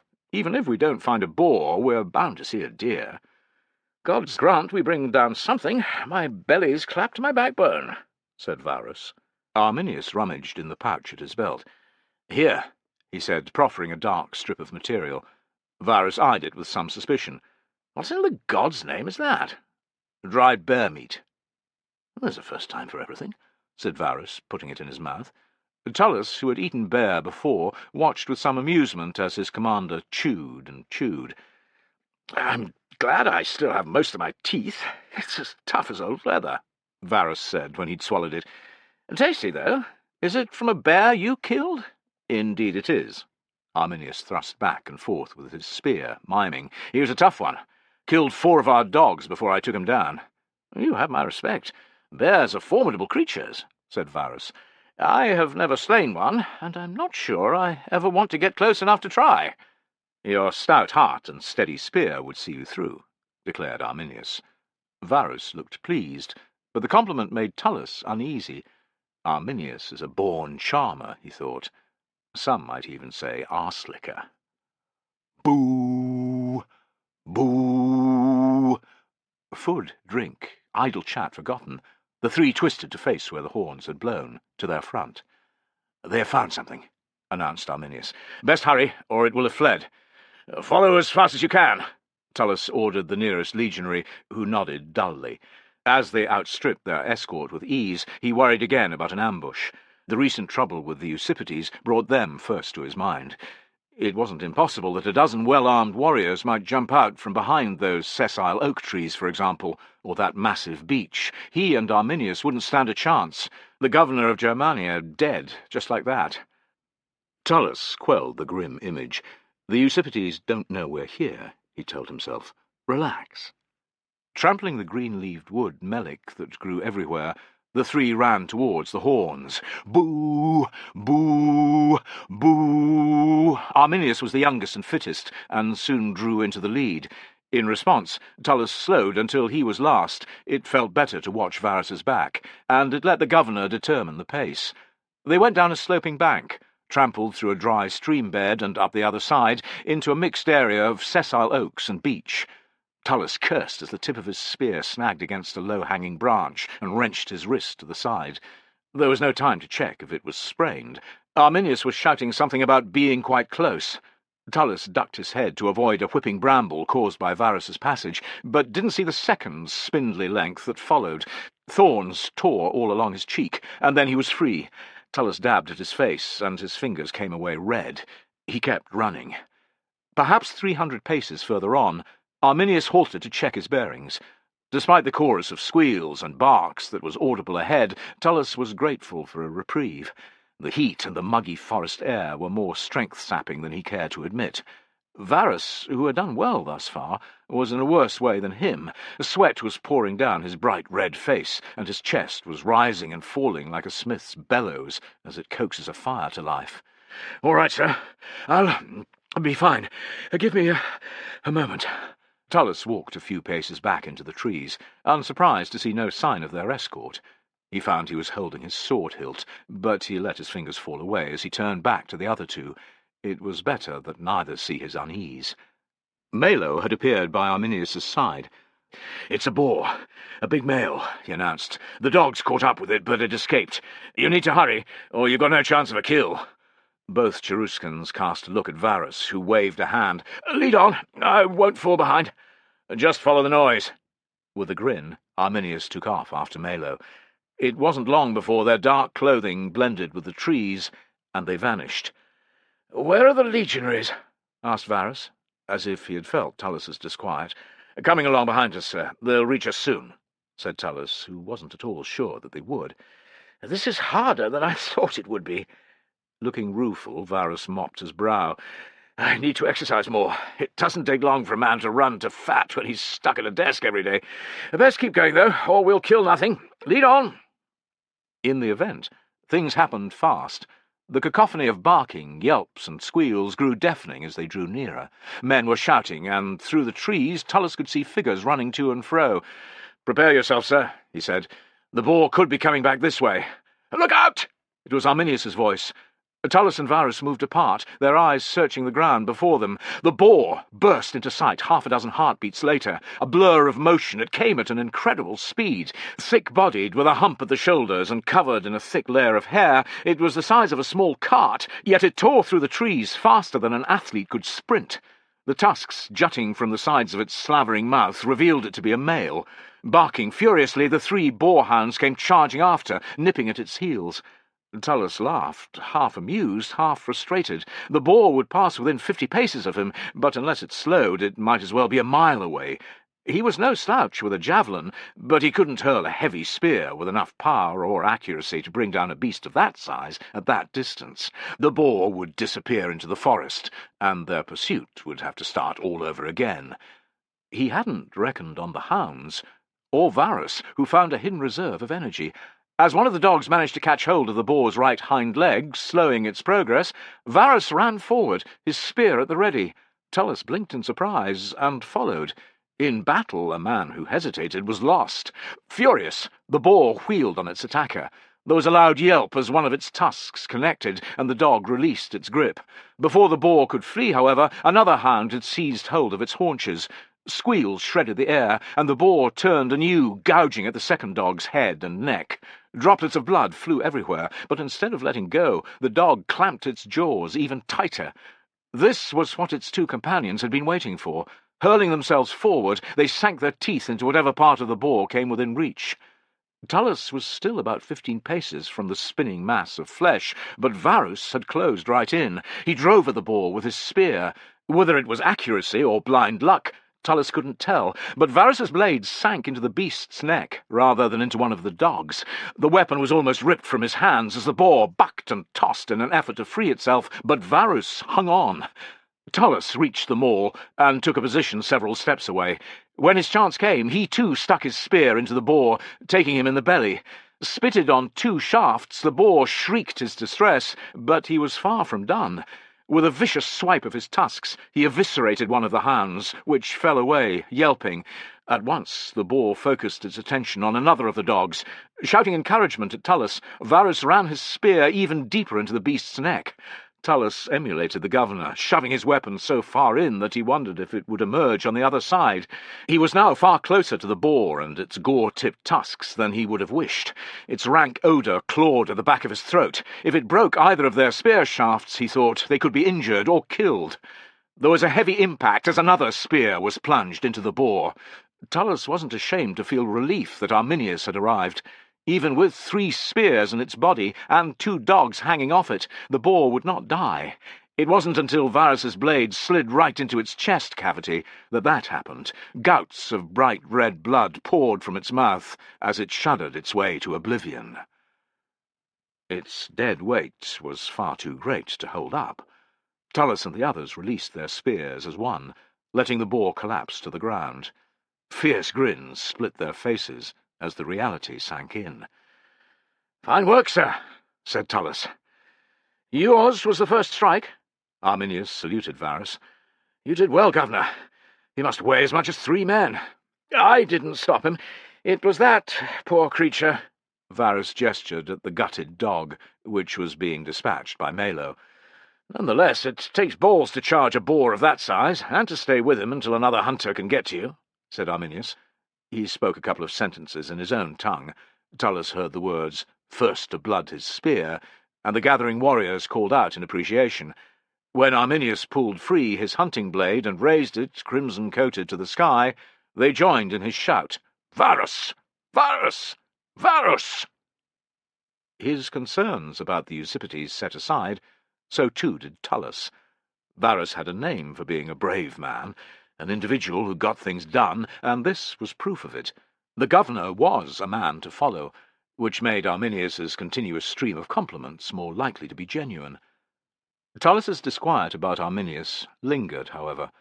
Life had taught him that people who worked hard to win others over always had an ulterior purpose. What was Arminius's motive? The sun was falling in the sky, and the muggy heat had abated by the time that the party neared the Renus.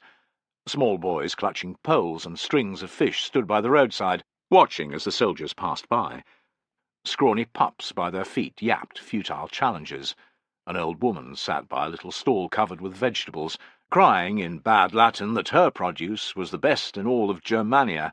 Tullus was riding at the front as before, with Varus, Arminius, and Malo. They had been sharing skins of wine since reaching the wagon, and Tullus was half pissed. It wasn't surprising. He'd had nothing to eat since dawn, except a strip of Arminius's dried bear meat, and he had shed a bucket-load of sweat during the long hunt through the forest. If he had been one of the unfortunate legionaries who had accompanied them, Tullus decided, or one of the warriors who had lugged the boar's gutted carcass back to the road, he wouldn't have made it to the end of the day. He was getting old, that was the problem. "Stop it, you fool," he ordered himself. "Some of your new recruits wouldn't have kept up today." "Tullus?" With an effort he focused on Varus. "Yes, sir." "You'll dine with me tonight," Varus repeated. "Arminius and Malo will be there too." "I'd be honoured, sir." "I will lead the company. Arminius is saying that because mine was the first spear into the boar, I must eat one of its balls." Tullus glanced at the Cheruscans in disbelief. "It's our tradition," said Arminius, grinning. "The most courageous hunter has to savour the bravest part of the boar." "You'll both have a mouthful too," warned Varus, also smiling. "But the other bollock belongs to Tullus." Tullus, who had been drinking from the skin, spluttered wine everywhere. Arminius threw back his head and laughed. "Sir," Tullus managed. "There'll be plenty of good wine to wash it down, you have my word," said Varus. "As our host today, you must have at least one mouthful of mine as well," Tullus shot at Arminius. Arminius grinned in acceptance. "So be it." Tullus winked, glad to have paid Arminius back a little. In truth, he wasn't that bothered about eating a few mouthfuls of rubbery testicle. It was a small price to pay for the vintages that Varus had at his disposal. Tullus's good humour faded soon after, however, when he spotted a horse and rider galloping towards them from the direction of Vetera. No one rode that fast unless there was an urgent reason, and in Tullus's long experience it was seldom a good one. "Messenger approaching, sir," he said. Varus's mouth turned down as he too spied the horseman. "We're not even over the river, and already duty calls." He urged his mount in front of the rest, and with an imperious wave gestured that the rider should halt. The man was a messenger, thought Tullus, spotting the SBQR brand on the horse's withers. Augustus might be the first emperor, but the mark, a vestige of how things had been in the Republic, remained in use. Men such as these carried official news the length and breadth of the empire, renewing their mounts at the regular way stations. It was possible that whatever Varus was about to hear had come all the way from Augustus in Rome. The messenger looked none too happy at being stopped. "I seek Publius Quinctilius Varus," he cried. "And you have found him," replied Varus in a sardonic voice. The messenger's face could not have fallen any further. "My apologies, sir. I did not recognize you." Varus made an impatient gesture. "Who sent you, and what news do you carry?" "Vala said I should find you with all speed, sir. Reports are coming in of a band of Eusippides that have crossed the river, some distance between here and Ascibergium. They have sacked numerous farms and are moving westward." Varus let out a ripe oath. "How many?" "It's not clear, sir. Several hundred at least." "Anything else?" "Vala said that it was too late to send out any troops, sir. He knew that you were returning from a hunt and would want to decide on the best response." Dismissing the messenger with orders for Vala to organize a meeting of his senior officers, Varus regarded Tullus with a faint smile. "The Eusippides were unhappy with my ruling after all. They will have to be taught the error of their ways." "Aye, sir," replied Tullus with a grim nod. "Refrain from drinking any more wine. You too, Arminius." "You'd like me to be part of the retaliatory force, Governor?" asked Arminius. Tullus glanced at him, wondering if he had sensed a tinge of reluctance in his voice. The Cheruscan's face was bland, however. "I would. Tullus too," answered Varus. "Tubero will lead you. It'll be an opportunity for him to learn from both of you how things are done." Chapter 9. When Arminius heard about the Eusippides raiding party, he was furious. Varus could respond in but one manner: retaliation. Why did Varus have to pick him to be part of it? The Eusippides were his allies, secret or no. If their chieftains heard that their warriors had been slain by Cheruscans, and, worse still, that he had been involved, any chance of their cooperation would vanish forever. If Arminius could have, he would have seen that the raiding party was wiped out. Thanks to Varus's desire for prisoners, though, the raiders' fate had been taken out of his hands. Varus's legionaries would follow their orders. The best Arminius could do was to order his men to slay as many of the raiders as they could, and hope that the ones who were captured and interrogated didn't give anything away. Everything felt risky and uncertain, but he had to remain confident that the Eusippides chieftains would not find out about his involvement. At least the situation wasn't all bad. Varus's heavy-handed response would fan the flames of resentment towards Rome among other tribes. Those who might have wavered before would now be eager to throw in their lot when he called on them to do so. The Eusippides would remain unaware, Arminius told himself. His ambitious alliance would come together. His plan would bear fruit. A day had passed, and Arminius was riding south on the road that led towards Ascibergium. He had been astride his mount long enough for his arse to start aching. Most of his men were ranging ahead of the patrol, but he was at its front, with 2 turmae. Tullus and the legionaries were marching behind. Arminius had been counting the stone markers at the side of the paved road since they'd left Vetera, but his bad mood meant he'd forgotten how far they had come. The dull pain in his backside, he decided, meant it had to be about 10 miles. The countryside was almost flat, as it was throughout the area. The river flowed along to his left, a constant feature, and there were open fields and occasional farmhouses to his right. From this point on, his scouts would be of vital importance, because no one knew where the Eusippides were. Once they were found, victory was certain. The Roman force, 2 cohorts and half of Arminius's cavalry unit, would have no difficulty in dealing with the tribal warband. Ensuring that the Eusippides remained ignorant of their allies' participation and the Roman response to their raid was another matter altogether. Not long after, Tullus rode forward from his position. Arminius had been impressed by Tullus's soldiers, who seemed well-drilled, disciplined, and responsive to their officers. This was a solid centurion, who, like as not, led by example. His men would follow him anywhere. In short, he was someone worth befriending, and also keeping a close eye on. Tullus had not understood Melo's muttered comment during the early stages of the boar hunt, but he hadn't missed the look Arminius and Melo had shared after the comment about the smell of blood. At some level, Tullus was suspicious of him, thought Arminius, pulling a hearty smile. "Seen anything?" Tullus asked in a friendly enough tone. "Not yet, but it's only a matter of time before my men find them. I suggested to the senior tribune that they scour the countryside ahead of us in individual turme to cover more ground." Arminius was pleased to see Tullus nodding in approval. "They have orders to withdraw unseen at the first sighting of the Eusippides." "Where's the tribune?" "He insisted on going with my men." It was clear that Tullus didn't much care for Tubero. After what had happened on the patrol to Aliso, Arminius wasn't surprised. He filed the detail away for future use. They rode on for a time, and then Tullus asked, "Did the Eusippides chieftains sanction this raid, you think?" "If they did, they're damn fools," said Arminius with feeling. "Such acts will always be answered, in force. Their entire people will suffer because of this. They will. But if my alliance remains unaffected, I don't care," thought Arminius harshly. During the silence that fell after, Arminius caught Tullus rubbing at a puckered scar on the fleshy part of his left calf. "That's an old injury?" "Aye, nothing's ever the same once it's been thrust through by a blade. If I have regular massages and remember to stretch it every morning, it doesn't cause me too much trouble. I can't march like I used to, worse luck. After a few miles, it begins to feel as if someone's tightening a vice inside the muscle." "Scar tissue," pronounced Arminius. "That's what the surgeon said. There's nothing to be done with it, other than keeping it as supple as possible." Tullus threw him a glance. "You must have had an injury or two." Arminius rapped his ornate helmet. "I have a nice scar on the top of my head, courtesy of a warrior with a falx in Illyricum. Lucky for me, his blade was poor quality and broke as it smashed my helm. They are fearsome weapons. I've seen soldiers' brains dribbling from their cracked skulls after a strike from one. Your gods must have been smiling on you that day." "Donar was," replied Arminius, thumbing his hammer amulet. "I was careful afterwards to buy the most expensive helmet that I could afford. Under the braided hair and silver work, this thing is half a finger of bronze thick." "It must be heavy." "At the end of a long day, my neck and shoulders know about it," Arminius admitted. "But you get used to it. There's no point complaining, because everyone's in the same shitty boat." They both chuckled, and Arminius thought, "He's starting to like me. Good." Several hours later, Tubero returned at the head of one of Arminius's turme.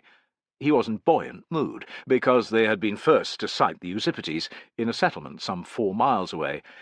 "I was quick to pull the men back," he said, "although I wanted to ride in there and let the savages have it." "It was wise not to do so, Tribune," said Arminius. "We could still attack them today," cried Tubero, his face alight. "If we do that," thought Arminius, eyeing the sinking sun, "some of them are bound to get away in the poor light, and if they've noticed that we Cherusci are involved—" "Your eagerness is infectious, Tribune." Tubero grinned. "You want to take them too?" "I do, of course." Arminius hesitated, and then added, "I wonder if your plan might work better tomorrow, Tribune, at dawn." Tubero frowned. "How so?"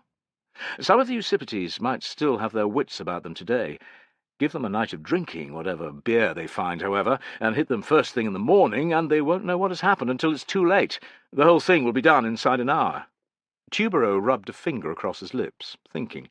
"What about the villagers? Most of them will already be dead, so the timing of our intervention won't make that much difference.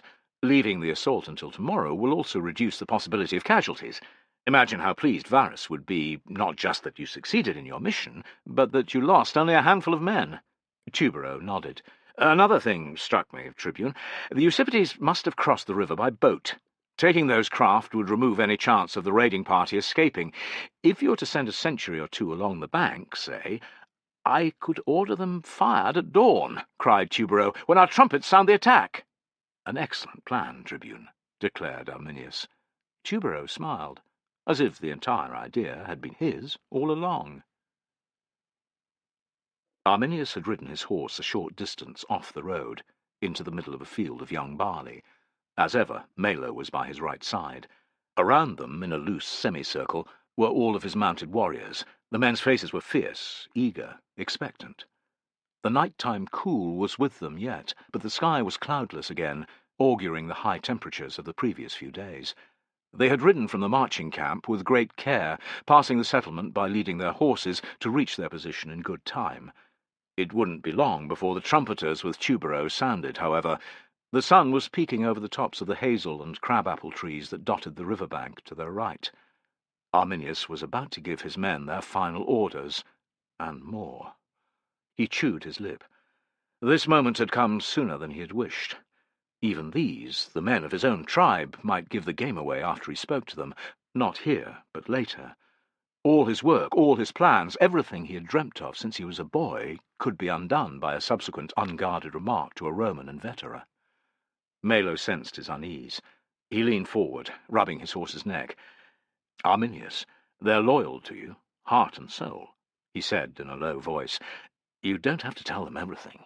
Just enough so that they understand why the raiders have to die. They won't flinch from the job.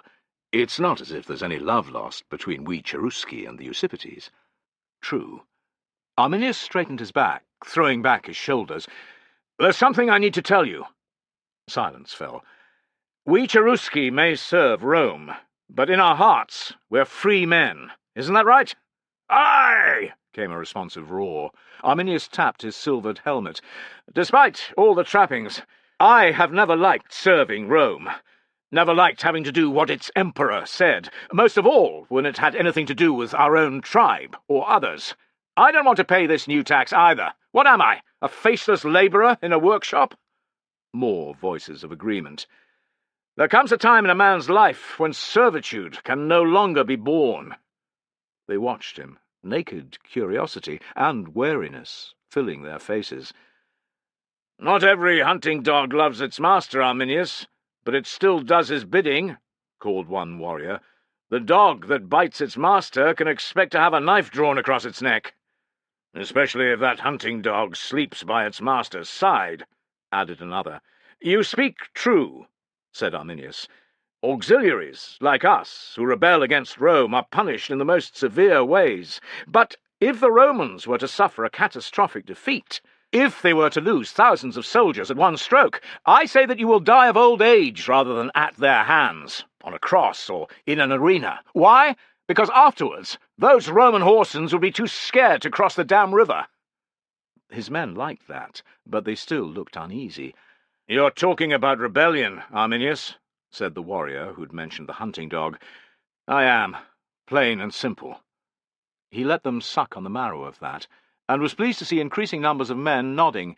He raised his voice again. "I've had enough of the Roman yoke around my neck. I say I am free, yet I have to do the Romans' bidding, have to pay that damn tax. I'm a leader of the Cherusci, but I serve alongside one of their legions, fighting peoples with whom I have no quarrel. It is time to change these things, time to become my own master again, time to stand up and fight." His eyes tracked over his men slowly. "Are you with me?" "I am," said Melo, punching a fist in the air. "And I." Arminius was delighted to hear the warrior who'd spoken about hunting dogs and their masters. The men around him voiced their accord. It took a few moments, but then, like the rocks that follow the first stone of a landslide, the rest of his warriors joined in. Arminius raised his hands. "I am thankful that we are as one on this, but the Usipetes must not hear us, my brothers." "Why in Dona's name not? We should wake them so that we can all fight the Romans," declared one man. A good number of voices called out in agreement, but they quieted as Arminius began to speak again. "It would give me great pleasure to act so, but the place to fall upon the Romans is not here. It's not now. We are too few, and I wish to wipe out not 2 cohorts, but 3 legions. The attack today must go ahead, if possible. Every Usipetes warrior must be slain." He continued, as his men's faces filled with dismay. "The truth of it is that the Usipetes chieftains have already agreed to join our cause. If they find out that we have murdered some of their kin, Roman orders or no, they will tell me to shove it up my arse. That's if I'm lucky." He was pleased that some warriors laughed. "It's not just about the Usipetes either. We need several tribes to join us.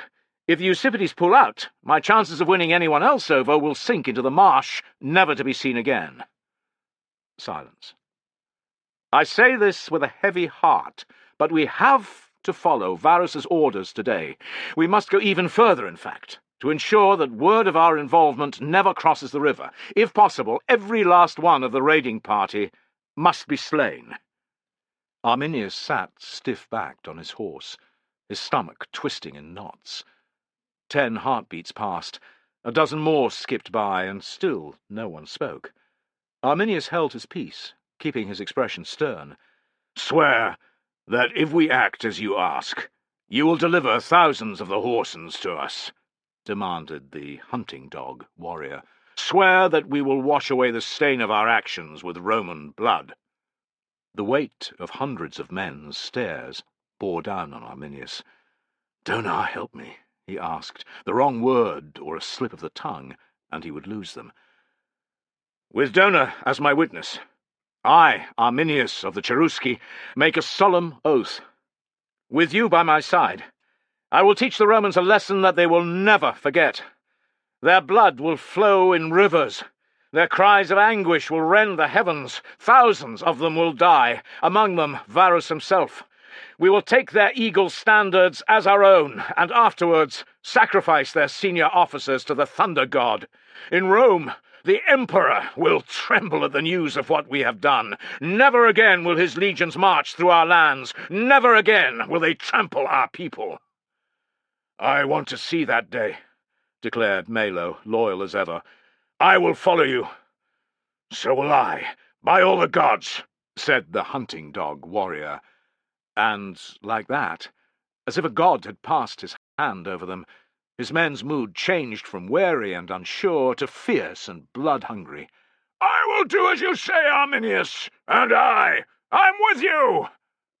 A moment later, the sound of trumpets rang out from the north. Arminius smiled. He had won them over in the nick of time. Chapter 10. Tullus was standing at the head of his cohort in a mixed field of emmer and millet. To the legionaries' left, spelt was growing, to their right, lentils. The settlement lay to their north, about a quarter of a mile away. Dozens of thatched houses were visible past the crops.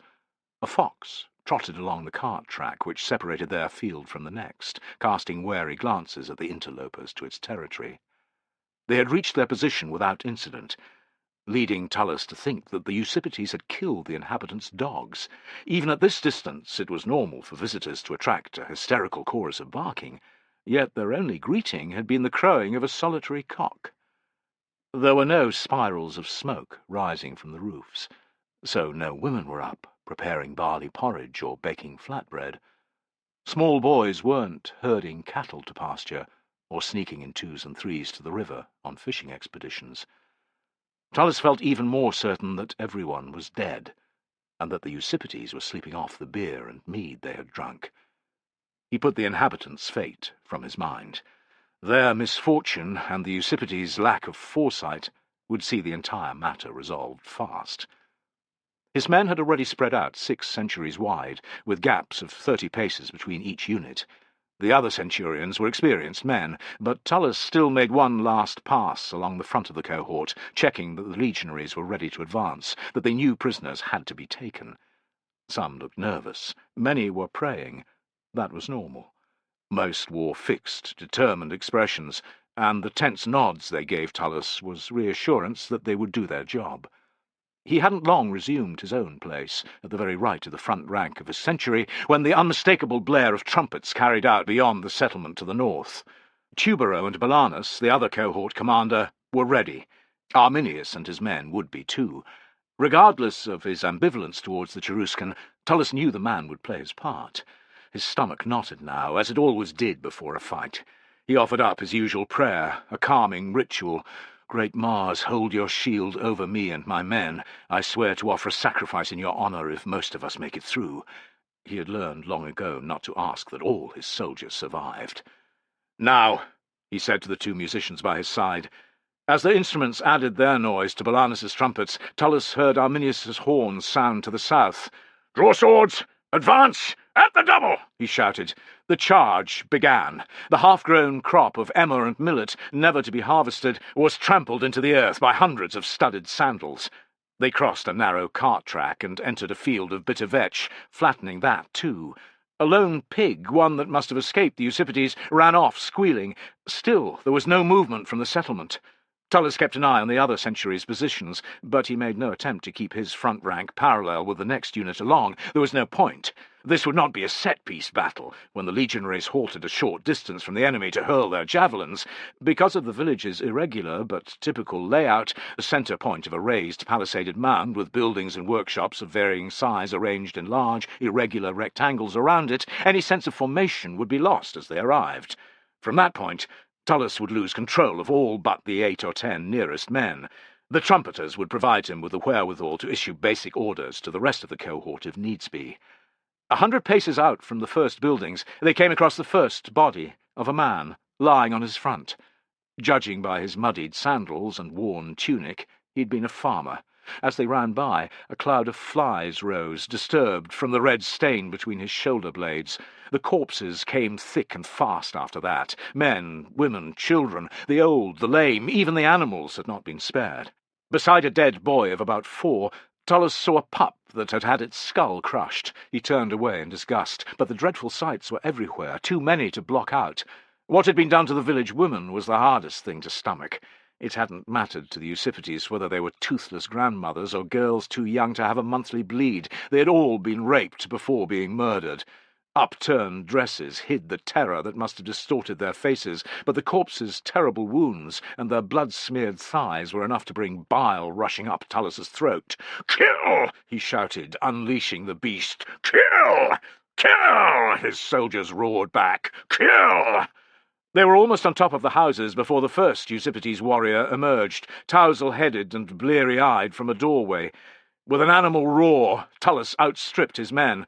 The warrior was still gaping in disbelief when Tullus's gladius rammed into his belly so hard that its tip emerged from his back. Tullus's ears filled with his victim's screams, and he wrenched the sword free. Thrusts that powerful often caused a blade to wedge in a man's backbone, he thought. That could have meant a stupid death for him. It was fortunate, therefore, that the 3 other Eusippides inside the house were as drink-fuddled as their dying friend. Tullus stormed through the doorway, kicking one warrior in the face and smashing the iron rim of his shield on the head of another, even as he tried to rise. One of Tullus's legionaries was hot on his heels. He dispatched the 3rd warrior as Tullus spun back to kill the men he'd stunned with precise thrusts to the chest. In, out, blood everywhere. In, out, more crimson sprayed. Tullus was about to dispatch his first moaning victim when he caught sight through the door of the boy and the dead pup. With a curl of his lip, he stepped over the wounded man. "Leave the filth to die," he ordered. 8 soldiers were waiting outside. The others had splintered off, as he'd expected. Around them, chaos reigned. By a bonfire that yet smouldered, a score or more of dazed-looking Eusippides had been surrounded by several times their number of legionaries. They died, still reaching for their spears. Others who had fallen asleep nearby met the same fate. Wood splintered as door after door was kicked in. Screams of panic followed as warriors woke to the sharp end of Roman swords. A number of the houses were raised off the ground, standing on 4 thick wooden legs. When some of the legionaries discovered axes in a workshop, they sought out a building with Eusippides inside and instructed their laughing comrades to prevent any from leaving. As the structure began to wobble beneath their blades, the warriors within tried to climb down the ladder by the door. 2 died before the rest retreated inside.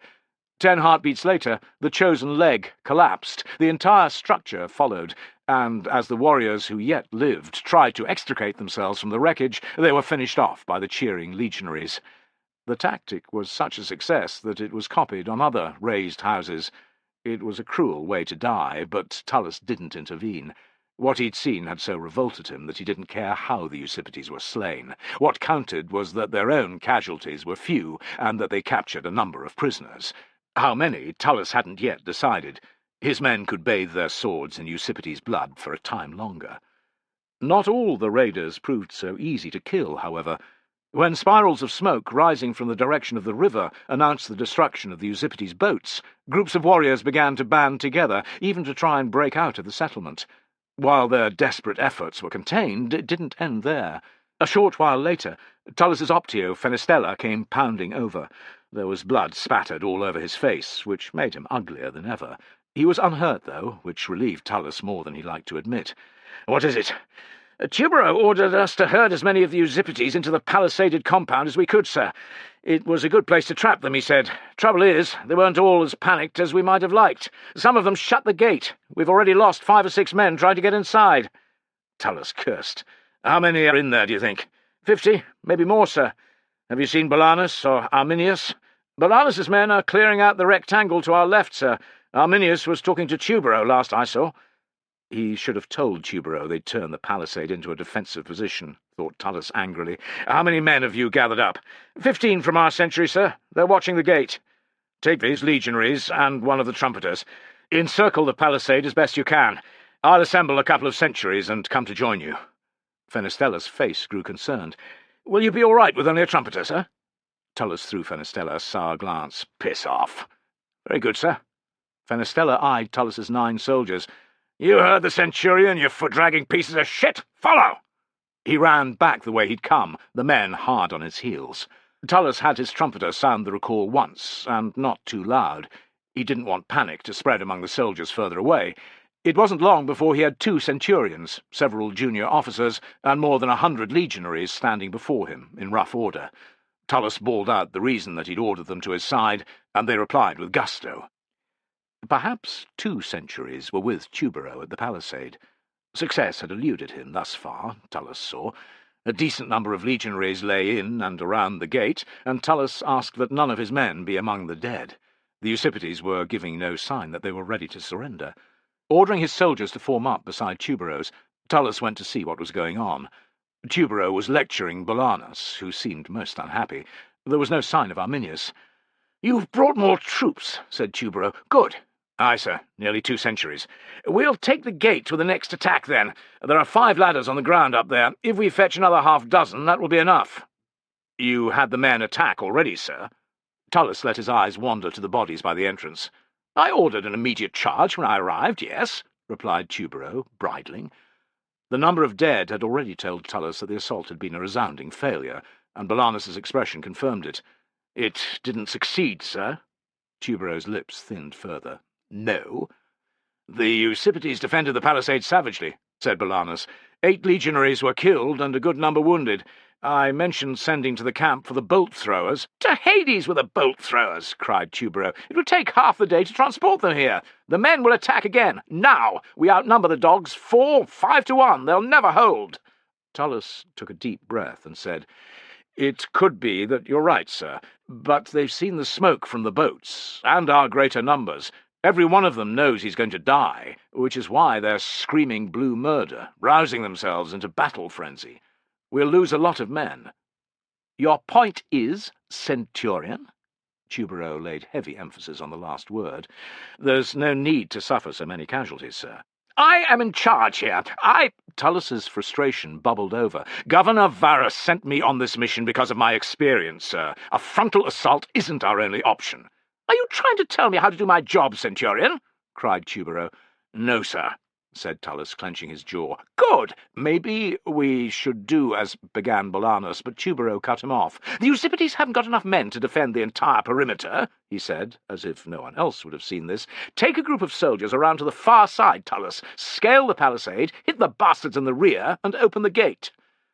He's seen sense, thought Tullus, guessing from what Bolanus had started to say that the original idea had belonged to Arminius. "Very good, sir." Then came the sting in the tail. "You can have 20 men." 20? Thought Tullus in alarm.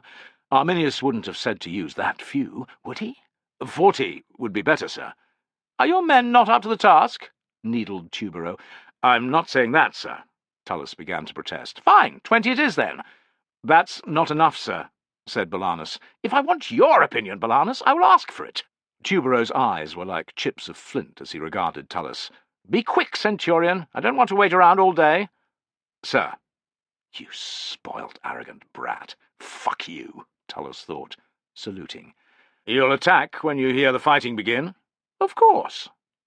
Tullus strode off, lamenting his inability to keep his temper under control. Thanks to Tubero, it was possible that he had just opened a swift route to Hades for himself and 20 men. Despite his fury, Tullus did not rush his soldiers into position. They were veterans whose lives were too valuable to waste because of a new tribune's pique. If they had to die, he would ensure that they did so armed with everything that might help their cause. To scale the palisade fast, without men injuring themselves, ladders would be vital. Tullus gave thanks for the locals' raised houses. It was a simple matter to remove 4 ladders from buildings that hadn't been hacked down. Thus equipped, he, Fenestella, and 20 legionaries from his century took a circuitous route out of the settlement, now also lined with Eusippides' corpses, and back through the fields they'd traversed a short time before. He could but hope that the warriors within the compound weren't keeping watch, or that his party was far enough away to remain unseen. Fenestella hadn't queried their orders before Tubero or the men, but he'd served with Tullus long enough to do so in private. In low tones, Tullus explained what had happened. "I was trying to stop lives being thrown away without need. The prick wouldn't listen. No doubt his head's full of the glory that this stunning victory will earn him. The quicker it's done, the better it will sound in his report to Varus." He sighed. "I lost it for a moment, Fenestella. I made it clear that it wasn't he who was in charge, but I. That's why we're on this fucking suicide mission." "I would have done the same, sir," said Fenestella, spitting. "He's a cunning bastard. Even if we fail, those tribesmen won't be able to hold out for long, so whatever happens, Tubero comes out smelling of roses. We'll just have to do the job without getting killed, eh? That's the best way of pissing him off." "You're incorrigible, Fenestella," said Tullus, taking heart. "I've no idea what that means, sir, but I'll take it as a compliment." Tullus laughed. "It means, Fenestella, that there's no one else I'd rather have with me." Fenestella's grin made him uglier than ever. "Likewise, sir." Tullus was pleased to find a small copse of beech and hornbeam northwest of the settlement. Whether it held a sacred purpose he wasn't sure, but it ran quite close to part of the palisaded compound. He couldn't have asked for a better way to conceal his men. Leaving them in the depths of the trees, he and Fenestella crept to the copse's edge, where they took refuge behind a towering beech. They waited in silence, scanning the top of the palisade. There was still a considerable clamour going on, but it appeared to be coming from over by the gate. "If there are any sentries, they're not doing a good job," Tullus said, after a time. "Why don't I have a look, sir?" Fenestella indicated the branches above. "I was a dab hand at climbing trees when I was a lad." "That was neither today nor yesterday," said Tullus, watching with some amusement as Fenestella shed his belts and shucked off his mail shirt and the padded subarmalis below. "Gods, but that feels good," said Fenestella, raising and lowering his arms to let air waft under his sweat-sodden wool tunic. "Get up there," growled Tullus, linking his 2 hands. Boosted to the first branch, Fenestella had soon scrambled above that to the second and then the third. Tullus's nerves jangled as he watched. If any of the Eusippides spied Fenestella, any chance of a surprise attack would vanish. To his relief, no shouts rose from within, close by at least, but he didn't relax until Fenestella leapt down to rejoin him. "Well?" he demanded. "There are a couple of warriors patrolling the walkway. They'll pass by soon." "We wait, then, until after they've gone." Tullus clapped Fenestella on the arm. "Keep an eye out as you get your kit on. I'll fetch the men." When Tullus returned, Fenestella reported that the sentries had gone by, oblivious to his presence. 50 heartbeats ago, sir. We move now." Tullus didn't waste any time encouraging his soldiers. They knew what needed to be done. He'd already made that clear. Urging the men with the ladders out of the trees first, Tullus felt his pulse racing as if he were facing an enemy charge. "Fortuna, give me 2 6s now," he prayed. They tramped through the greenery to the base of the palisade, which was about 1.5 times a man's height. Muttered curses rose from the soldiers in the lead as brambles tore at their hands. Tullus glanced to the left and right, along the top of the palisade, but could see nothing. Up as fast as you can," he said to the assembled legionaries. "We'll regroup on the other side, and then head for the gate as if Cerberus was about to tear chunks out of our arses. Clear?" "Aye, sir." It was pleasing that, despite the danger, most of his men grinned. 4 ladders, 4 men to lead the way, 4 men to risk their lives first. Tullus was one, Fenestella another. The 2 others were legionaries who'd volunteered before Tullus had asked. The rest took their places behind the climbers, in little lines. Tullus's guts churned. They were few, so few. Fucking Tubero, he thought. You'd better order the attack when the fighting starts. He began to ascend. Beside him, the others did the same. 1 rung, 2, 3, and Tullus's head was almost over the spiked edge of the wooden rampart. It was then he realized that the red horsehair crest of his helmet would already be visible. Other than shouting, there was no better way to advertise his presence. Heart pounding like a smith's hammer on a white-hot blade, he placed his feet on the last rung, gripped the timbers with both hands, and threw himself over the top of the palisade without checking if there were any warriors close by. The air drove from his lungs as he landed on a narrow walkway, his nostrils filled with the tang of untreated timber. Tullis's flesh crawled. He was as helpless as a newborn that had fallen from the cot. He struggled to his knees and stood, finding to his relief that he could see no tribesmen, nearby at least. The compound was dominated by a large grassy mound. Past it he made out the gate, and around it scores of warriors. They were too far away, 300 paces or more, for him to estimate their exact number, but they outnumbered his force several times over. Loud thuds announced the arrival of Fenestella and the 2 legionaries. Tullus leaned out over the edge and beckoned at the rest. "Move it! Move!" By the time that the last of his men were atop the palisade, Tullus, Fenestella, and the others had clambered down to the inside of the compound. Crazy though it was, they had still not been seen. Unslinging their shields, they waited for the final soldiers to join them. To calm his jangling nerves, Tullus studied the large space. It was typical of local villages, a gathering point for the entire community, where religious ceremonies, weddings, and festivals could be held. The only structure was a large stone altar that stood in front of the earth mound. Tullus's jaw clenched. They would have no shelter as they made for the gate. "Gather round," he ordered. "Our task is simple. We sprint to the gate like runners at an Olympic Games. They'll notice us long before we get there, but we keep moving at all costs. Once we reach the gate, we open the bastard and let our brothers in. They wouldn't get that far, of course, but sounding confident was vital." "Will our boys attack when they hear the fighting, sir?" asked a soldier. "They will," replied Tullus, thinking, "I wouldn't trust Tubero as far as I could throw him, the miserable whoreson. But we don't need any help, do we?" "No, sir," said Fenestella. "We'll shit on those Eusippides bastards from a height." Not every soldier's face registered the same certainty as Fenestella's. Some looked plain scared, but Tullus had no time to indulge them. "Form up. 5 wide, 4 deep. I'll take my usual place. Optio, stand in the rear rank on the left." The unspoken part of Fenestella's job would be to ensure that no one tried to retreat. Cynicism filled Tullus. Not that there was any point here. "Draw swords. Follow!" He broke into a run, and 21 soldiers chased after.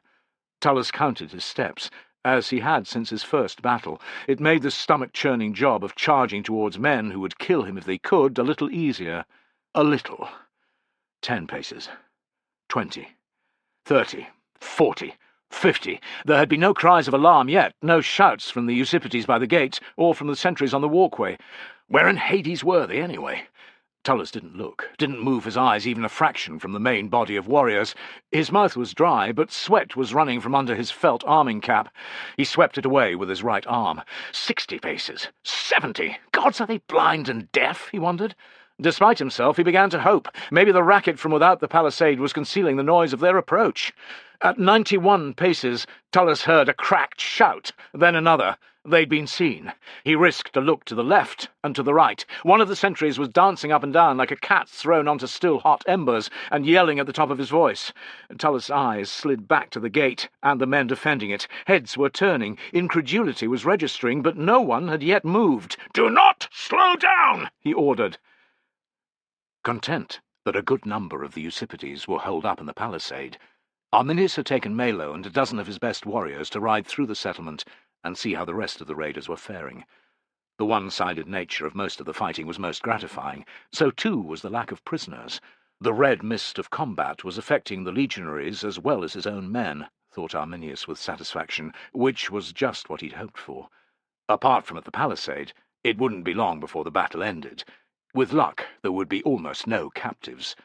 It was time to seek out Tubero once more, to see that the same happened there. Bolanus saw him approaching and gave him a friendly look, but when Tubero noticed, he got only a haughty nod. What a prick, thought Arminius, but a useful one, potentially. "Arminius," said Bolanus, "is all well?" "It is. Any remaining resistance will soon be crushed." Tubero glanced at the warriors atop the palisade. "These ones won't hold out for long either." Arminius noted legionaries' bodies before the entrance that had not been there when he'd left. It seemed the boy still wasn't using his brain. "Have you sent for the bolt-throwers, Tribune?" "For the love of Jupiter, you asked before. Tullus said the same thing," Jubro snapped. "No, I have not. I want to finish this before sundown. Tullus and 20 legionaries are going to scale the other side of the palisade and open the gate." "That's not very many men, Tribune." "It is if I order an attack the moment fighting begins within," retorted Tubro with a sniff.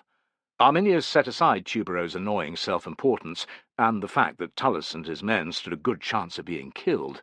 The palisade would be taken soon, one way or another. Hundreds of legionaries were on hand now, and he could do nothing about the prisoners who might be taken from this point on. What concerned him as much was the chance of raiders escaping over the palisade's unguarded back wall. He had to intervene, because success was within his grasp. Arminius lowered his voice so that the others present couldn't hear, the better to protect Tubro's fragile ego. "It's clear that the gate must be taken, Tribune, but I wonder if a multi-pronged attack would work better." Tubro scowled, but he didn't protest, as Arminius explained how his men could split up and stand on their horses' backs to climb the palisade in different places. "The mission will be an unqualified success, whatever happens, Tribune, but fewer legionaries might die if you thought my advice worthwhile. The loss of a senior centurion would be a grievous loss." "Varus, all right, I see what you're driving at," Tubro admitted, his colour rising. "Order your men into position. They're to attack when the trumpets sound." "A fine plan, Tribune." Arminius inclined his head, feigning respect. "You heard, Melo. See that it's done." Melo muttered his agreement, and Arminius added in German, "I want none of the Usipetes to escape. Do you understand?" "Aye." Melo dragged his horse's head around and rode off. "What did you just say?" demanded Tubro. "I told him that you were relying on our men, that they must not fail." He lied. Even with an approving nod, Tubro could convey disdain. Arminius didn't care. It wouldn't be long before almost every Usipetes warrior was dead. What few captives were taken could be dealt with back at Vetera. His secret would be safe. If Tubro's arrogance was the price he had to suffer to achieve that end, so be it. Chapter 11. 100 paces, Tullus counted. 105, 110, and the old injury in his left calf began to register its unhappiness. He ignored the darts of pain it sent up his leg, and the slight tightness in his chest. By the time he'd counted to 130, the warriors by the gate had begun to charge. They came in a great, disorganized mob, chanting and waving their spears. The distance between the two groups narrowed fast. Tullus kept up his fierce pace, so did his men. At 160, however, he was forced to admit that the gate was too far away. He could not reach it before the warriors got to them. Shit, Tullus thought, shit! The legionaries were keeping pace, and he knew in his gut that they, much younger than he, could maintain this speed right to the end. But he couldn't. The pain from his left calf was agonizing, and there was a burning sensation filling his lungs. He would have to live with the consequences of covering less ground, or, more likely, die with them. "Slow down," Tullus croaked. He dragged in a breath, let it out, took another, spat a great string of phlegm on the ground. He lost count, but it didn't matter. The Usipetes were 50 paces away, and closing fast. They were spreading out as they came, in a widening circle that would soon envelop Tullus's small band. The gate was at least 80 paces beyond them. It might as well have been in Judea, he thought. If Tubro hadn't been out for his blood, this was the moment to send his troops surging to the attack. But Tullus still couldn't hear anything from the other side of the palisade. They were on their own. "Halt!" Tullus took a look to his left. 4 legionaries. Over his left shoulder, 3 ranks were resuming their shape. Between the helmets and red faces, he made out Fenestella, still in position. Gods, but he was proud of them.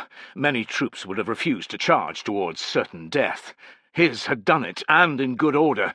"We can still make the damn gate," he cried. "Form square. 5 men wide, 4 deep, 2 within. Fenestella, take the opposite corner to me."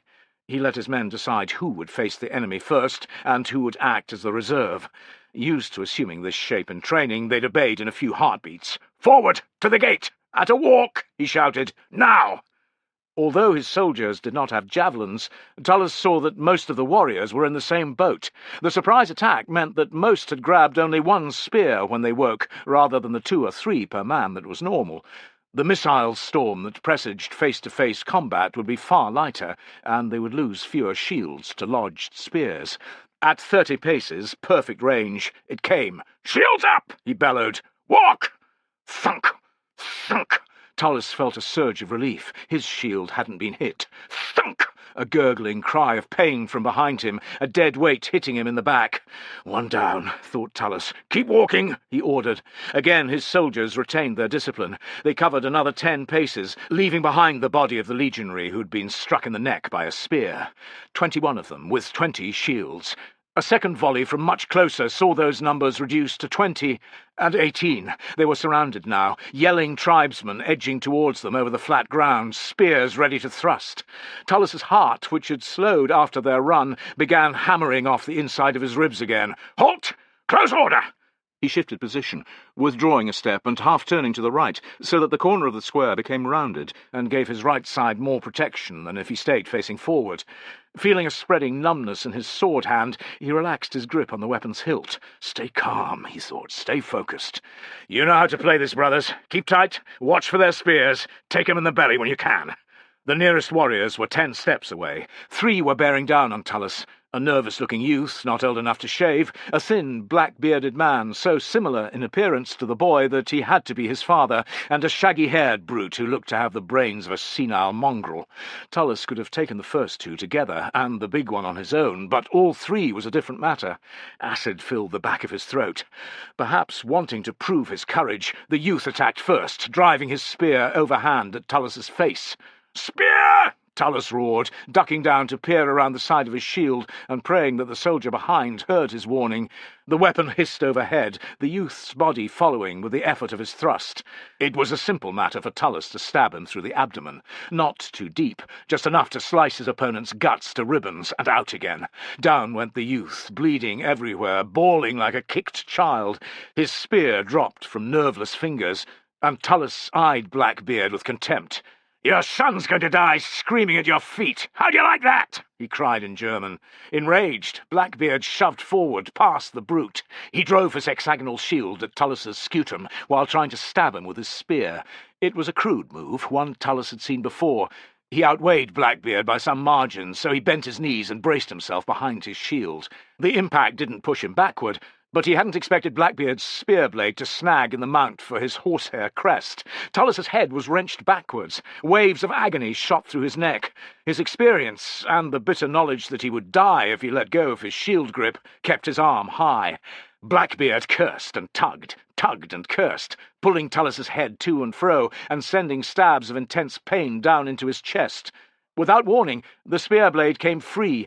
Blackbeard cried out in triumph and drew back his arm to strike again. Sucking in a breath, Tullus somehow found the strength to slide his left foot forward a step and launch a counterpunch with his scutum. Blackbeard stumbled.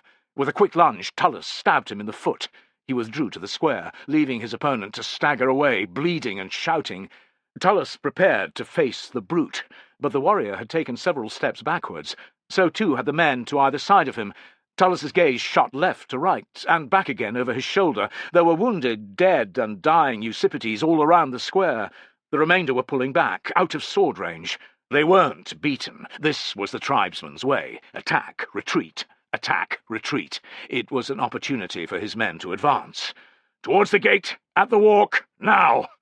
Leaving 4 legionaries on the ground, Tullus didn't check to see if they were dead or alive. They tramped on. Like a shoal of fish threatened by a predator, the nearest tribesmen retreated without breaking formation. A number of them broke into song again, chanting the Baratus, the sonorous war chant for which all Germans were famed. "Damn them, they're brave," thought Tullus. "Not one of them has armour, yet they'll still fight us. Keep moving. 10 paces. 15. 20. The gate was close enough to see the giant locking bar that had been dropped into place behind the 2 doors. It would take at least 6 men to shift the damn thing, 6 men who wouldn't be able to fight as they lifted it. What did it matter, thought Tullus, as the Eusippites' leader, a broad-shouldered chieftain in a red-patterned cloak, bellowed orders, and his warriors surged forward once more. "We'll never get there. For Rome, brothers! For Rome! Rome!" The roar slowed their enemies a little, but no more than that. Scenting victory, for they yet outnumbered the legionaries by at least 3 to 1, they darted forward, long spears at the ready. The shaggy-haired brute came for Tullus again, leering, uttering dire threats in his own language. His arms were thick as decent-sized tree branches, and Tullus's mouth felt even drier. One decent spear thrust anywhere, to his shield or his body, and he'd be finished. "Did your mother fuck a bear?" he cried in German, hoping he'd used the right words. "Or were both your parents animals?" The brute's face twisted with rage, and he charged straight at Tullus, who leaned forward into his shield, left leg bent at the knee. Head below his shield rim, glancing around the side of it, he stabbed his opponent a heartbeat before they collided. There was a grunt of pain. Tullus shoved his blade forward with all his might, but the impact of the brute was still sufficient to send him stumbling backwards. He felt his enemy collapsing on top of him rather than saw it, fell down onto his arse and then his back. The dead weight pressing him into the earth prevented Tullus from moving much, other than his right arm. He had his sword yet, so he stabbed the brute again for good measure. Warm fluid sprayed over his hand. There was a groan, and Tullus repeated the action over and over until his fingers could no longer grip the ivory hilt. Unsure if the brute was dead, but prevented from rising by the body on his shield, he sagged back onto the earth and closed his eyes. His ears filled with the noise of battle, men's shouts, heavy thunks as shields met shields, cries of pain. The dice in his mind's eye spun slower and slower, and came to a stop. "I think the Centurion's still alive!" a voice shouted. To his surprise, Tullus felt the brute being rolled away. Fenestella's ugly mug peered down at him. "Having a rest, sir?" Tullus could not think of a comeback. "I was. Are you hurt, sir?" "Winded, that's all." Tullus let the Optio pull him to his feet, realizing that the Eusippites had retreated again. There were 9 legionaries who could fight, and Fenestella and he. It wasn't enough. There was still no noise of an assault on the palisade. Despite their heavy casualties, more than 20 warriors surrounded them, and the gate was 30 paces away. Fenestella's face was bitter as he jerked his head at it. "So near and yet so far, eh?" A devilment, a madness born of desperation, took flame in Tullus's heart. "I say we can reach it. They won't stand before a wedge, if we do it fast." Fenestella's expression said that he didn't believe Tullus's words any more than Tullus did himself, but instead of arguing, he bared his teeth. "What do you say, brothers? Shall we show these savages how real soldiers can fight?" Tullus's heart filled as the legionaries rumbled their agreement. They also knew that forming the wedge was nothing more than choosing a way to die. "You're good lads," he said. "Form up!" Tullus was bone-weary, but he took position at the point of the wedge. It was the most dangerous position, and he was the Centurion. Tullus didn't hear the shout from the top of the palisade. His soldiers had come in behind him. Fenestella was at his right shoulder, hurling insults at the Eusippites. A gap-toothed legionary who'd been in his century for 10 years was on his left, muttering under his breath what he was going to do to the next warrior who came within reach of his blade. Without looking, Tullus knew that the rest were also there, a mass of sweaty, tired, blood-spattered figures who would follow him until they were dead. "Now!" he shouted, and broke into a shambling run. He fixed his gaze on a warrior with long braids of hair and an oval blue-painted shield. Kill him first and drive on, he thought. Don't think about anything else. At last, Tullus registered the shouting. Or more, he noted the alarm in the voices. His pace slowed a fraction. His eyes flickered up to the walkway over the gate, where 2 Eusippites were screaming and pointing. Tullus couldn't make out their words, but he felt a flare of hope. When he saw a figure clambering over the rampart, one of Arminius's tribesmen, and then another, his heart soared. He had no idea why the auxiliaries, rather than legionaries, were attacking, but he didn't care. "Halt!" His soldiers obeyed, but he could sense their confusion. "Why, sir?" Fenestella's breath was hot in Tullus's ear. Tullus pointed with his sword. Dismayed cries rose from the Eusippites by the gate, as they too noticed the Cheruscans swarming over the top of the palisade. 5, 8, a dozen. There were warriors appearing all along the rampart. Confused, how were so many of them getting up? Tullus laughed as he realized the clever bastards were scrambling up from their horses' backs. He studied the faces of the Eusippites who blocked their path, and let the panic seep in for a few more heartbeats, let them see the Cheruscans dispatching their sentries and leaping down into the compound. "Charge now, and they'll break," he said. "Give us the word, sir," Fenestella replied. Tullus shouted the order, and they moved forward. To his delight, the warriors melted away like morning mist before the sun. 3 of the bravest stood their ground, backs to the gate, but Tullus and his re-energized soldiers cut them down in a frenzy of blows. Setting down shields and sheathing blades, they heaved and wrenched at the great square length of timber that barred the entrance. Tullus could hear sword hilts being hammered on the planking from the outside. Fortuna hadn't given up on him just yet, he thought, as they lifted the locking bar to one side and pulled wide the doors.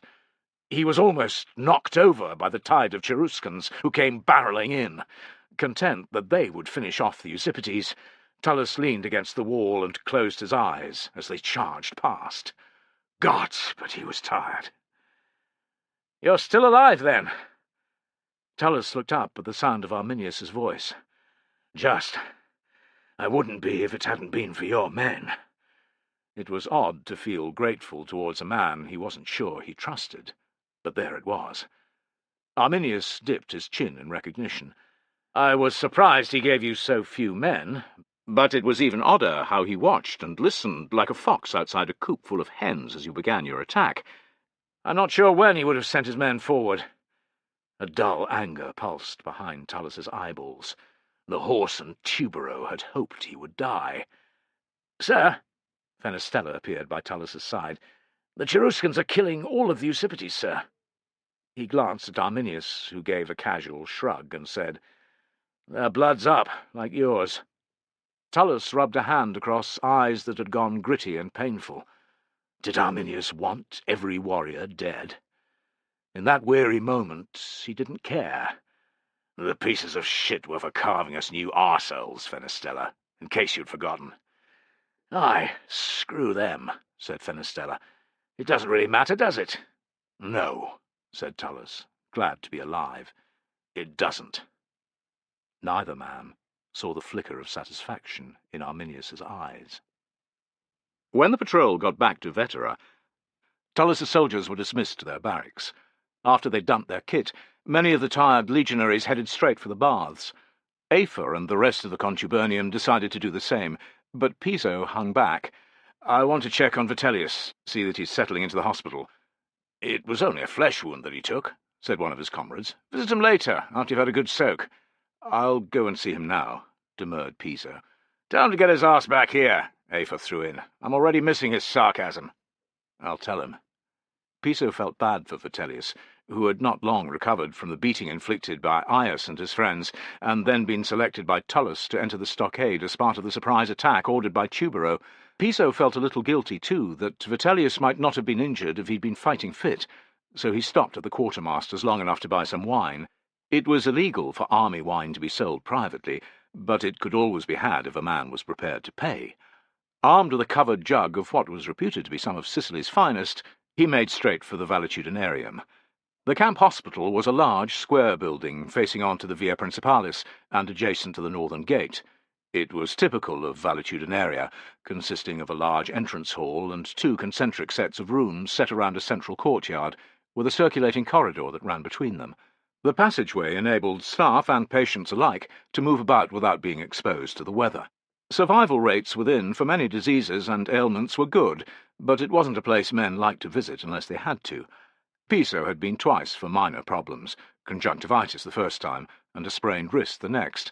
He'd never before had occasion to visit a comrade, in particular one who had been injured in combat. The unmistakable tang of acetum, the disinfectant used by surgeons, hit his nostrils as he stepped inside the doorway. Piso quite liked it. The reception area was jammed with casualties from the patrol. Groans rose from some of the worst cases, while others lay as if already dead. Poor bastards, thought Piso. Only the soldiers with minor injuries seemed pleased to have reached the place. Stretchers had been laid out in preparation, ready to carry the men within. The wounded were being assessed by teams of surgeons and orderlies. He cast his gaze over the room, but couldn't see Vitellius anywhere. He watched, fascinated, as a surgeon he recognized stopped by a legionary with a thick bandage wrapped around one thigh. "You were with the patrol, soldier?" asked the surgeon. "Aye, sir." "What happened to you?" "A German spear, sir. I got knocked over by a warrior, and he ripped my shield to one side. I stuck him as he did. Even though he was dying, the dog still managed to stab me." The legionary winced as the surgeon probed at the bandage. "It bled like a bastard. Sorry, sir, really badly. I was lucky that a comrade whipped a strip of leather around my leg and tightened it with a piece of wood." "What colour was the blood?" "Bright red, sir. It was pumping out." The surgeon's face grew wary. The artery must have been severed. When did the leather come off?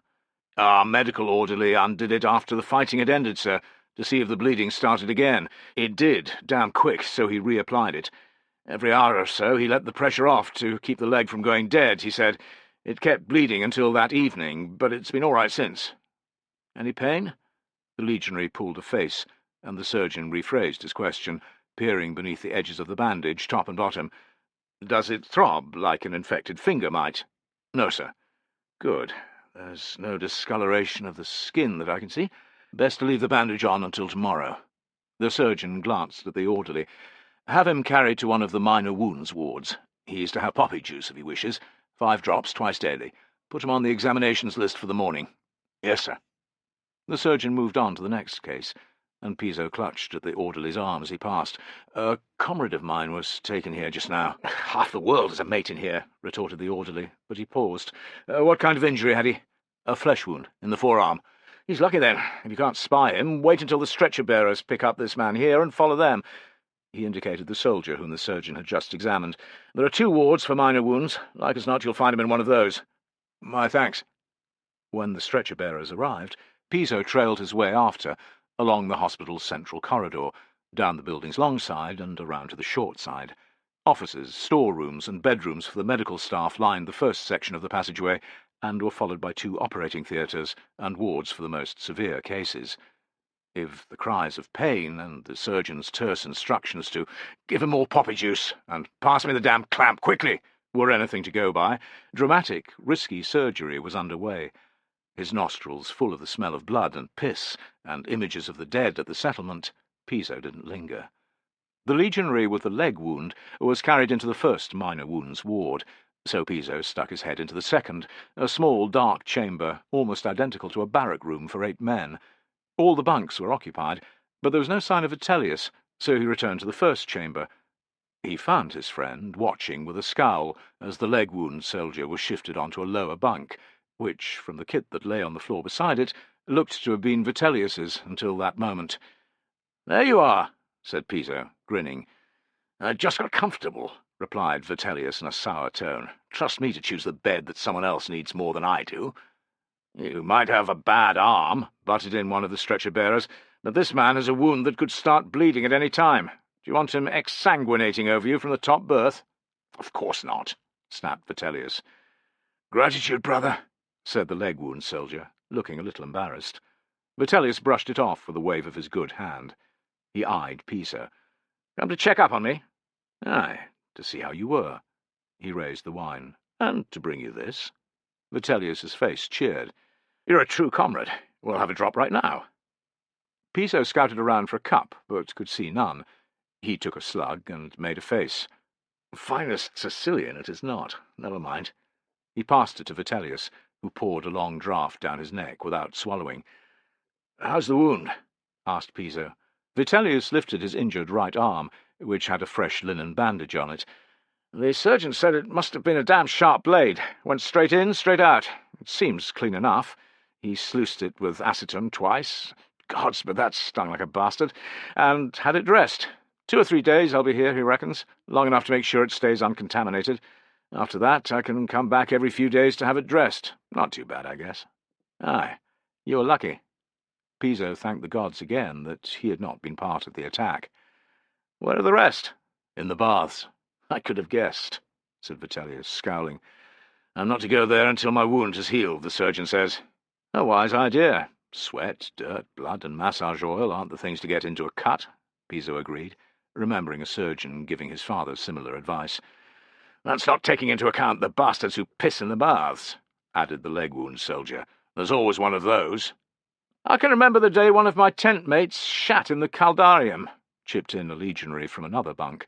"Said he'd eaten some meat that had turned, but that didn't stop us giving him a good kicking." Everyone laughed. "There's quite a party air in here," boomed Tubero, sweeping in, a staff officer and a servant on his heels. "Sir!"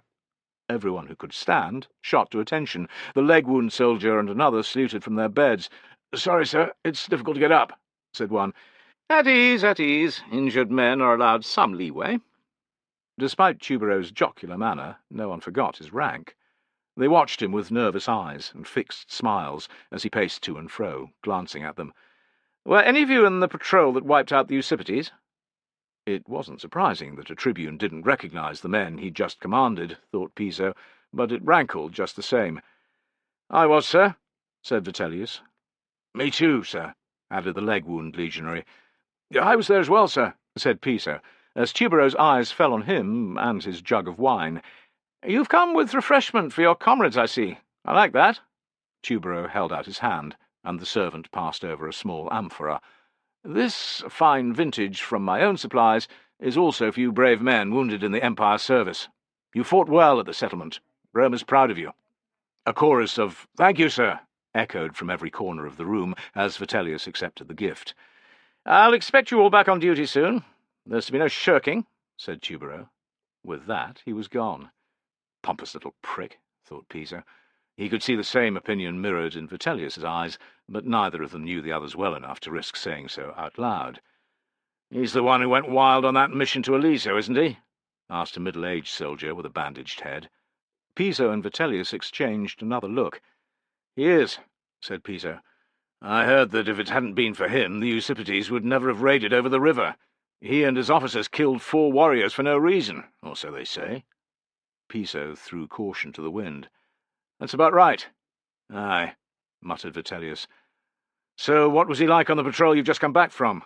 asked Bandage Head. Piso shifted beneath the weight of 7 men's gaze. "A little reckless, perhaps." "Bollocks to that. He's a glory hunter, pure and simple," said Vitellius. "He threw us into an ill-prepared attack against a fortified position. Plenty of men died before he realized his mistake, or more like before our centurion intervened and told him how to do it better. Even then he didn't listen. 20 of us got sent to take the enemy in the rear, when it should have been a half-century or more. We 2, he indicated the leg-wound soldier, and another 7 of our comrades are lucky to be here." Men pulled faces and asked the gods that they never had to serve under Tubero. Vitellius read Piso's wariness. "I was only speaking the truth. Besides, we're all comrades here. Now, are you just going to stand there holding that jug, or pour some for our friends?"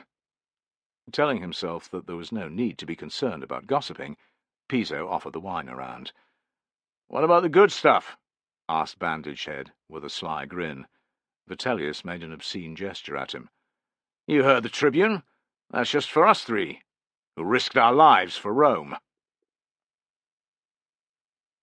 Chapter 12. Varus leaned back in his chair, admiring the gilded candelabra over his head, and thinking about what Tubero had told him. The patrol had returned to Vetera not long before, and the Tribune had been quick to come to his office in Legate Vala's house. He would have Tullus and Belanus report to him later, but the Tribune's account of his mission seemed straightforward. There was little doubt in Varus's mind that it would be corroborated by the 2 centurions.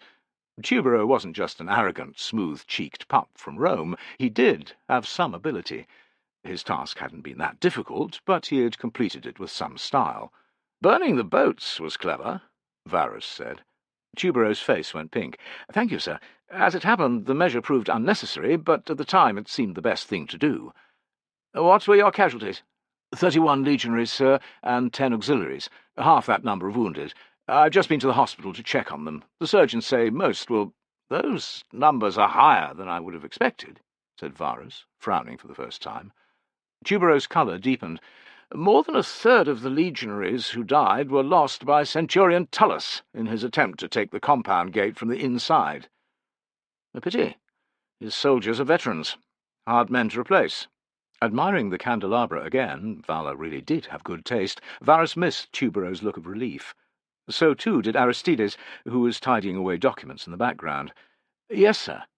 "And you say that there are a dozen or so Eusiphetes prisoners?" Correct, sir. "It's unfortunate, but none appear to be men of rank." "Well, that's to be expected. Tribal leaders are like centurions, first to put themselves into danger, leading by example. You know how it is." "Yes, sir." Tubero stood a fraction taller. "Did the troops perform as they should have? And Arminius's Cherusci?" "Our men did, sir. The Cherusci were—" Tubero hesitated before saying, "a little undisciplined. More prisoners might have been taken if it hadn't been for them. Arminius apologized to me afterwards. He said that they had lost the run of themselves." "That's unsurprising," said Varus with a shrug. "I hesitate to call Arminius's people savages. They are our allies, and much of the time they're an agreeable lot, but they are not Roman. Arminius is more civilized. He won't have been at fault. I doubt that there's a leader alive who could rein his people in during a fight. It's something to bear in mind when you meet the German tribes in battle. They lack self-control, but they have the courage of lions." "I'll remember, sir." "The interrogations have started, I presume?" "Yes, sir. Nothing interesting so far. The captives are all saying the same thing, that their chieftains had nothing to do with the raid." "Have any died yet?" asked Varus. "I don't think so, sir. Time for that to change. See to it that 2, at least 2, die under questioning, in brutal fashion. It's important that the other prisoners witness it." Tubero blinked. "Yes, sir." Behind Varus, Aristides made a faint sound of disapproval. Their distaste amused Varus. "Unpleasant it may be, Tribune, but the method is tried and tested. Men are quick to reveal all they know when their comrades' guts have been spilled on the floor before them." Tubero's chin firmed. "I'll see that it's done, sir. Any new information will be brought to you at once. You may go." Tubero was at the office door when Varus said, "Tribune?" "Yes, sir." "Well done." Tubero's cheeks turned crimson. "Thank you, sir." Varus felt satisfaction as the senior tribune left the room. Scant praise worked best, he had always found. He sensed Aristides behind him. "You disapprove of torture?" There was a sniff. "I don't like it, Master, no."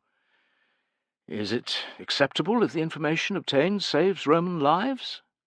There was no reply, and Varus said, "I too find the practice repulsive, but a lifetime's experience of power has taught me that nothing is ever black or white. Instead, things tend to be a dull shade of grey, which means that when it comes to obtaining useful intelligence, torture can be acceptable." "I am grateful to be spared the need ever to make such decisions, Master." For once, Varus was envious of his slave's position. He shoved away the uncomfortable feeling.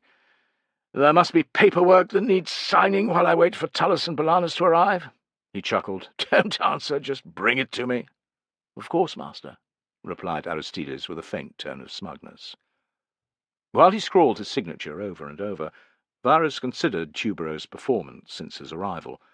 It wasn't uncommon for tribunes to be haughty, spoiled brats who needed constant monitoring for the first period of their service. After the incident with the cattle-herding Eusippides, Varus had been convinced that Tubero would fall into that category, and was perhaps even an extreme example thereof. This concern had for the most part been laid to rest by the mission to wipe out the raiding party. Tubero still had much to learn, but he had done a good job. With the right guidance, he would develop into a fine leader. When that quality became clear, it would reflect well on him with Augustus, Varus mused, and that could only ever be a good thing. Until this appointment, he had spent years in the political wilderness. It wasn't impossible that the same could happen to him again. Better to mentor Tubero rather than put him down. There was a knock. One of the sentries entered and announced the centurion's arrival. "Send them in," ordered Varus. Without being told, Aristides cleared away the letters and returned to his position at the back of the room, where he had a small desk of his own. Varus stood as the two crossed the threshold, showing them his regard. He had always had time for centurions, the backbone of the army throughout the empire. They were the salt of the earth, he thought, in particular this pair. "Tullus, Belanus, welcome." They both saluted. "Governor, at ease, we're not on the parade ground." Varus picked up a graceful blue glass jug from the table by his desk. "Wine?" The two glanced at one another. "I'm having some," said Varus, to put them at ease. "My thanks, sir. I will if you will," said Tullus. "I don't want to be the odd one out, sir," added Belanus. "Thank you." "Excellent." Varus poured a healthy measure into 3 glasses and handed them out. He raised his high. "To the Emperor. May his reign continue for many years." "To the Emperor," Tullus and Belanus repeated, and they all drank. "To a fruitful mission," said Varus, toasting them. "Well done." "Thank you, sir," they replied. "We weren't in charge, of course," said Tullus. "I know, Tubero was, but a senior tribune needs experienced officers around him, in particular with his first taste of combat. Your success leads me to assume that he performed well. Would I be correct?" Tullus and Belanus exchanged another look, one that told Varus they had talked beforehand about what they would say. Although it didn't surprise him, he felt a flicker of irritation. "Come now, we're friends here. You can speak your minds with no fear of retribution." "Tubero commanded well, sir," said Belanus. "I have no major complaints." "And minor ones?" Belanus grew a little awkward. "Tell me," Varus ordered. "During the fighting, some of the Usipetes managed to barricade themselves inside the village compound, sir. Tubero's response was hasty. Instead of assaulting the compound in a number of places and overwhelming the defenders, he ordered a direct attack on the front gate. It didn't succeed, and 8 legionaries died." Another word, unnecessarily, hung in the air. It could have been worse, thought Varus. "And at that point, Tubero ordered you, Tullus, to scale the far side of the palisade?" "That was my suggestion, sir," replied Tullus. "Not the tribune's?" "No, sir." Varus registered Belanus's nod of agreement. He felt annoyed that Tubero had neglected to mention this detail, but wasn't altogether surprised. At the same stage in his career, he might not have either. "I see. And it was during your attack that many of the casualties were lost?" Again Tullus and Belanus glanced at one another, and Varus began to wonder if the mission had not been as straightforward as Tubero had made out. "Well?" "That's correct, sir," said Tullus. "What happened?" "I had only 20 men and an optio with me, sir. There were upwards of 60 warriors within the compound." "But the legionaries outside must have been attacking the palisade at the same time, splitting the defences." "They didn't do so immediately, sir," said Tullus. "Was there some kind of miscommunication?"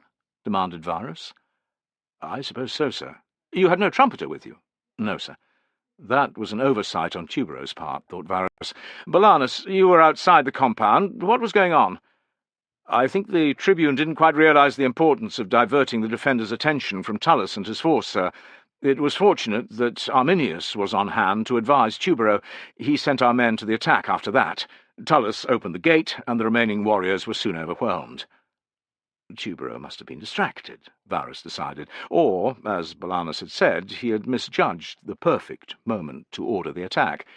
It was fortunate indeed that he'd sent Arminius on the patrol. "I'm glad that you survived, Tullus. Your death would have been a sore loss to your legion, and to the Empire." "Thank you, sir," said Tullus, raising his glass.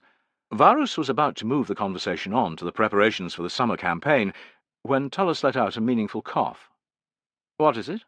asked Varus. "I was unhappy with how few prisoners were taken, sir.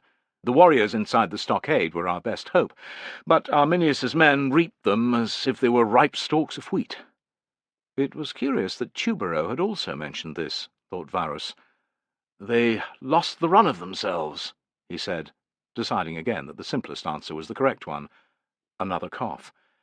"I wondered if Arminius had ordered his men to act as they did, sir." "Why would he do such a thing?" demanded Varus, frowning. "I don't know, sir," Tullus admitted, looking awkward. "But I thought that perhaps they went about killing the Usipetes with more zeal than was necessary." "Perhaps. So you're not sure? You have no evidence to back up your theory?" "No, sir." "Unless you have some kind of proof for me, Centurion," said Varus in a reproving tone, "I suggest you stitch your lip." "Yes, sir." "Now, back to the preparations for the march east," declared Varus. The Centurions warmed to the topic, which pleased him. He wasn't the only one looking forward to getting out of the damn camp.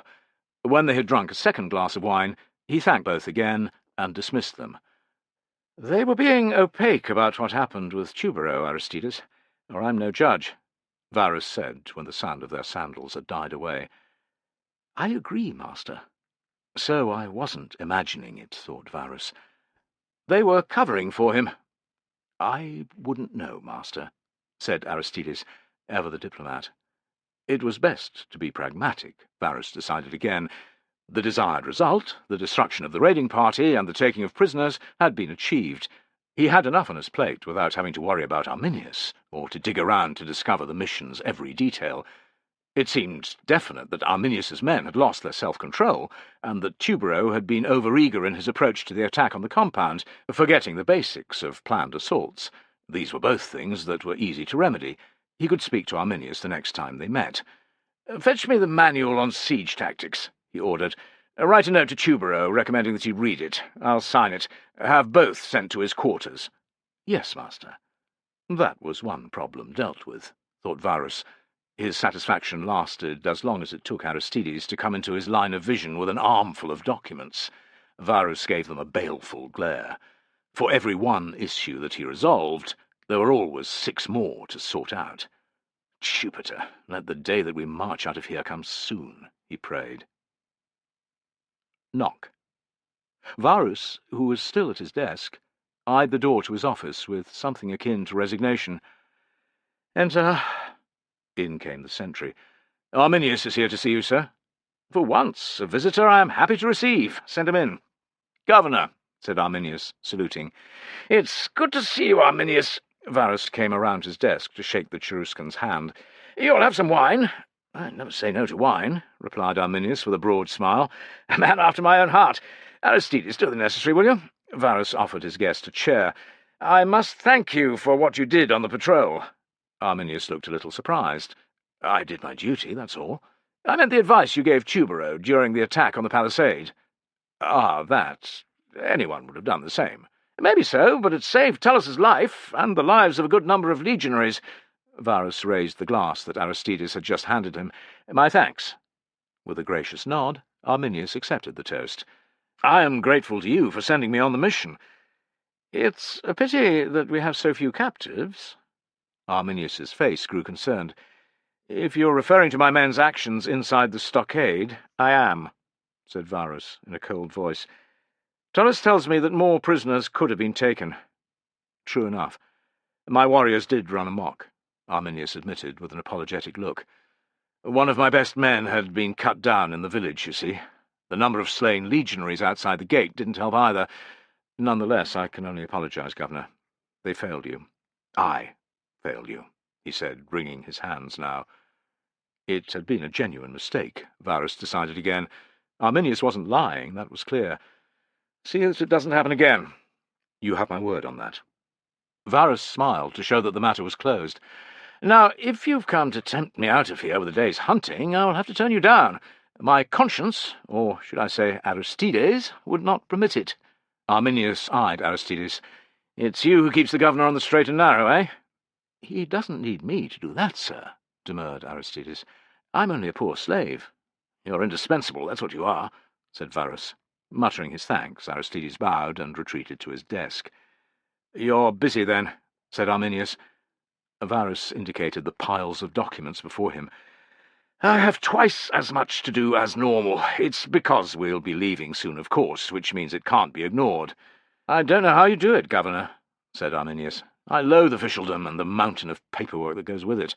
Thank Dona that I, too, have a scribe. If it weren't for him, the quartermaster would be bending your ear about me every other day. Why does everything have to be filled out in triplicate?" "That's the army for you," said Varus, chuckling. "All the Empire's property and resources have to be accounted for. It's how it has been since Augustus became emperor." "Which means we have to accept it," said Arminius, raising another toast. "To Augustus." Varus echoed Arminius's words, and then set down his glass. "Something makes me doubt that you came here to discuss the intricacies of military paperwork." "Ah, you know me well, Governor. I was wondering if you had given any thought to punishing the Usipetes for the raiding party." He laughed. "I'll rephrase that, because you will have done. Have you decided what the tribe's punishment will be?" "After a fashion. The prisoners didn't yield much information, but every last one maintained that they had left their villages without their chieftain's knowledge." "And you believed them?" "They were treated in a most unpleasant fashion." "I do. I see." With this in mind, I concluded that the most punitive type of response, burning settlements and killing the inhabitants, you know the drill, would be counterproductive. We're trying to pacify Germania, not set it alight. The raid can't go unanswered, however. The Usipetes leaders may not have known what those warriors would do, but they should have. They have a responsibility to Rome to prevent their people acting in such an unlawful and barbarous manner. Taxes, then? Indeed, a heavy tax. I haven't decided the exact amount, but it will be determined by the number of dead in the settlement, as well as the number of soldiers, Roman and auxiliary, who were lost in the action. Varus cocked his head. "Why do you ask?" "I wondered if you would allow me to be among those who delivered the message to the Eusippides, either with a sword or a letter demanding more tax." "You are ever the Empire's servant, Arminius," said Varus, looking pleased. "Very well, you shall be in charge of the patrol." "I am grateful, Governor. How strong a force will it be?" "Strong? Although their villages will be spared, the Eusippides need to see and fear Rome's might. Take your entire command. I will also send 3 cohorts of legionaries. Tullus, whom you know, will be your second in command." "Tullus is a fine centurion," said Arminius. "What about Tubero?" Varus studied Arminius's face for signs of sarcasm, but finding none, relaxed. "This is a delicate mission. I want veterans in charge." "Understood. When shall we leave?" "The message should be delivered as soon as possible. Tomorrow, or the next day, at the latest." Chapter 13. The following evening, the sun set in a blaze of glory, staining the western sky many beautiful shades of pinks and reds. Arminius and Melo were sitting by Arminius's tent, and at their feet a small pile of burning logs glowed. Around them their warriors crouched by their own fires. It had been cooler than normal that day, and to the right, beyond their unit's position, hundreds of legionaries were doing the same. An earth bank to Arminius's left marked the southern rampart of the marching camp. "Let me go in your stead." Even in the poor light, the unhappiness twisting Melo's face was clear. "This is something that only I can do," replied Arminius. "I am the chieftain, not you." "Then I should also come." "I go alone." The camp's position, less than a quarter of a mile from the main Eusippides settlement, had been chosen by Tullus upon their arrival. No communication had been sent to the tribe's leaders. That would happen in the morning. As Tullus had suggested, and Arminius agreed, they could stew overnight. The centurion was a clever man, thought Arminius. Short of sacking the place, he couldn't think of a more intimidating measure. More importantly, however, it afforded him a chance to talk to the Eusippides leaders in secret, this very night. "What if the chieftains are aware of our involvement in the annihilation of the raiding party?" asked Melo. "They won't have heard a word." "How do you know?" "They didn't seem too happy when they came out to look at us." "Would you react well if 2,000 Roman troops appeared outside your village a few days after some of your warriors had broken the imperial peace?" "I suppose not," admitted Melo. "Yet they might still know what we did." Arminius kept his voice level. "Then, when I go in there, they'll torture and kill me." "All the more reason for me to come, as protection." 2 spears wouldn't be enough, Melo, and you know it. You would also die, and there's no point in that. I can't take a decent-sized escort with me either, because I've got to get over the rampart unseen. The Romans must not find out that I'm leaving the camp. Even if I managed to sneak a few men out, it would make the Eusippides suspicious. I don't like this plan, Arminius. I must meet the Eusippides chieftains, and before tomorrow, when Tullus reveals the penalty for their warriors' crimes. They are more liable to accept the punishment taxes if they understand that Varus still trusts me, that everything is in place for the ambush to work. They won't have to wait long for revenge, in other words. Melo continued to look unhappy, and Arminius said, "What would you have me do? When we ride east with Varus, opportunities to win over other tribes could be few and far between. This is a perfect opportunity to cement the Eusippides into our alliance. If not now, then when?" "You're right," replied Melo, using a branch to give the fire a savage poke. They watched the resulting stream of sparks rise, pinpricks of light that winked out one by one. "The Romans' lives will be snuffed out like those sparks," said Arminius, thinking of his aunt and cousins. "Think on that while I'm gone." "Don't I protect you?" "It is in his name that I do this." Arminius remembered the sacrifices he'd seen as a boy, and took strength from the memories. "Got the rope?" "I have it here." "It's dark enough. Time to move." They had already discussed where Arminius should go over the earthen rampart of the rectangular marching camp, which had been thrown up when they'd arrived. The 4 gateways, in the middle of each side, and the corners were manned at all times. At regular intervals, sentries patrolled the ramparts between these points. Arminius, Melo, and 3 warriors crept into position midway between a corner and a gate. Arminius could feel his heart thumping a protest. It was one thing to talk about getting out of the camp unseen, and another to do it. If he were caught, there would be hell to pay. No, he thought, it would be worse than that. Tullus would suspect him, correctly, of treachery. "Move," he told himself, "before your courage leaves you." "Ready?" he asked the trio of warriors. "Aye," they whispered back. "The gods guide you, Arminius," said one. "You must play your part too. Be convincing. Go." He and Melo watched as the three staggered out from the shadows cast by the rampart. Talking in loud voices, they wove their way towards the nearest corner of the defences, from where the sentry that guarded this section would soon appear. It wasn't long before a voice challenged them. Arminius waited until their conversation with the sentry was well under way before he gave Melo the nod. His friend gave him a lift at once, up onto the walkway. Guts wrenching with nerves, in case he should be seen, Arminius knelt and heaved Melo up beside him. There was no cry of alarm then, nor was there as Melo unravelled the rope tied around his waist and threw it over the rampart. "It will be too risky to try and get back in," hissed Arminius. "Send out a turma at dawn when the gates open. I'll meet them 1/2 mile away, among the trees that border the road west. If Tullus asks where I am, tell him I had to pray to our gods." Arminius had to believe that that would be enough to allay Tullus's suspicion of him, which had been made more evident by his comment to Varus about the killing of the raiding party. Melo nodded to show he'd understood, and braced a foot against the battlement. Without hesitation, Arminius climbed over the edge. Once he'd worked his way between the spiked branches, he lowered himself hand over hand into the ditch beyond. At the bottom, he gave the rope a sharp tug. Without waiting for Melo to pull it back up, they were both on their own now, he clambered out of the trench and crawled on his hands and knees for some distance. Hidden in the blackness, he listened for the count of a score of heartbeats and more. To his intense relief, he heard nothing. Neither he nor Melo had been spotted. The first part of his mission had been successful. That meant the real danger was about to begin. Asking Donar for his continuing protection, Arminius strode towards the Eusippides settlement. A challenge rang out some distance from the first longhouse, and fresh sweat slicked down his back. "I'm a friend," he called out in a low tone. "Arminius of the Cherusci is my name." "It's an odd fucking hour to come calling," said the sentry, looming out of the darkness with a levelled spear. He peered at Arminius's face, took in his well-cut clothing, and grunted. "Especially considering the company you keep. I saw you earlier, with your warriors, among the damn Romans." "I'm a friend of the Eusippides." "I don't know many who would agree with that statement." His lip curled.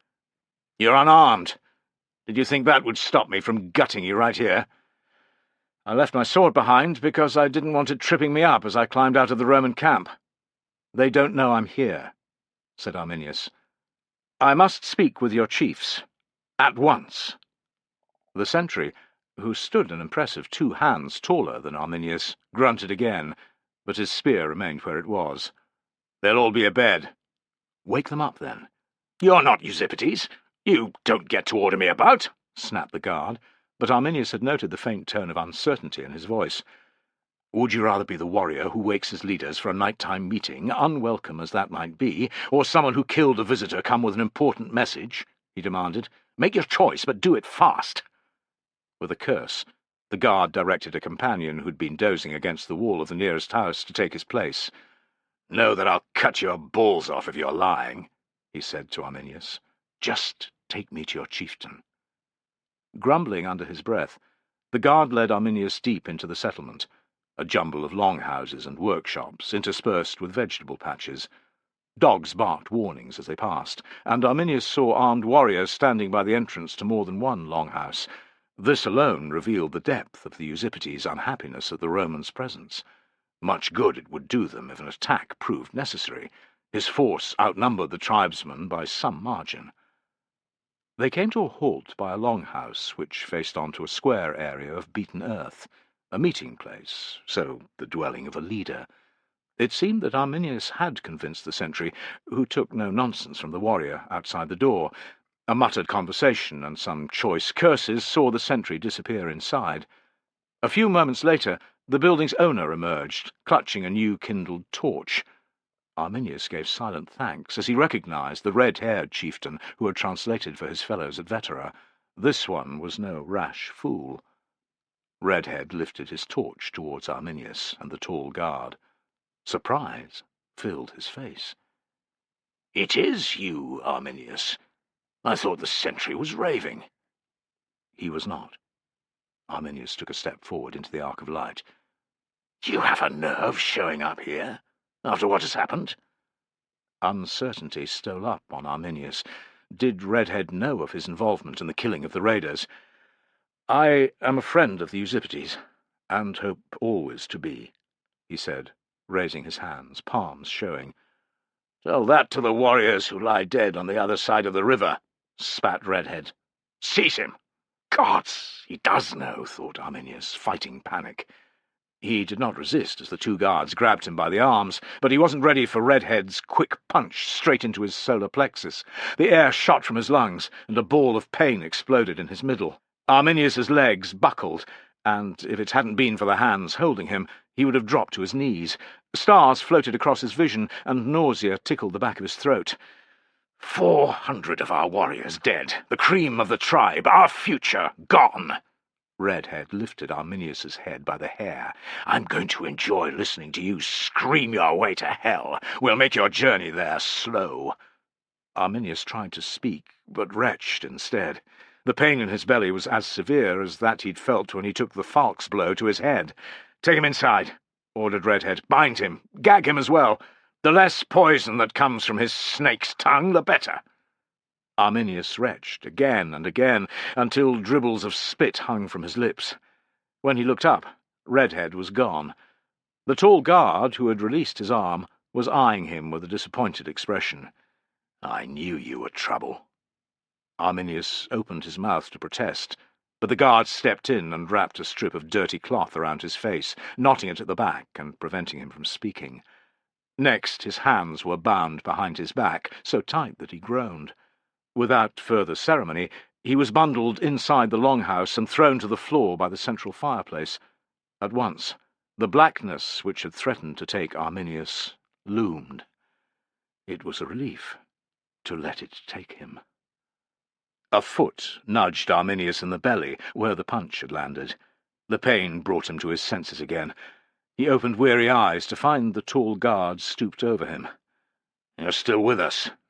"Good." The guard levered him up into a sitting position. A half-circle of men stood around Arminius, keeping him close to the fire. He recognized most of them as chieftains who had come to petition Varus after Tubero's misguided attack on the cattle-herding youths. Every face was angry, closed, hard. They were the faces of men who knew of his treachery.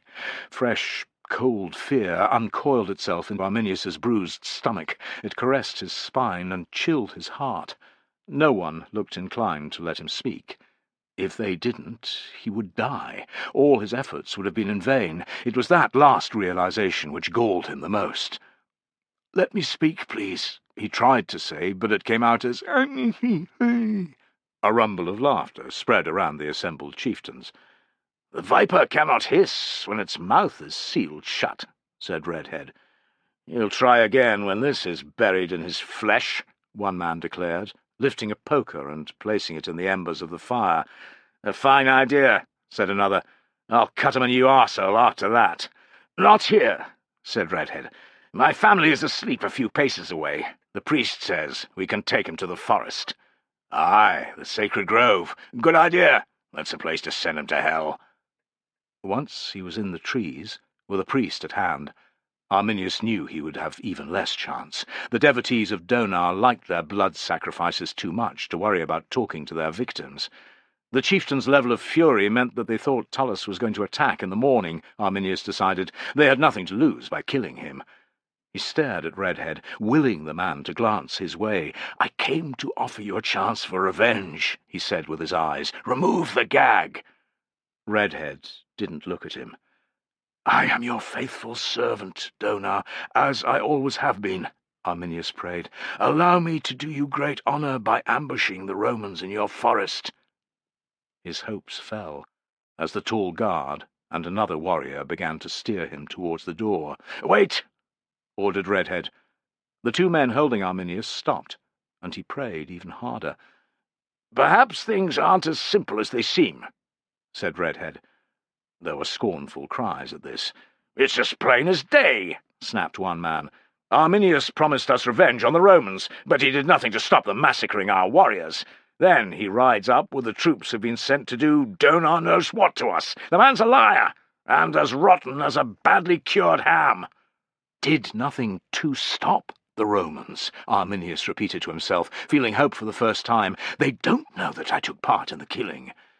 "I'm more than prepared to kill Arminius still," said Redhead, "but there's no harm in talking to him first." "Why waste our time?" snarled one chieftain. "The Whoreson has always had a silver tongue. He'll just try and convince us that there was nothing he could do." "You may be right," said Redhead, "but answer me this. Why would he bother coming unarmed into our settlement in the dead of night, if not to tell us something important? He's no fool." There was no immediate answer. "Aye, let him speak then," said a chieftain with thick, bushy eyebrows. "We can replace the gag quick enough if we don't like what he says." Arminius's fear eased a little as Redhead stepped in and untied the strip of cloth that had bound his mouth. "My thanks," he muttered through dry lips. Redhead made no acknowledgment. "What is it you wish to tell us?"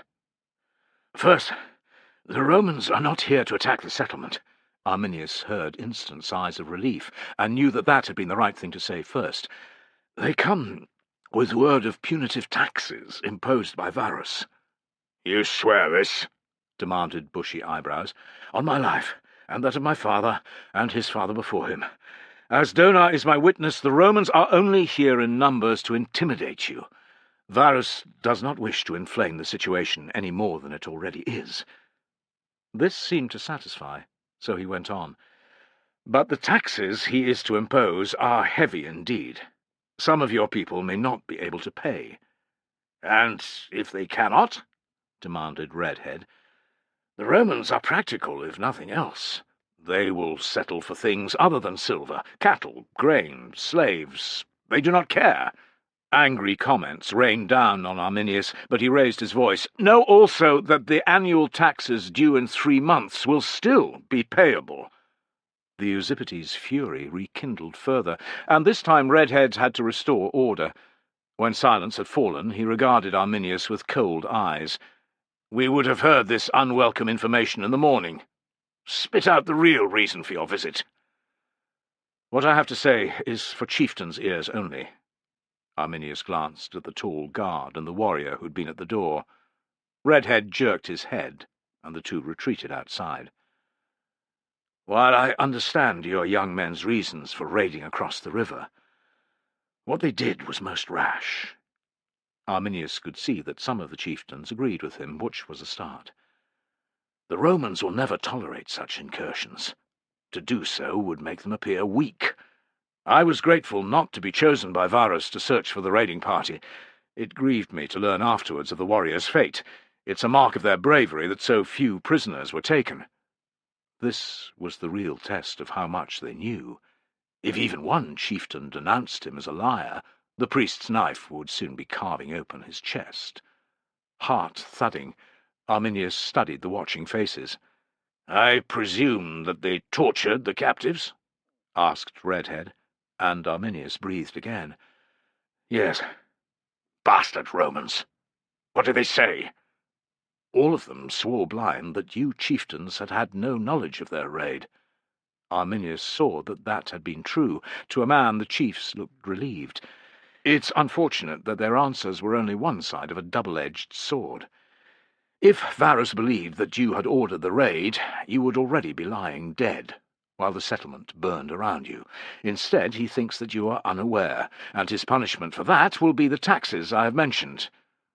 "Damned for knowing, damned for not knowing," snarled bushy eyebrows. "Dead, if we'd known, beggared because we did not," corrected Redhead, his tone acid. "The difference, though small, is worth noting." "Remember the annual taxes, which will also be due soon," said Arminius. He saw the hopelessness rising in the chieftain's eyes. Their anger towards him had been eclipsed. This was the moment to strike. "Do not lose faith," he urged. "All is not lost. Some time past you will remember that I came to you with a plan to attack Varus and his legions while they are on the march this summer. With Donar's help, I intend to wipe them from the face of the earth." He paused, studying their expressions, and took heart. No one had told him to shut up, and at least 2 men were nodding in agreement. Not Redhead, though. You may also recall that the Bructeri stand with the Cherusci on this. The Chatti are soon to join us. Taking part will grant you, Eusippides, a chance to avenge not just your dead warriors, but to redress the great injustices that will be laid upon you tomorrow. You will not have to wait long for vengeance. Varus's army will march east inside the next month. I know this and more because he regards me as a trusted ally, a man in whom he can confide, a friend. Varus's acceptance that his men had merely been overeager in their killing of the Eusippides was proof of that. Now Arminius judged that he might have about half of them, but not more. He flailed around inside his head, worrying that even at this point the chieftains would give up, bend the knee to Rome, pay Varus's taxes, although that would mean bleeding themselves dry. "I've killed and lied to get this far," he thought. "What's another lie? In recent days I have had word from the Marsi and the Angrivarii. They, too, will fight with us. 6 tribes will field a mighty force that will crush the Romans like men step on ants. With the Eusippides by our side, we will be invincible." Arminius knew he couldn't sound desperate, so he let his words settle among the chieftains. He prayed that they took root. No one spoke. Each dragging moment seemed to last an eternity. "How many soldiers will Varus lead over the river?" asked Redhead at last. 3 legions, and a number of auxiliary units. None are full strength, they never are, so all told there will be about 15,000 men. "And you expect to field?" Arminius couldn't blame Redhead. When a man was about to risk his life, and those of his people, he had every right to know such important details. He was asking, though, and that was good. "By my reckoning, close to 20,000 warriors. On an open battlefield, that superiority will not be enough," said Redhead, and a few heads nodded. Arminius was ready. "You speak true. But it was never my intention to fight the Romans face to face. Your warriors' strengths, and mine, are those of courage, speed, and agility. Ambush Varus, and we can utilize all those qualities at once. Imagine your warriors like the clouds of midges that plague our peoples every summer, but far more deadly. They will dart in from the forest and attack the Romans. Before the enemy can react, they will escape, not above, as midges do, but to the safety of the trees.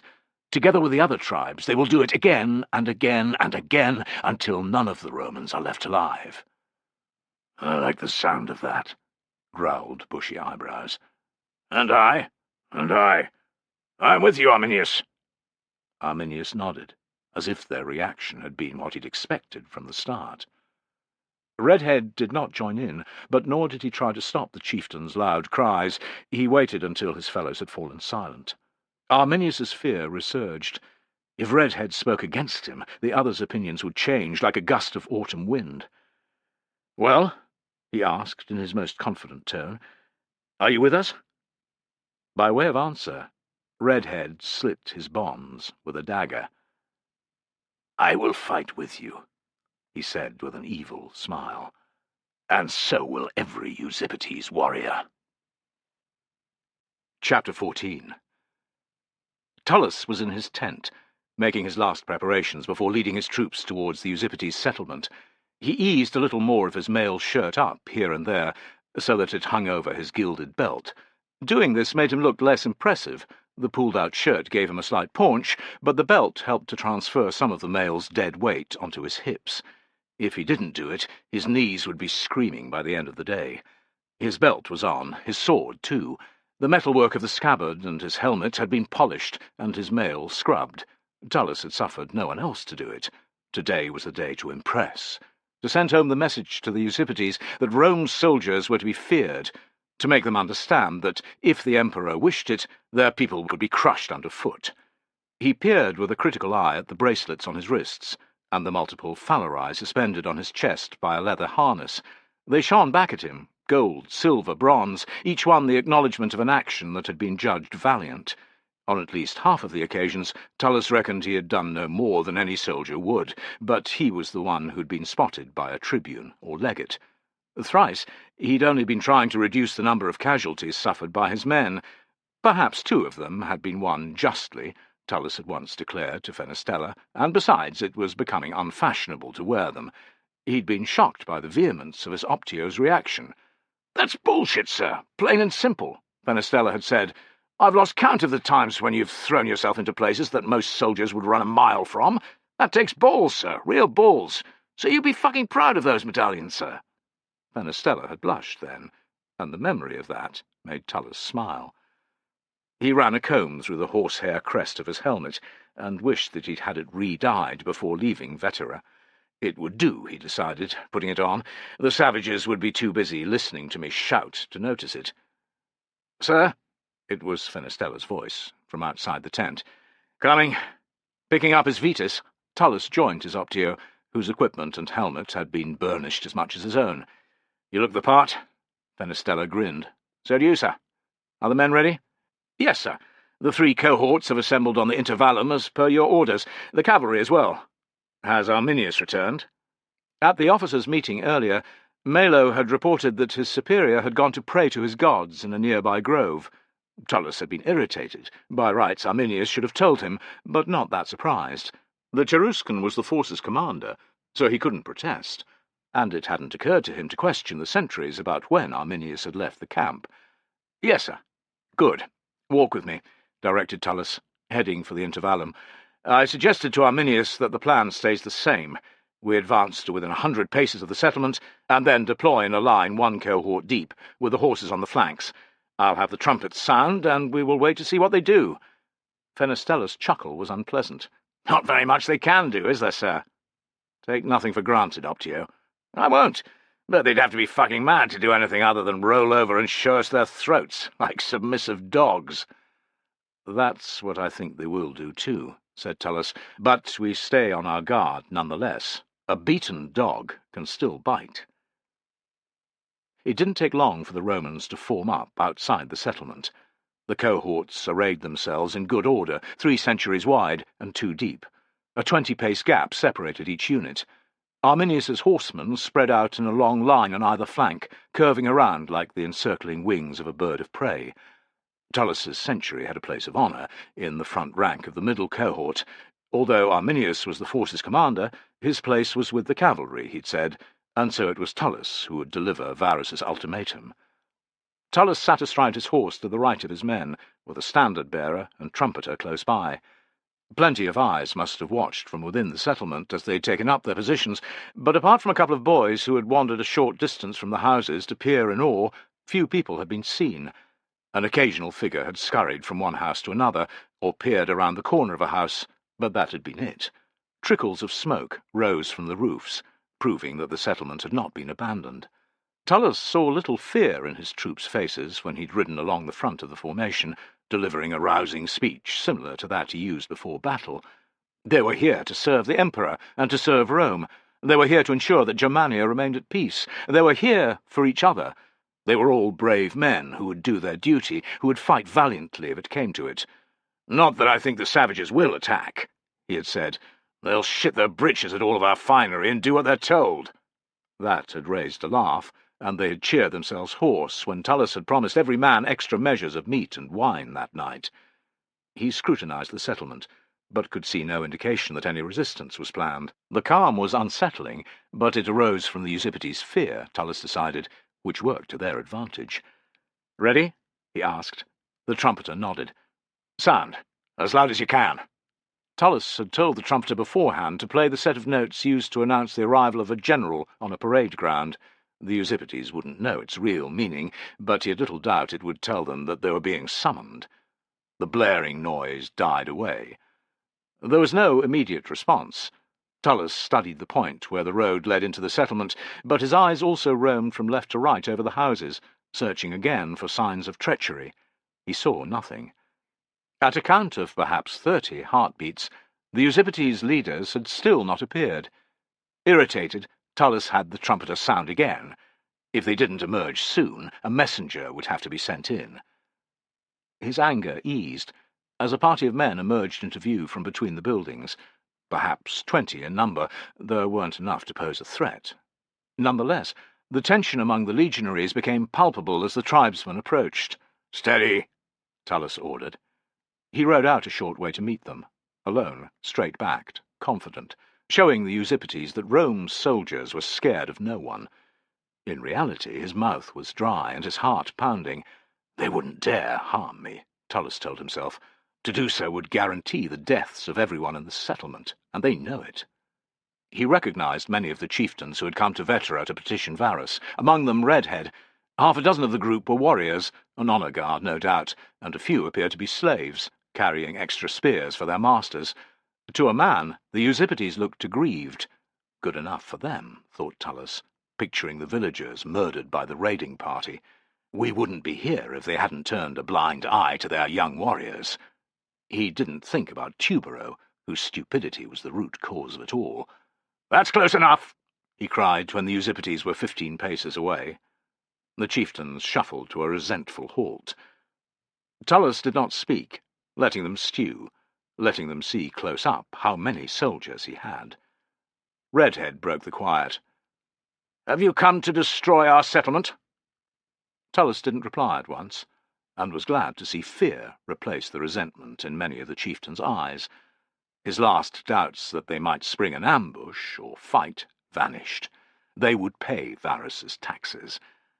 "Thanks to the governor's clemency, not today," he said, and let the silence build once more. Redhead shifted from foot to foot as he listened to the other chieftains' muttered questions. "Why are you here?" he asked at length. "You know why."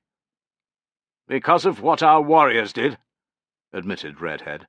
"That's right. Governor Varus has sent me to deliver a message," said Tullus in his best German. Keen to reduce the chance of misinterpretation, he reverted back to Latin, speaking slowly so that Redhead could translate. "You will have heard that the raiding party was all but wiped out, and the survivors sold into slavery. The matter does not end there, however.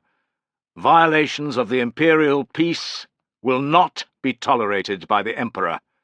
Will never be tolerated.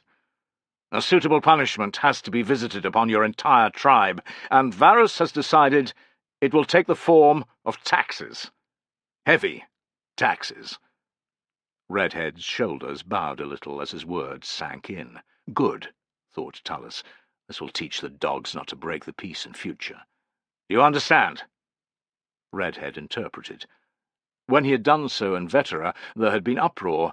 This time there were weary nods and shrugs. A few hate-filled glances were thrown in Tullus's direction, but that was to be expected. If there had been none, he would have been suspicious.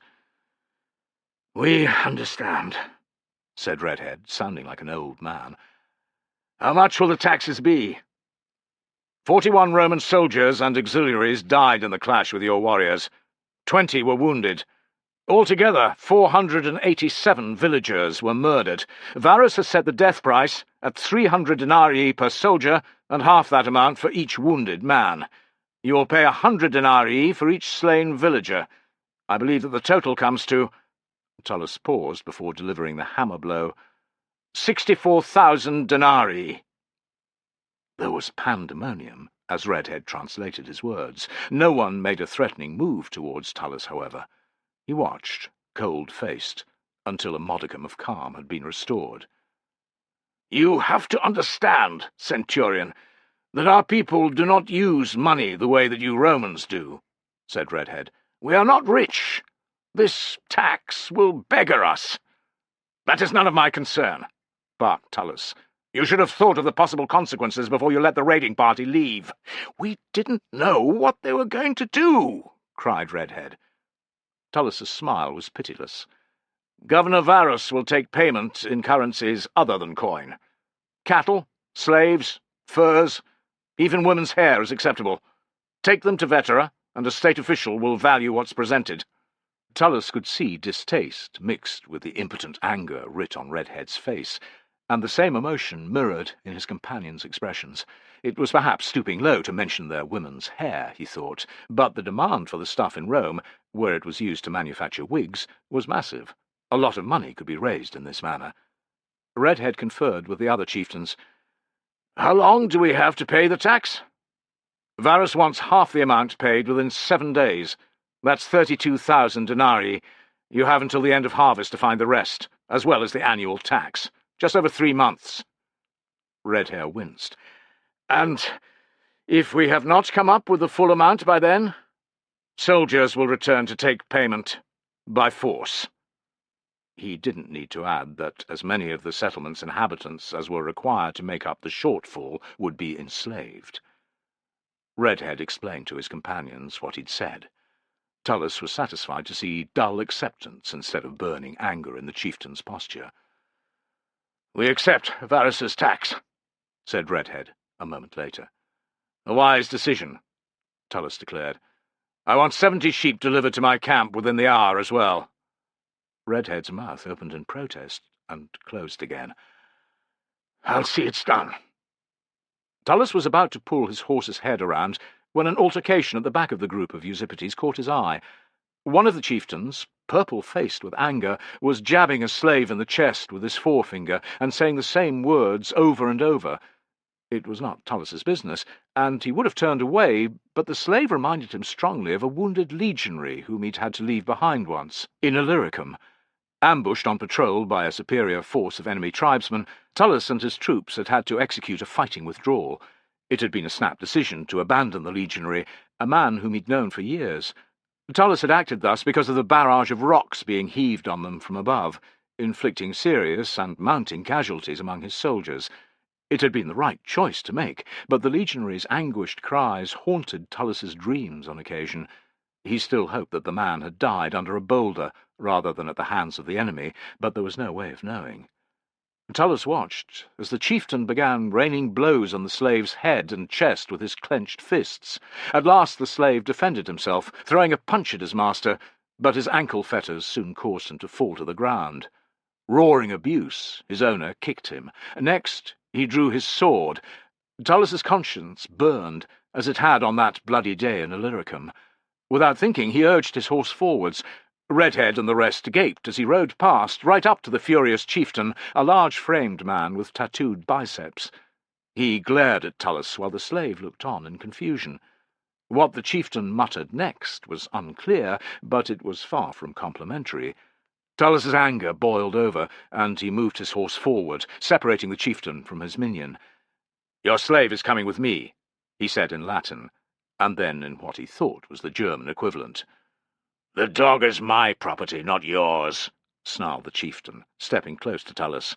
"I do with him what I want." Tullus placed the hobnailed sole of his boot against the man's chest and shoved him backwards. "Consider him part of Governor Varus's tax." He glared down at the slave. "Speak any Latin?" A blank stare. "Come with me," Tullus ordered in German. "You're mine now." The slave's eyes registered surprise, and something else. Gratitude, perhaps, it wasn't clear, but he got to his feet with alacrity and moved to Tullus's side. Helped by those around him, his owner had regained his balance. At once he took a step towards Tullus, his sword raised. The other chieftains tensed. Tullus's guts twisted. It had been rash to act as he had. A single wrong move now, and the Eusippides would be on him like a pack of stray dogs savaging a bone. He took a quick look at the slave. The fear in the man's eyes, and the livid weals marking every exposed part of his flesh, hardened Tullus's resolve. The slave was clearly mistreated on a regular basis. "Lay a hand on me or this man," he cried in Latin, "and, as the gods are my witnesses, I will order my men to attack your settlement." He shot a look at Redhead. "Tell him." Redhead gabbled a couple of sentences, and the big chieftain scowled. With great care, he hawked a great gob of phlegm through the air. It landed at the slave's feet. "Fuck you, too," said Tullus. He knew how to say that in German. The chieftain snarled something back, and again lifted his blade. "Go on, you prick," said Tullus, his temper starting to gain the upper hand once more. Redhead gestured at the chieftain, speaking in a low voice. Tullus caught the words, "too great a risk." With a face as black as thunder, the chieftain retreated a few paces. "You treat him with great dishonour," said Redhead. "Slaves are the property of their owner, to do with as they wish." "It is the same among my people," said Tullus. "Why are you stealing this slave, then?" "Because I felt like it," replied Tullus in an icy tone.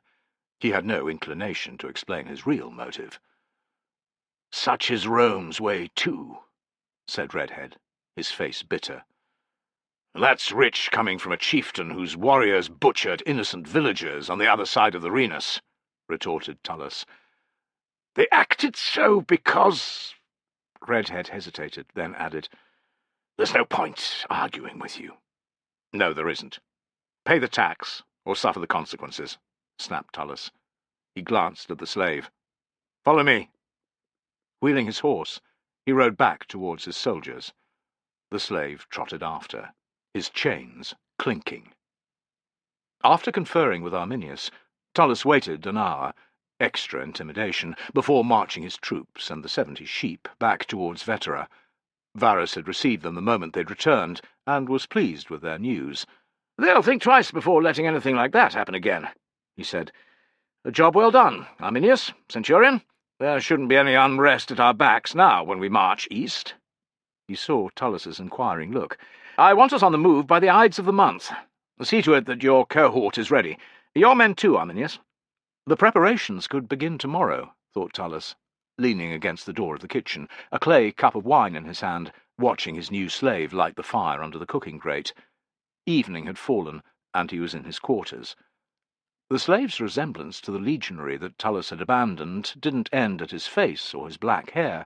He was also young, short, and wiry, and well-muscled. Once his fetters had been struck off at the Legion's forge, Tullus wasn't prepared to keep a slave like that. Regardless of the risk of flight, he had ordered him to cook his dinner. It was a gamble whether the man knew how to prepare decent food, but it gave him something to do. Tullus couldn't decide what to do with him. He already had a servant, a cantankerous old Gaul called Ambiorix, who had been his slave since the start of his time at Vetera. However, Ambiorix was in bed with a fever, and had been for 2 days. When he returned to duty, he would resent the newcomer. "What's your name?" Tullus asked in German. The slave placed another twig onto the burning pile of tinder. "Degmar," he said, without turning his head. Instead of feeling angry at this disrespect, Tullus was amused to feel a sneaking admiration. The man had balls. "Degmar? What tribe names its sons so?" Now Degmar looked at Tullus, his face a mask. "Marsi." The Marsi lived to the east of the Usipetes, between the rivers Lupia and Rura. They had a history of being hostile towards Rome, but at this moment were at peace. "How did you come to be a slave?" A scowl. "It was during a cattle raid that went wrong 2 years ago. We didn't find all the Usipetes sentries as we crept into the settlement. The alarm was raised. Every warrior in the place woke, and we fled. I tripped and fell, like a child. Thanks to my clumsiness, I was captured." "That was ill fortune," said Tullus. "It was my fault, and no one else's." Degmar's shrug was bitter. 2 years in captivity would have been hard, thought Tullus. Poor bastard. "You had no reason to intervene earlier, yet you did, master. I owe you my thanks." A little discomfited, Tullus waved a dismissive hand. "Can I ask why you did it?" "You look like a good soldier of mine." The man's screams rang in Tullus's ears, but he blocked them out. "He died." Degmar's eyes regarded Tullus, unblinking for a moment, and then he went back to tending the fire. "I am grateful to resemble him. Being your slave can only be better than what I endured among the Usipetes." Tullus didn't want a second slave, and Ambiorix would give him grief about it. Of that he had no doubt. He thought of the chieftain who'd owned Degmar, and wondered if it would gall him further to know that his former property was a free man. "Did you leave a wife among your people? Children?" "A wife." A flicker of emotion passed over Degmar's face, and was gone. "She was pregnant for the first time when I went on the raid. Only Donar knows if she survived the birth. If she did, she has remarried, like as not. She's a good-looking woman." That made up Tullis's mind. "Why don't you seek her out?" Degmar's forehead creased. "You are my master, but I ask you not to mock me. I am your slave now." "I do not jest. Cook me a decent plate of food, and you can have your freedom. I'll draw up the paperwork so you can get past the checkpoints at the bridge. After that, you can skirt the Eusippides territory before you head south, to Marcy territory." Degmar's expression grew incredulous. "Why would you do this? For a meal?" Again, Tullus remembered the legionary he'd left behind to die. "I'm in a good mood, that's why." He wagged a finger. "It does depend on what you produce for my dinner, mind." Degmar chuckled. It was the first time he'd let down his guard in any way, and Tullus's heart warmed. "Your offer is generous indeed, but I cannot accept it," said Degmar. "Is your cooking that bad?" asked Tullus, smiling. "I owe you my life." Degmar saw Tullus's confusion. "My owner was threatening to kill me." "Why?" "He had a terrible temper." Degmar lifted his tunic, exposing his belly. Tullus winced at the mass of scars, old and new. Some looked to be healing burns. "Why would he slay you, though?" "I do not make a good slave. My mouth runs away with me." Degmar's lips quirked. "I had just muttered something about the Eusippides being spineless worms for submitting to your tax." Tullus snorted in amusement, surprised that Degmar would repeat such a thing to a Roman who yet had the power of life and death over him. "Your people would not have bent their knees to me." "In the face of such a force, I think they would have. They hold little love for Rome, but they're no fools," admitted Degmar. "I wasn't going to tell him that, though, was I?" Now Tullus laughed. "You're one of a kind, Degmar of the Marsi. If you won't accept my offer of freedom, what would you do?" "I will be your servant and bodyguard, if you'll have me. I know you have soldiers who serve you, but I will be your hound, sleep outside your door, watch your back, protect you against treachery. Despite the fact that I am Roman." A wry shrug. "Roman or not, you saved my skin." Tullus felt his respect for Degmar grow. "How long do you propose to serve me so?" "Until I have repaid my debt to you." Tullus had never really wanted such protection, but Degmar's desire to pay him back rang loud and clear from his words. The Marsi warrior was an honourable man, Tullus decided, and to refuse his offer would be disrespectful. "I'm getting old," he thought. "Sentimental." "I accept your offer." "My thanks." Degmar bent his head a fraction. It was the most acknowledgment he would get, thought Tullus, amused once more. German tribesmen could be so different to Romans. Despite the manner in which they had been thrown together, despite Tullus's senior status and Degmar's lowly one, the warrior addressed him, almost, as an equal. It was a surprise to Tullus that he didn't altogether care. He watched as Degmar got on with preparing the fresh-caught bream that had been a gift from another centurion in the cohort. Tullus still had no idea if he could cook. He would find out before long, but the man looked well able to handle himself in a fight. It was then that an image of Tubero popped into Tullus's head. With such a venomous and high-placed enemy, thought Tullus, there was nothing wrong with having a man like Degmar around.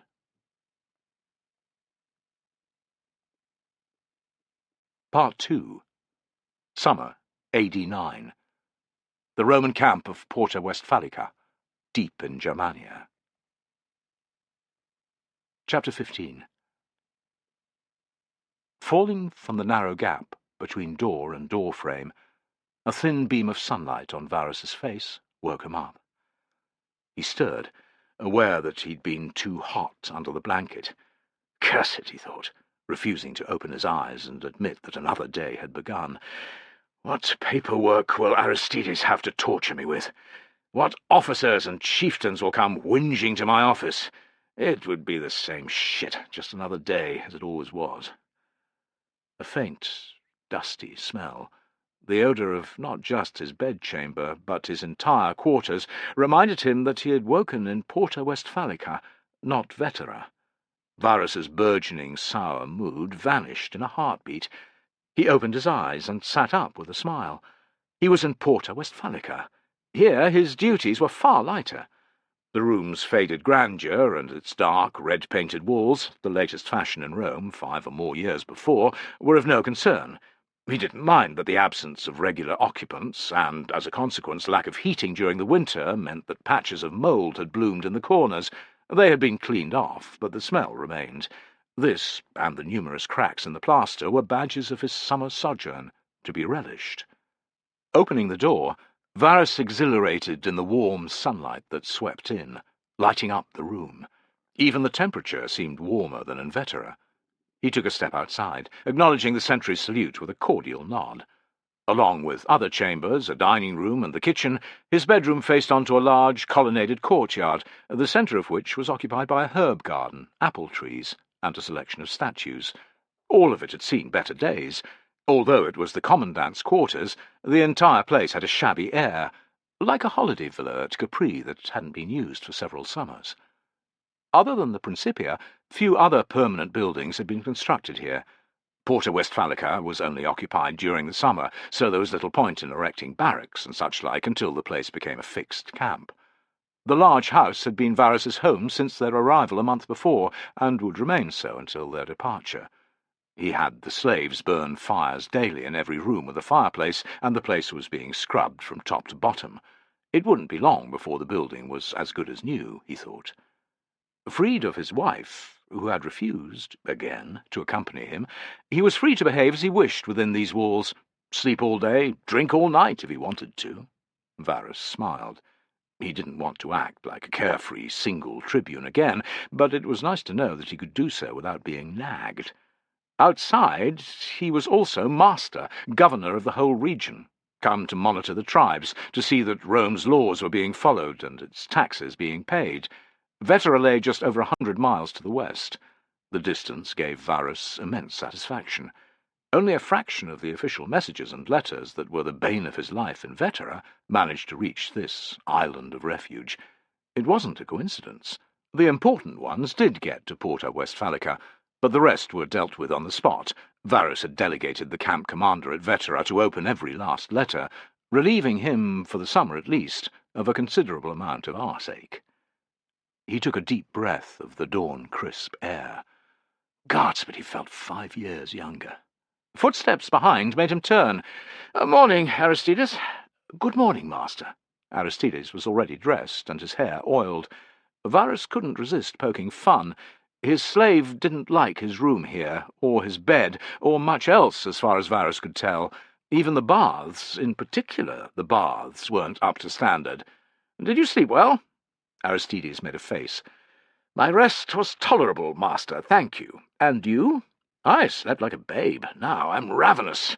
Varus clapped his hands, and a moment later a slave emerged from the kitchen. "I want a table and chairs out here," he said, pointing at a sunny spot in the centre of the courtyard. "And food, lots of it." "At once, master." The slave hurried from view.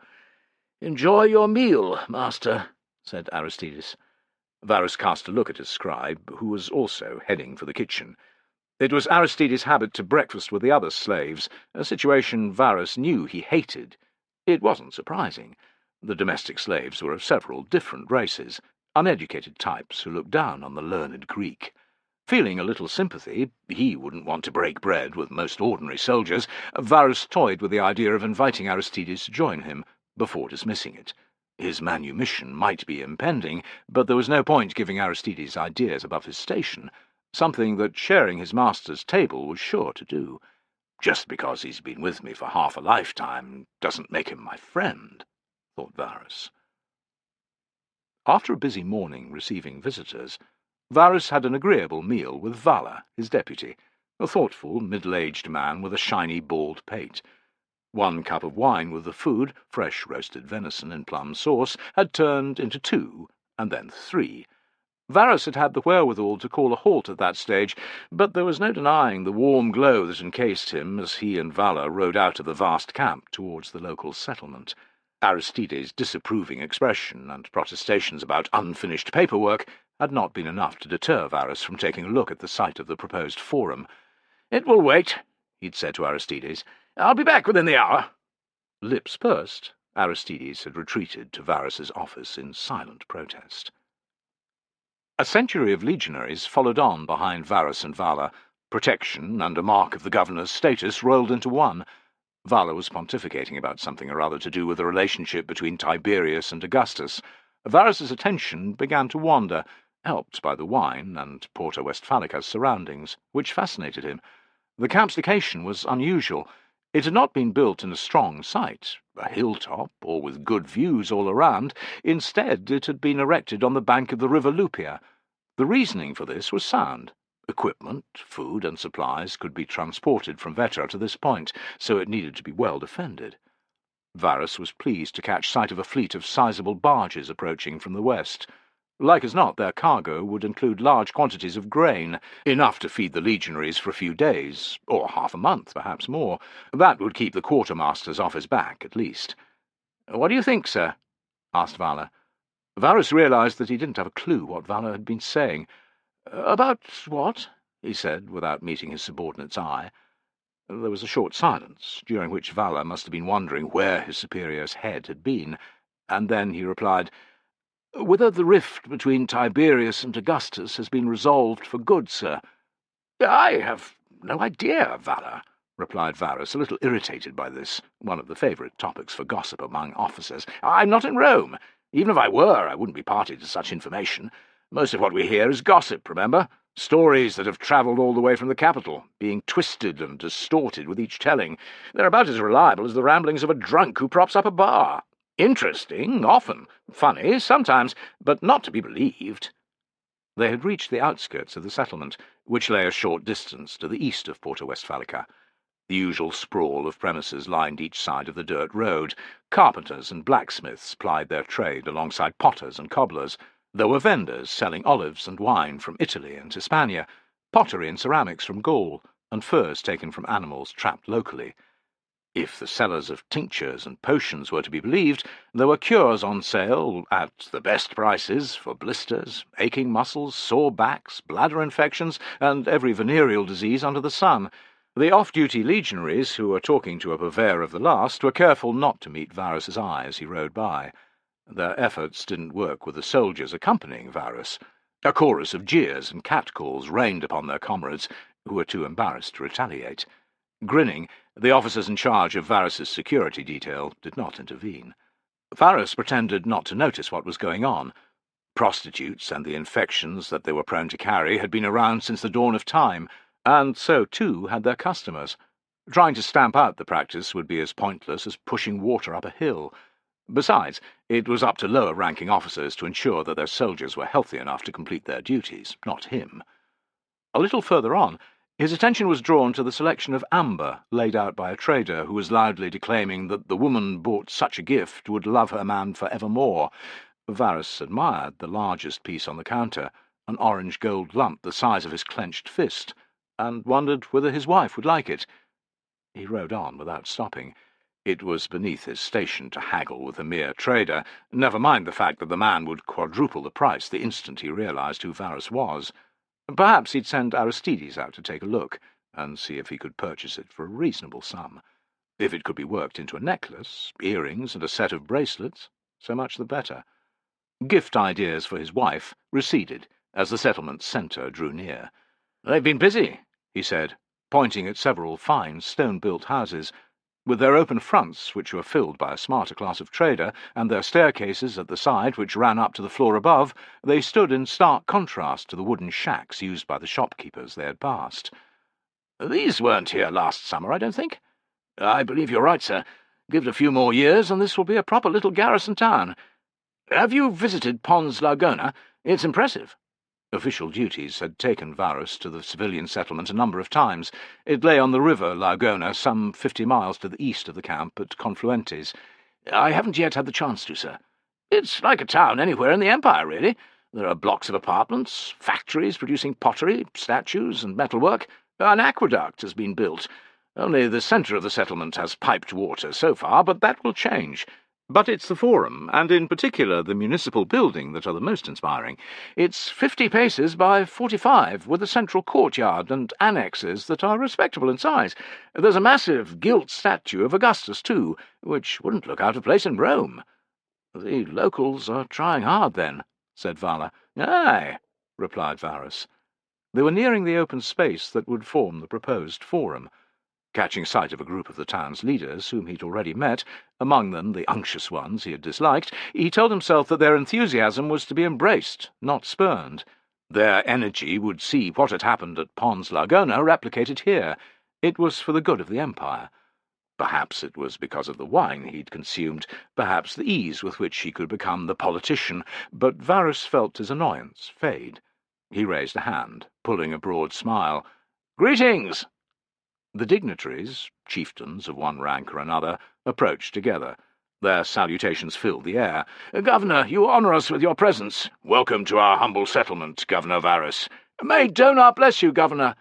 "Governor, what a delight!" Aylward, the portly man who'd got up Varus's nose the most, stepped to the front and bowed. His long, greasy hair fell around the sides of his face.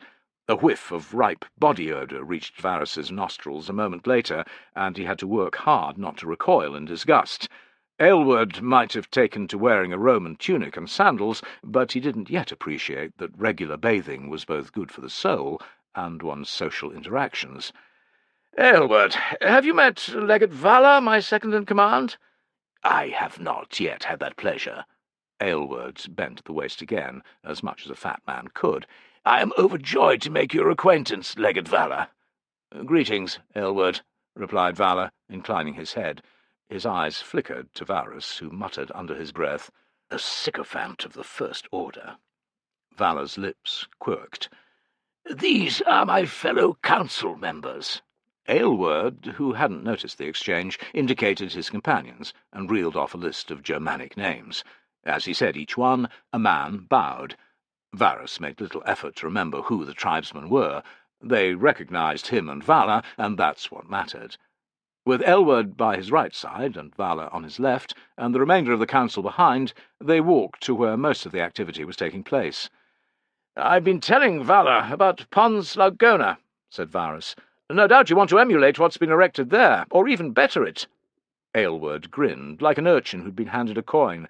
"I haven't seen the Forum at Pons Lagona, but 2 of my colleagues have. Of course, we want to outdo what their council has had built, Governor." Mutters rose from the others, and Varus was sure he heard the words, "filthy Tencteri." He'd forgotten. These men were Bructeri, with a smattering of Cherusci, if he remembered right. "Would tribal rivalry have anything to do with it?" he asked, smiling. Aylward chuckled. "Perhaps a little, Governor, but do not fear. Our primary desire comes from wishing our home to become the easternmost Roman town in Germania. When it is built, we want news to reach the Emperor's ears of his loyal subjects here, so far from the capital." Varus and Vala were walking back to where they had left their horses when Varus's gaze chanced upon a group of men standing off to his left, close to the workers digging the municipal building's foundation. The newcomers, they hadn't been there a few moments before, Varus was sure of it, stood in sharp contrast to Aylward and his fellows in their Roman clothing. Every last one was clad in traditional tribal dress. Some were bare-chested, but what alarmed Varus was that they were all armed.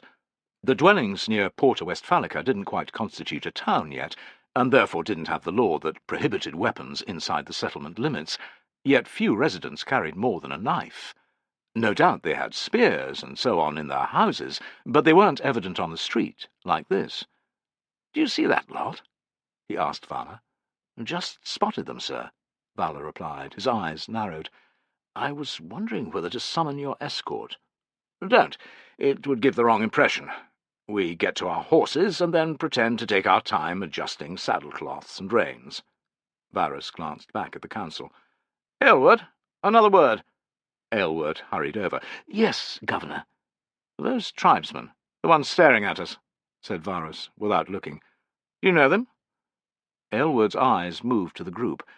"They're Cherusci. I know a few of them, Governor, yes." He scowled, hesitated. but said nothing more. "What is it?" demanded Varus. "It's idle gossip, Governor. Nothing for you to be concerned with. I'll be the judge of that. Tell me." "The group is visiting the town to trade. They've been camping nearby and drinking in the taverns each night. A few of them have been boasting about how—" There was a slight pause before Aylward went on. "How they're going to ambush your legions." He cast an unhappy look at Varus and then Vala. "I would have mentioned it, except I didn't think it worth troubling you with, Governor. Their boasts are nothing more than what you might hear in any inn, or around a campfire, on any night of the year. You know how it is when men have drunk too much." Could anyone fawn so much and not be genuine? Varus wondered. He threw another glance at the tribesmen. "Are any of them of rank?" "Not a one, from what I've been told. They're young warriors, out to impress, full of piss and wind, if you'll excuse the expression." Varus stared for longer than he had before, seeing that most of the warriors were smooth-cheeked. He glanced at Vala, who shrugged. "They don't seem dangerous, sir," he muttered. The warriors were the exception rather than the rule, thought Varus. The majority of the locals were content with being Romanized. He only had to look at the construction going on to see that. "It's the way of all youths," he said to Aylward. "I was no different, on a day. No doubt you were the same, Vala." Vala grinned. "I won't argue with you there, sir." Aylward looked relieved. "If I had drink taken, I was known to exaggerate when I was younger, yes, even to lie about what I had done." He leaned a little closer to Varus. "If you wish, I could have a few of them rounded up and questioned. A thorough beating, and we'd know one way or another if there was any truth to their story." Varus toyed with the option, before he shook his head. "That won't be necessary. Arminius, you know him?" Aylward nodded, and Varus went on. "He's an ally of Rome, but he's also Cheruscan. According to him, there hasn't been as much as a whisper of discontent among his people towards the Empire these past months." "I've heard much the same from other auxiliaries," said Vala. Aylward beamed. "That's certainly the feeling amongst my tribe. With Augustus's rule comes peace and prosperity. Yes, we all have to pay taxes to the imperial treasury, but the benefits of becoming part of the empire far outweigh those costs." If there had been any doubt left in Varus's mind about the need to question the group of warriors, Aylward's last comment saw it vanish. Those who said that the Germans were complete savages had closed minds, he thought. Within a generation the whole region would be but another prosperous part of the empire, like Hispania or Gallia. He swung himself up onto his horse. "My thanks again for the tour, and commendations on your plans for the town. Submit your application to form a council before the harvest is taken in, and I'll see that it's approved in the shortest time possible." "You have my undying gratitude, Governor." Aylward all but kissed Varus's boot. Varus waved a benevolent farewell as he rode away. By the time they had reached his escort, the group of tribesmen had disappeared down a side street. It was proof to Varus that there was no cause for concern. If 1 century puts the fear of the gods into them, what would 3 legions do? He wondered. Chapter 16. Where in Dona's name are they? It was the morning after Varus's trip to see the site of the new forum in Porta Westphalica, and Arminius was in a foul mood. He had just returned to the camp after 2 days away. Was that too long to expect that things might proceed as planned? He paced the small, sun-dappled clearing, over and back, around its perimeter, across it again. A dozen of his men stood well back among the beech trees, out of his way, watching in silence. It wasn't far to the town, but the group was deep enough in the woods to mean they couldn't be spotted from the road that led southwest towards Pons Lagona and other Roman settlements. Their horses were tethered nearby, also out of sight. He glared at Osbert, who was nearest. "I don't know," replied Osbert in a calm voice. "It's been too long. Go and look for them," ordered Arminius. "No, stay where you are," he snapped, a heartbeat later. "I don't want a Roman officer wondering what one auxiliary is doing on the road on his own." Osbert hadn't moved. "Aye, the less reason to arouse suspicion, the better. Something forgotten by the young Cheruscan fools have been flapping their lips in Porta Westphalica's inns. Word of what they've been saying reached Varus's ears, you know that?" "Aye, you said." Again Osbert kept his voice level. "It was pure luck that Varus chose to regard them as loud-mouthed drunkards and nothing more. If he'd taken them in and interrogated them, if my prick of a brother Flavus had heard anything of this— Except Varus didn't, and Flavus is none the wiser," said Osbert. "Calm down." Arminius took a step towards him. "What did you say?" The air grew tense, yet none of the others interfered. It was a warrior's right to challenge his chieftain at any time, but few lived who dared to cross Arminius. "You heard me, Arminius," said Osbert. "Losing your head now won't achieve anything." "I wouldn't take that from most men." Arminius's voice was light, but there was an ice-cold timbre to it. "I'm not most men," replied Osbert, sticking out his chest. A heartbeat, 2 heartbeats, pause, and then Arminius said, "You're not.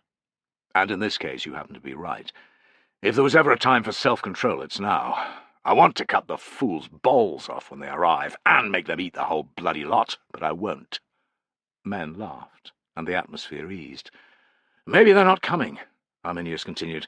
"It'll be obvious enough that I know, or suspect, that they let their mouths run away with them, and that that's the reason I've summoned them to a meeting."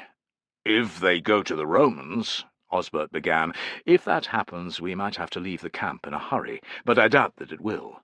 They're youngsters, less steady than you or I. Melo will have put the fear of the gods into them. Knowing that you'll be hunted down and put to death with a wicker hurdle convinces most men to obey." Arminius cocked his head. "Listen. They're here." As silence fell, he put a hand to his ear. The unmistakable sound of riders and horses reverberated from the direction of the road. Although they could not be seen, everyone tensed, laying a hand to his weapon. When Melo emerged alone into the clearing, there was a uniform exhalation of breath. He raised a hand in salute to Arminius, who was already stalking to his side. "Well, they're with me," said Melo. "I had to lay it down in no uncertain terms, but they came." "All of them?" "No." Melo pursed his lips and spat. 3 were on the piss in the settlement. We searched the inns and brothels, but had no luck finding them. Useless pieces of shit." "Have they run to the Romans?" demanded Arminius. "The ringleader thinks not. He reckons they're in some shithole we didn't find, sleeping off or drunk." Arminius buried his anger. "Fetch the rest." Melo vanished the way he'd come, returning soon after with another dozen of Arminius's men, and, in their midst, 5 dishevelled-looking, unarmed warriors. Red-eyed, hair standing on end, wearing stained tunics, they were obviously hung over. Their flushed complexions paled, however, as they recognized Arminius. They did not resist, as Melo and his companions herded them across the clearing with brandished spears. "Greetings," said Arminius, in a pleasant tone. There was a muttered chorus of replies, but no one met his eye. "Any idea why you're here?" he asked. "Aye," replied one warrior, a young man of perhaps 20 with shaggy brown hair. "Because our mouths ran away with us in Porta Westphalica." "That's a good start," said Arminius. "I like a man who's honest. Tell me what it was that you said, what your comrades said.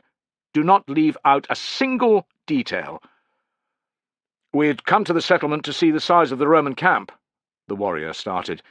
"Everyone in the villages is talking about your ambush, of what a war leader you are, and of the glory that will be won by those who take part in it." It was good that expectations were running high, thought Arminius. The priest, Segimundus, was playing his part. "So you want to be there, at the ambush?" he probed. "Upon my life, I do. I can think of nothing better." Arminius studied the warriors' companions' faces as they echoed his fervent vow. It was hard to tell if they were telling the truth. All that was plain was their fear, but it wasn't surprising that such a group would come to spy out the forces that they might soon be fighting. "Once you had seen the camp, why didn't you leave?" The warrior's flush returned. "We had come this far, we thought that a few drinks wouldn't do us any harm, to toast what we would do when the ambush happened." "I can picture the scene. 1 cup of wine was followed by a second and a third, and before you knew it, you'd had more than you can remember. Am I right?" Arminius's question was laden with sarcasm. "Aye, it was something like that. I can't remember who mentioned the ambush first. It seemed funny at the time to be talking about such a thing so close to a Roman camp. Were there any legionaries in the tavern? No, I made sure of that much before we started drinking. Arminius's eyes pinned the warriors, but he did not look away. Go on, ordered Arminius. I can't remember everything that was said. I was quite drunk by that stage, you see. The talk was all to do with how surprised the Romans would be, and of how many legionaries each of us would kill, and how much booty we would take. Ashamed, the warrior dropped his gaze. It was a rash thing to do. Young warriors like you have always been full of bravado, and always will be. There's nothing wrong with that. What was stupid beyond belief was the fact that you mentioned such things, drunk, in a tavern adjacent to the very force we want to destroy. Arminius sighed, imagining how Tullus might have reacted if he'd overheard the youths. Your comments could have endangered the whole enterprise, could have ended something that I have planned to do for many years before it had even started. Have you any idea how angry that makes me? This last was delivered in a furious hiss. The warrior's shoulders drooped further. His companions shuffled their feet. Around them, Melo and Arminius's men stood ready. It would take but a word, and the youths would go down under a flurry of blows. I have a number of choices now, thought Arminius. We could kill them, and send a message to their villages that the same fate would meet anyone else as foolish. The second option was to slay just one or two, and to free the others, letting them carry word far and wide of his punishment. A third possibility was for his men to beat the warriors black and blue, and send them away with a warning. Roughing them up would not be effective enough, Arminius decided. Killing a few would be, however. He was reminded of the rare Roman practice of decimation, which he had once witnessed. The condemned legionaries had broken and run during a battle. As soon as it had arrived, his certainty about executing some of the youths faded. How had he become so Roman? Arminius wondered. German warriors who fled from an enemy had to live with the shame of their actions, and remained outcasts from their tribe until they proved their bravery again. Not only was this form of punishment effective, but it was far less savage than men having to murder their comrades with clubs or their fists. The youth's crime was nowhere near as severe as those who had shown cowardice during a battle. Their loose talk could have had disastrous consequences, but it appeared from Varus's decision to do nothing that they, and he, had got away with it. What was his best course of action? Arminius wondered. Shall we kill them? This from Melo. Several of the young warriors began to pray aloud. They deserve it, replied Arminius in an iron tone. Let them think that that's their fate. Give us the word, said Melo, picking at his nails with a long dagger. The blade gave Arminius an idea. A perfect one. Drawing his own knife, he approached the prisoners. Unhappy glances shot between them as he drew near. The ringleader was one of the few not to back away. He squared his shoulders as the blade moved towards his face. I have every right to slay you for what you did, said Arminius. You do. The warrior met Arminius's gaze. Melo knows my family. I ask that they be told I died well. Arminius let the dagger point come to rest on the warrior's cheekbone, just under his eye. There were horrified looks from the other youths. At first his victim only flinched a little, but Arminius left it there until tiny beads of sweat had broken out on his forehead.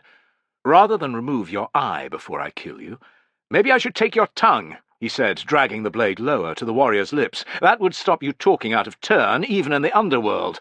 The youth's face was dripping with perspiration now, but he did not retreat. Kill me and have done, he muttered. This one was a warrior, thought Arminius. One of his companions looked as if he might be too. The rest, well, they too would fight for him after what he was about to do.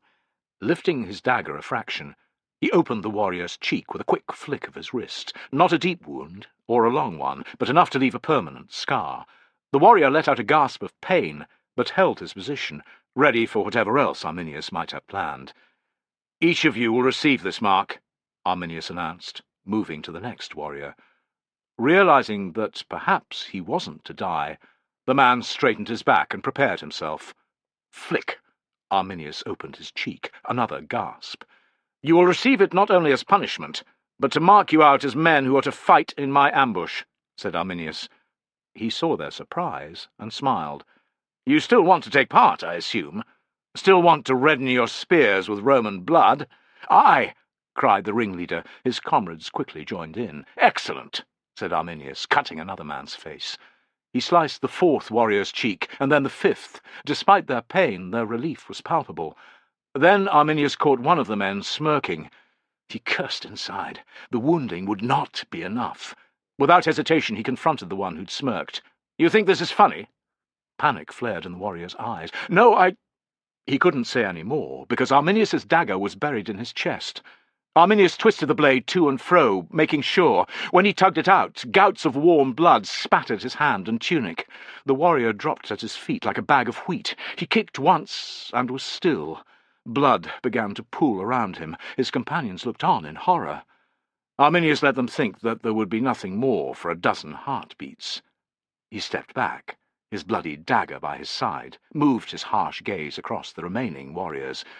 "Does anyone else think this situation is amusing?" No one answered.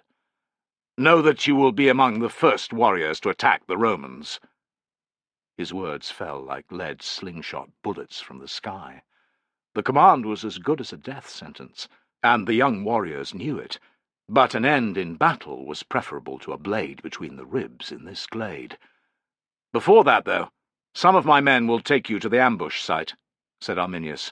"You will help to erect the earthworks that will hide us from the Romans. Work parties from other tribes will be there too. I command you to go among them, explaining what happened here, and why you have been marked so." This was the sting in the tail. If any of the warriors did not comply, they would be forever known, because of their scars, as cowards. The only other option would be to abandon their tribe and become outcasts, friends to none. That in itself would be a death sentence to most men. The ringleader was first to respond. He stepped forward, chin held high, blood yet trickling down his cheek. "Before mighty Durna, bringer of thunder, I swear to follow your every command. May the gods strike me down if I fail you." Arminius bent his head a fraction. One by one, the warrior's companions swore similar oaths. When they were done, Arminius dismissed them. "Word will reach you of the time to meet. It will be soon after the harvest. Keep your spears sharp."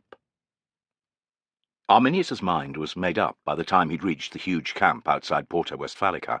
Not only would he call in on Varus, but he would issue the governor with an invitation to go deer hunting.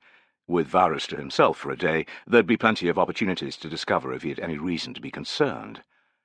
Wrapped up in his thoughts, he didn't spot the woman squatting by the roadside until the last moment. Her woolen shawl was cast over her head, and from beneath it came the sound of weeping. The sight was unusual enough to make Arminius rein in. Melo and his men did the same. Arminius glanced at the nearest sentries, a pair of legionaries who were slouched over their shields. "You there? What's going on?" he demanded in Latin. Realizing his rank, the soldier straightened with alacrity. "The stupid bitch came to the gate 2 hours ago, sir. Wanted to speak to the governor himself," said the older, a man with a heavily stubbled jaw. His companion, who was short and thin, snorted, "Goes without saying we didn't let her in." The stubbled legionary went on. "She wouldn't take no for an answer, though. Eventually, the officer in charge of the guard came out and had a word. She was screaming that her daughter had been raped by one of our boys, that something had to be done, that he had to be found and punished." Arminius glanced at the woman, whose sobbing continued unabated. If she was play-acting, she was putting on a fine performance. "What did the officer do?" There was a contemptuous sniff. "He asked a few questions, sir, about what had happened, whether any coin had changed hands, what the man's name was, what century he served in, and so on. She grew angry, shouting that her daughter was no whore. How could anyone know what the bastard's name or unit was when he hadn't said? 'I demand to speak to Publius Quinctilius Varus,' she repeated over and over." "Did he agree to take it any further?" asked Arminius, knowing what the answer would be. The sentry gave him an incredulous look. "No, sir. He tossed her a few coins and told her to clear off." "That's more than I'd have offered her, sir," commented the second legionary. "She's giving me a damn headache." He spat in the woman's direction. "Leave, before we make you," he said in poor German. The soldier's offhand cruelty incensed Arminius. Throwing his reins to Melo, he dismounted and crouched by the woman's side. "Tell me what happened," he murmured in German. There was no response, and he touched her shoulder. With a wail, she recoiled.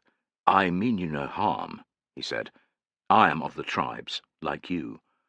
The shawl moved a fraction, revealing a pair of terrified eyes. "Who are you?" "I am Arminius, a chieftain of the Cherusci. You also look to be Cheruscan." A slight nod. Suspicion had replaced the fear. "You serve the Romans?" "I do, but that does not mean I will see injustice unanswered." The shawl fell away.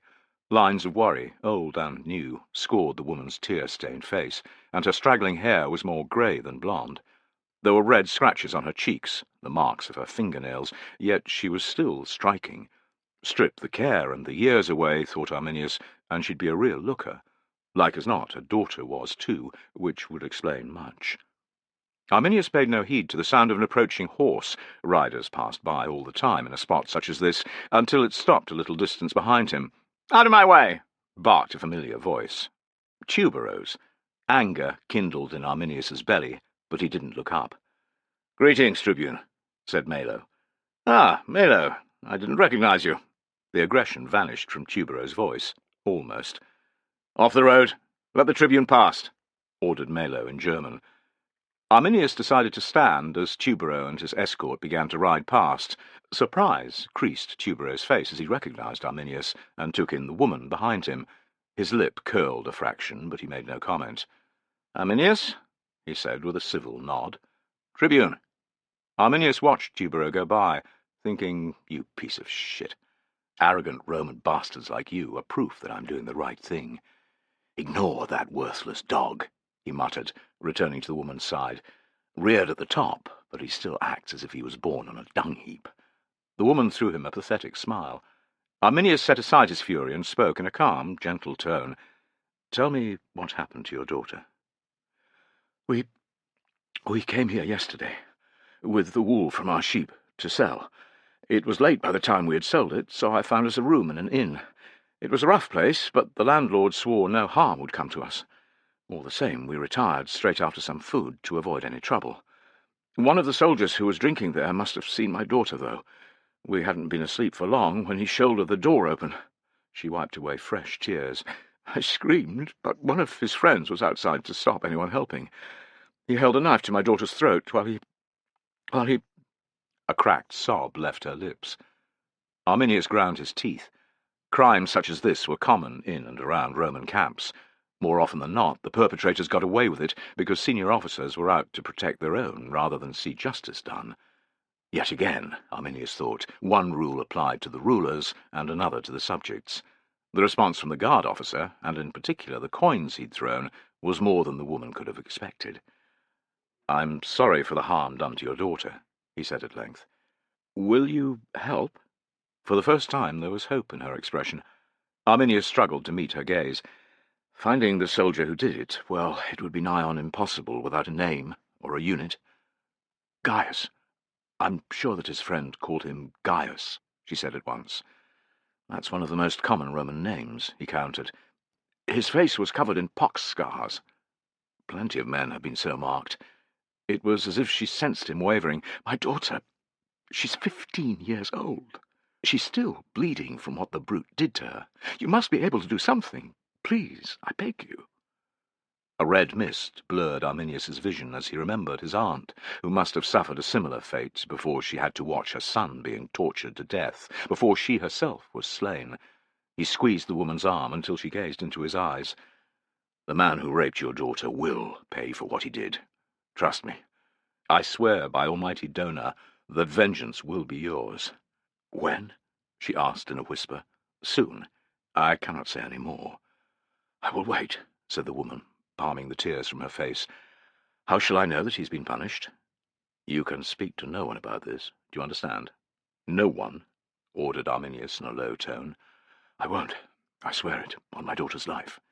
As I live and breathe, as my name is Arminius of the Cherusci, you will know that the whoreson has seen justice."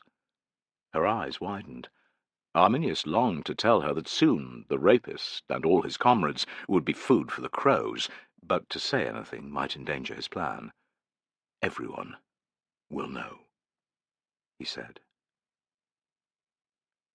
Chapter 17. It had been a long, hot day, a 20-mile patrol to the east at the head of his cohort, but it was over, thought Tullus, with some satisfaction.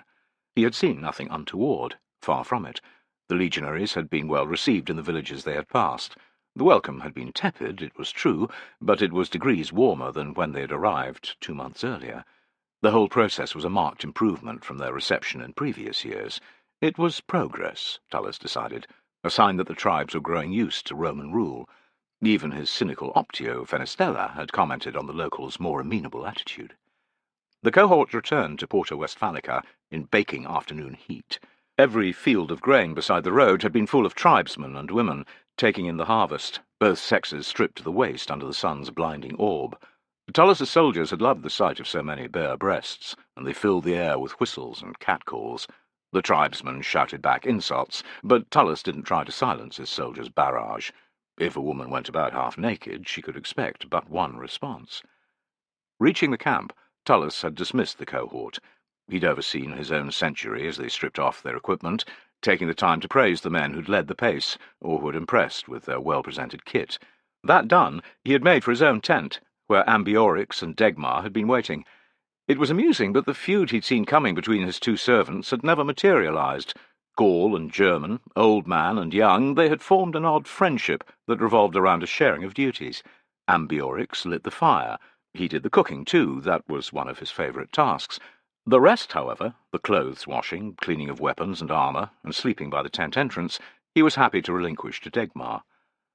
Once Tullus had washed, using the bucket of river water carried up by Degmar, he parked himself outside his tent on an old stool. It had been with him on campaign many times. He liked to sit in it, cup of wine in hand, and observe his soldiers with a benevolent but watchful eye. On this occasion, however, he found his attention drawn by Ambiorix and Degmar, more often by Degmar, who looked to be in a foul humour. Assuming that they had quarrelled, Tullus began to listen in. Ambiorix was busy preparing the evening meal. From the smell emanating from the pot that hung over the fire, Tullus reckoned it was fish stew of some kind. Degmar was sitting cross-legged alongside, Tullus's fallorai in his lap, and was using a strip of cloth to polish the individual decorations. "Want a taste?" Ambiorix was proffering a wooden spoon. "I think it needs a little salt." Degmar grunted something that might have been no or yes. Ambiorix frowned. "What was that?" "Decide for yourself, I don't care," Degmar muttered in his poor Latin. "Don't take out your bad mood on me. We agreed that you're the one who has to clean his kit." "It's not about that," said Degmar, scowling. "What's wrong, then?" demanded Ambiorix. Degmar didn't answer. He redoubled his efforts with one of the fallorai, polishing away until Tullus thought he would wear the thing down to a nub. Tullus forgot about Degmar for a time, as Fenestella came to report on a legionary who'd gone lame during the march. "I sent him to see the surgeon. Piso isn't the best soldier, but he's no shirker," said Fenestella. Tullus chuckled. "It was Piso. I should have known." "He's coming on, as you said he would," opined Fenestella. "Slow progress, but steady." "Wine?" Tullus raised the jug. "Why not?" "Degmar, another cup," called Tullus. Degmar sloped over with a vessel for Fenestella, who raised his eyebrows at his set, angry face. "I'm not imagining it," thought Tullus. "What has you in a temper?" Degmar's mouth turned down further. "It's nothing of any import." He glanced down, to either side, anywhere but at Tullus. Tullus's curiosity grew. Apart from Ambiorix and Fenestella, there was no one within earshot. "It is odd for you to be in such a foul mood, and even more for you not to want anyone to know you're talking to me. Spit it out." Degmar squatted down on his haunches, close enough that he could mutter. Fenestella looked surprised by this familiarity, but Tullus didn't comment. It continued to amuse him that Degmar didn't call him master, yet served him like a faithful hunting dog. If it ever came to it, Tullus was gut-sure that Degmar would die in his defence. "Tell me," he ordered in German. "I was over by the auxiliary lines earlier," Degmar began. In itself, that wasn't unusual. "Swapping boastful stories, were you?" Degmar's lips twitched. "Something like that. I drank a skin of wine with some of the Cheruski I know. When I took my leave, I stopped by their horse pens. They have some fine mounts. A little time passed.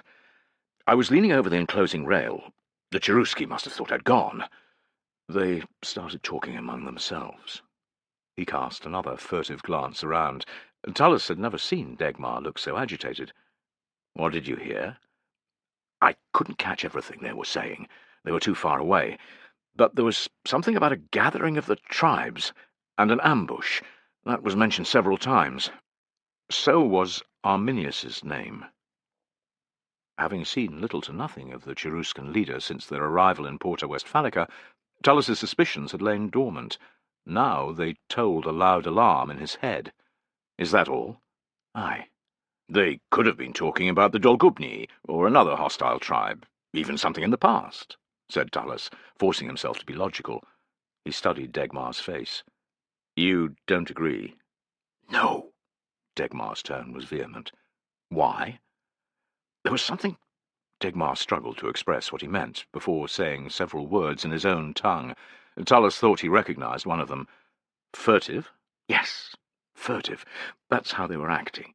It was most noticeable when a warrior came over to the pens by chance a moment later, and was shocked to see me. He was angry, too, although he tried to hide it. Been eavesdropping? He asked.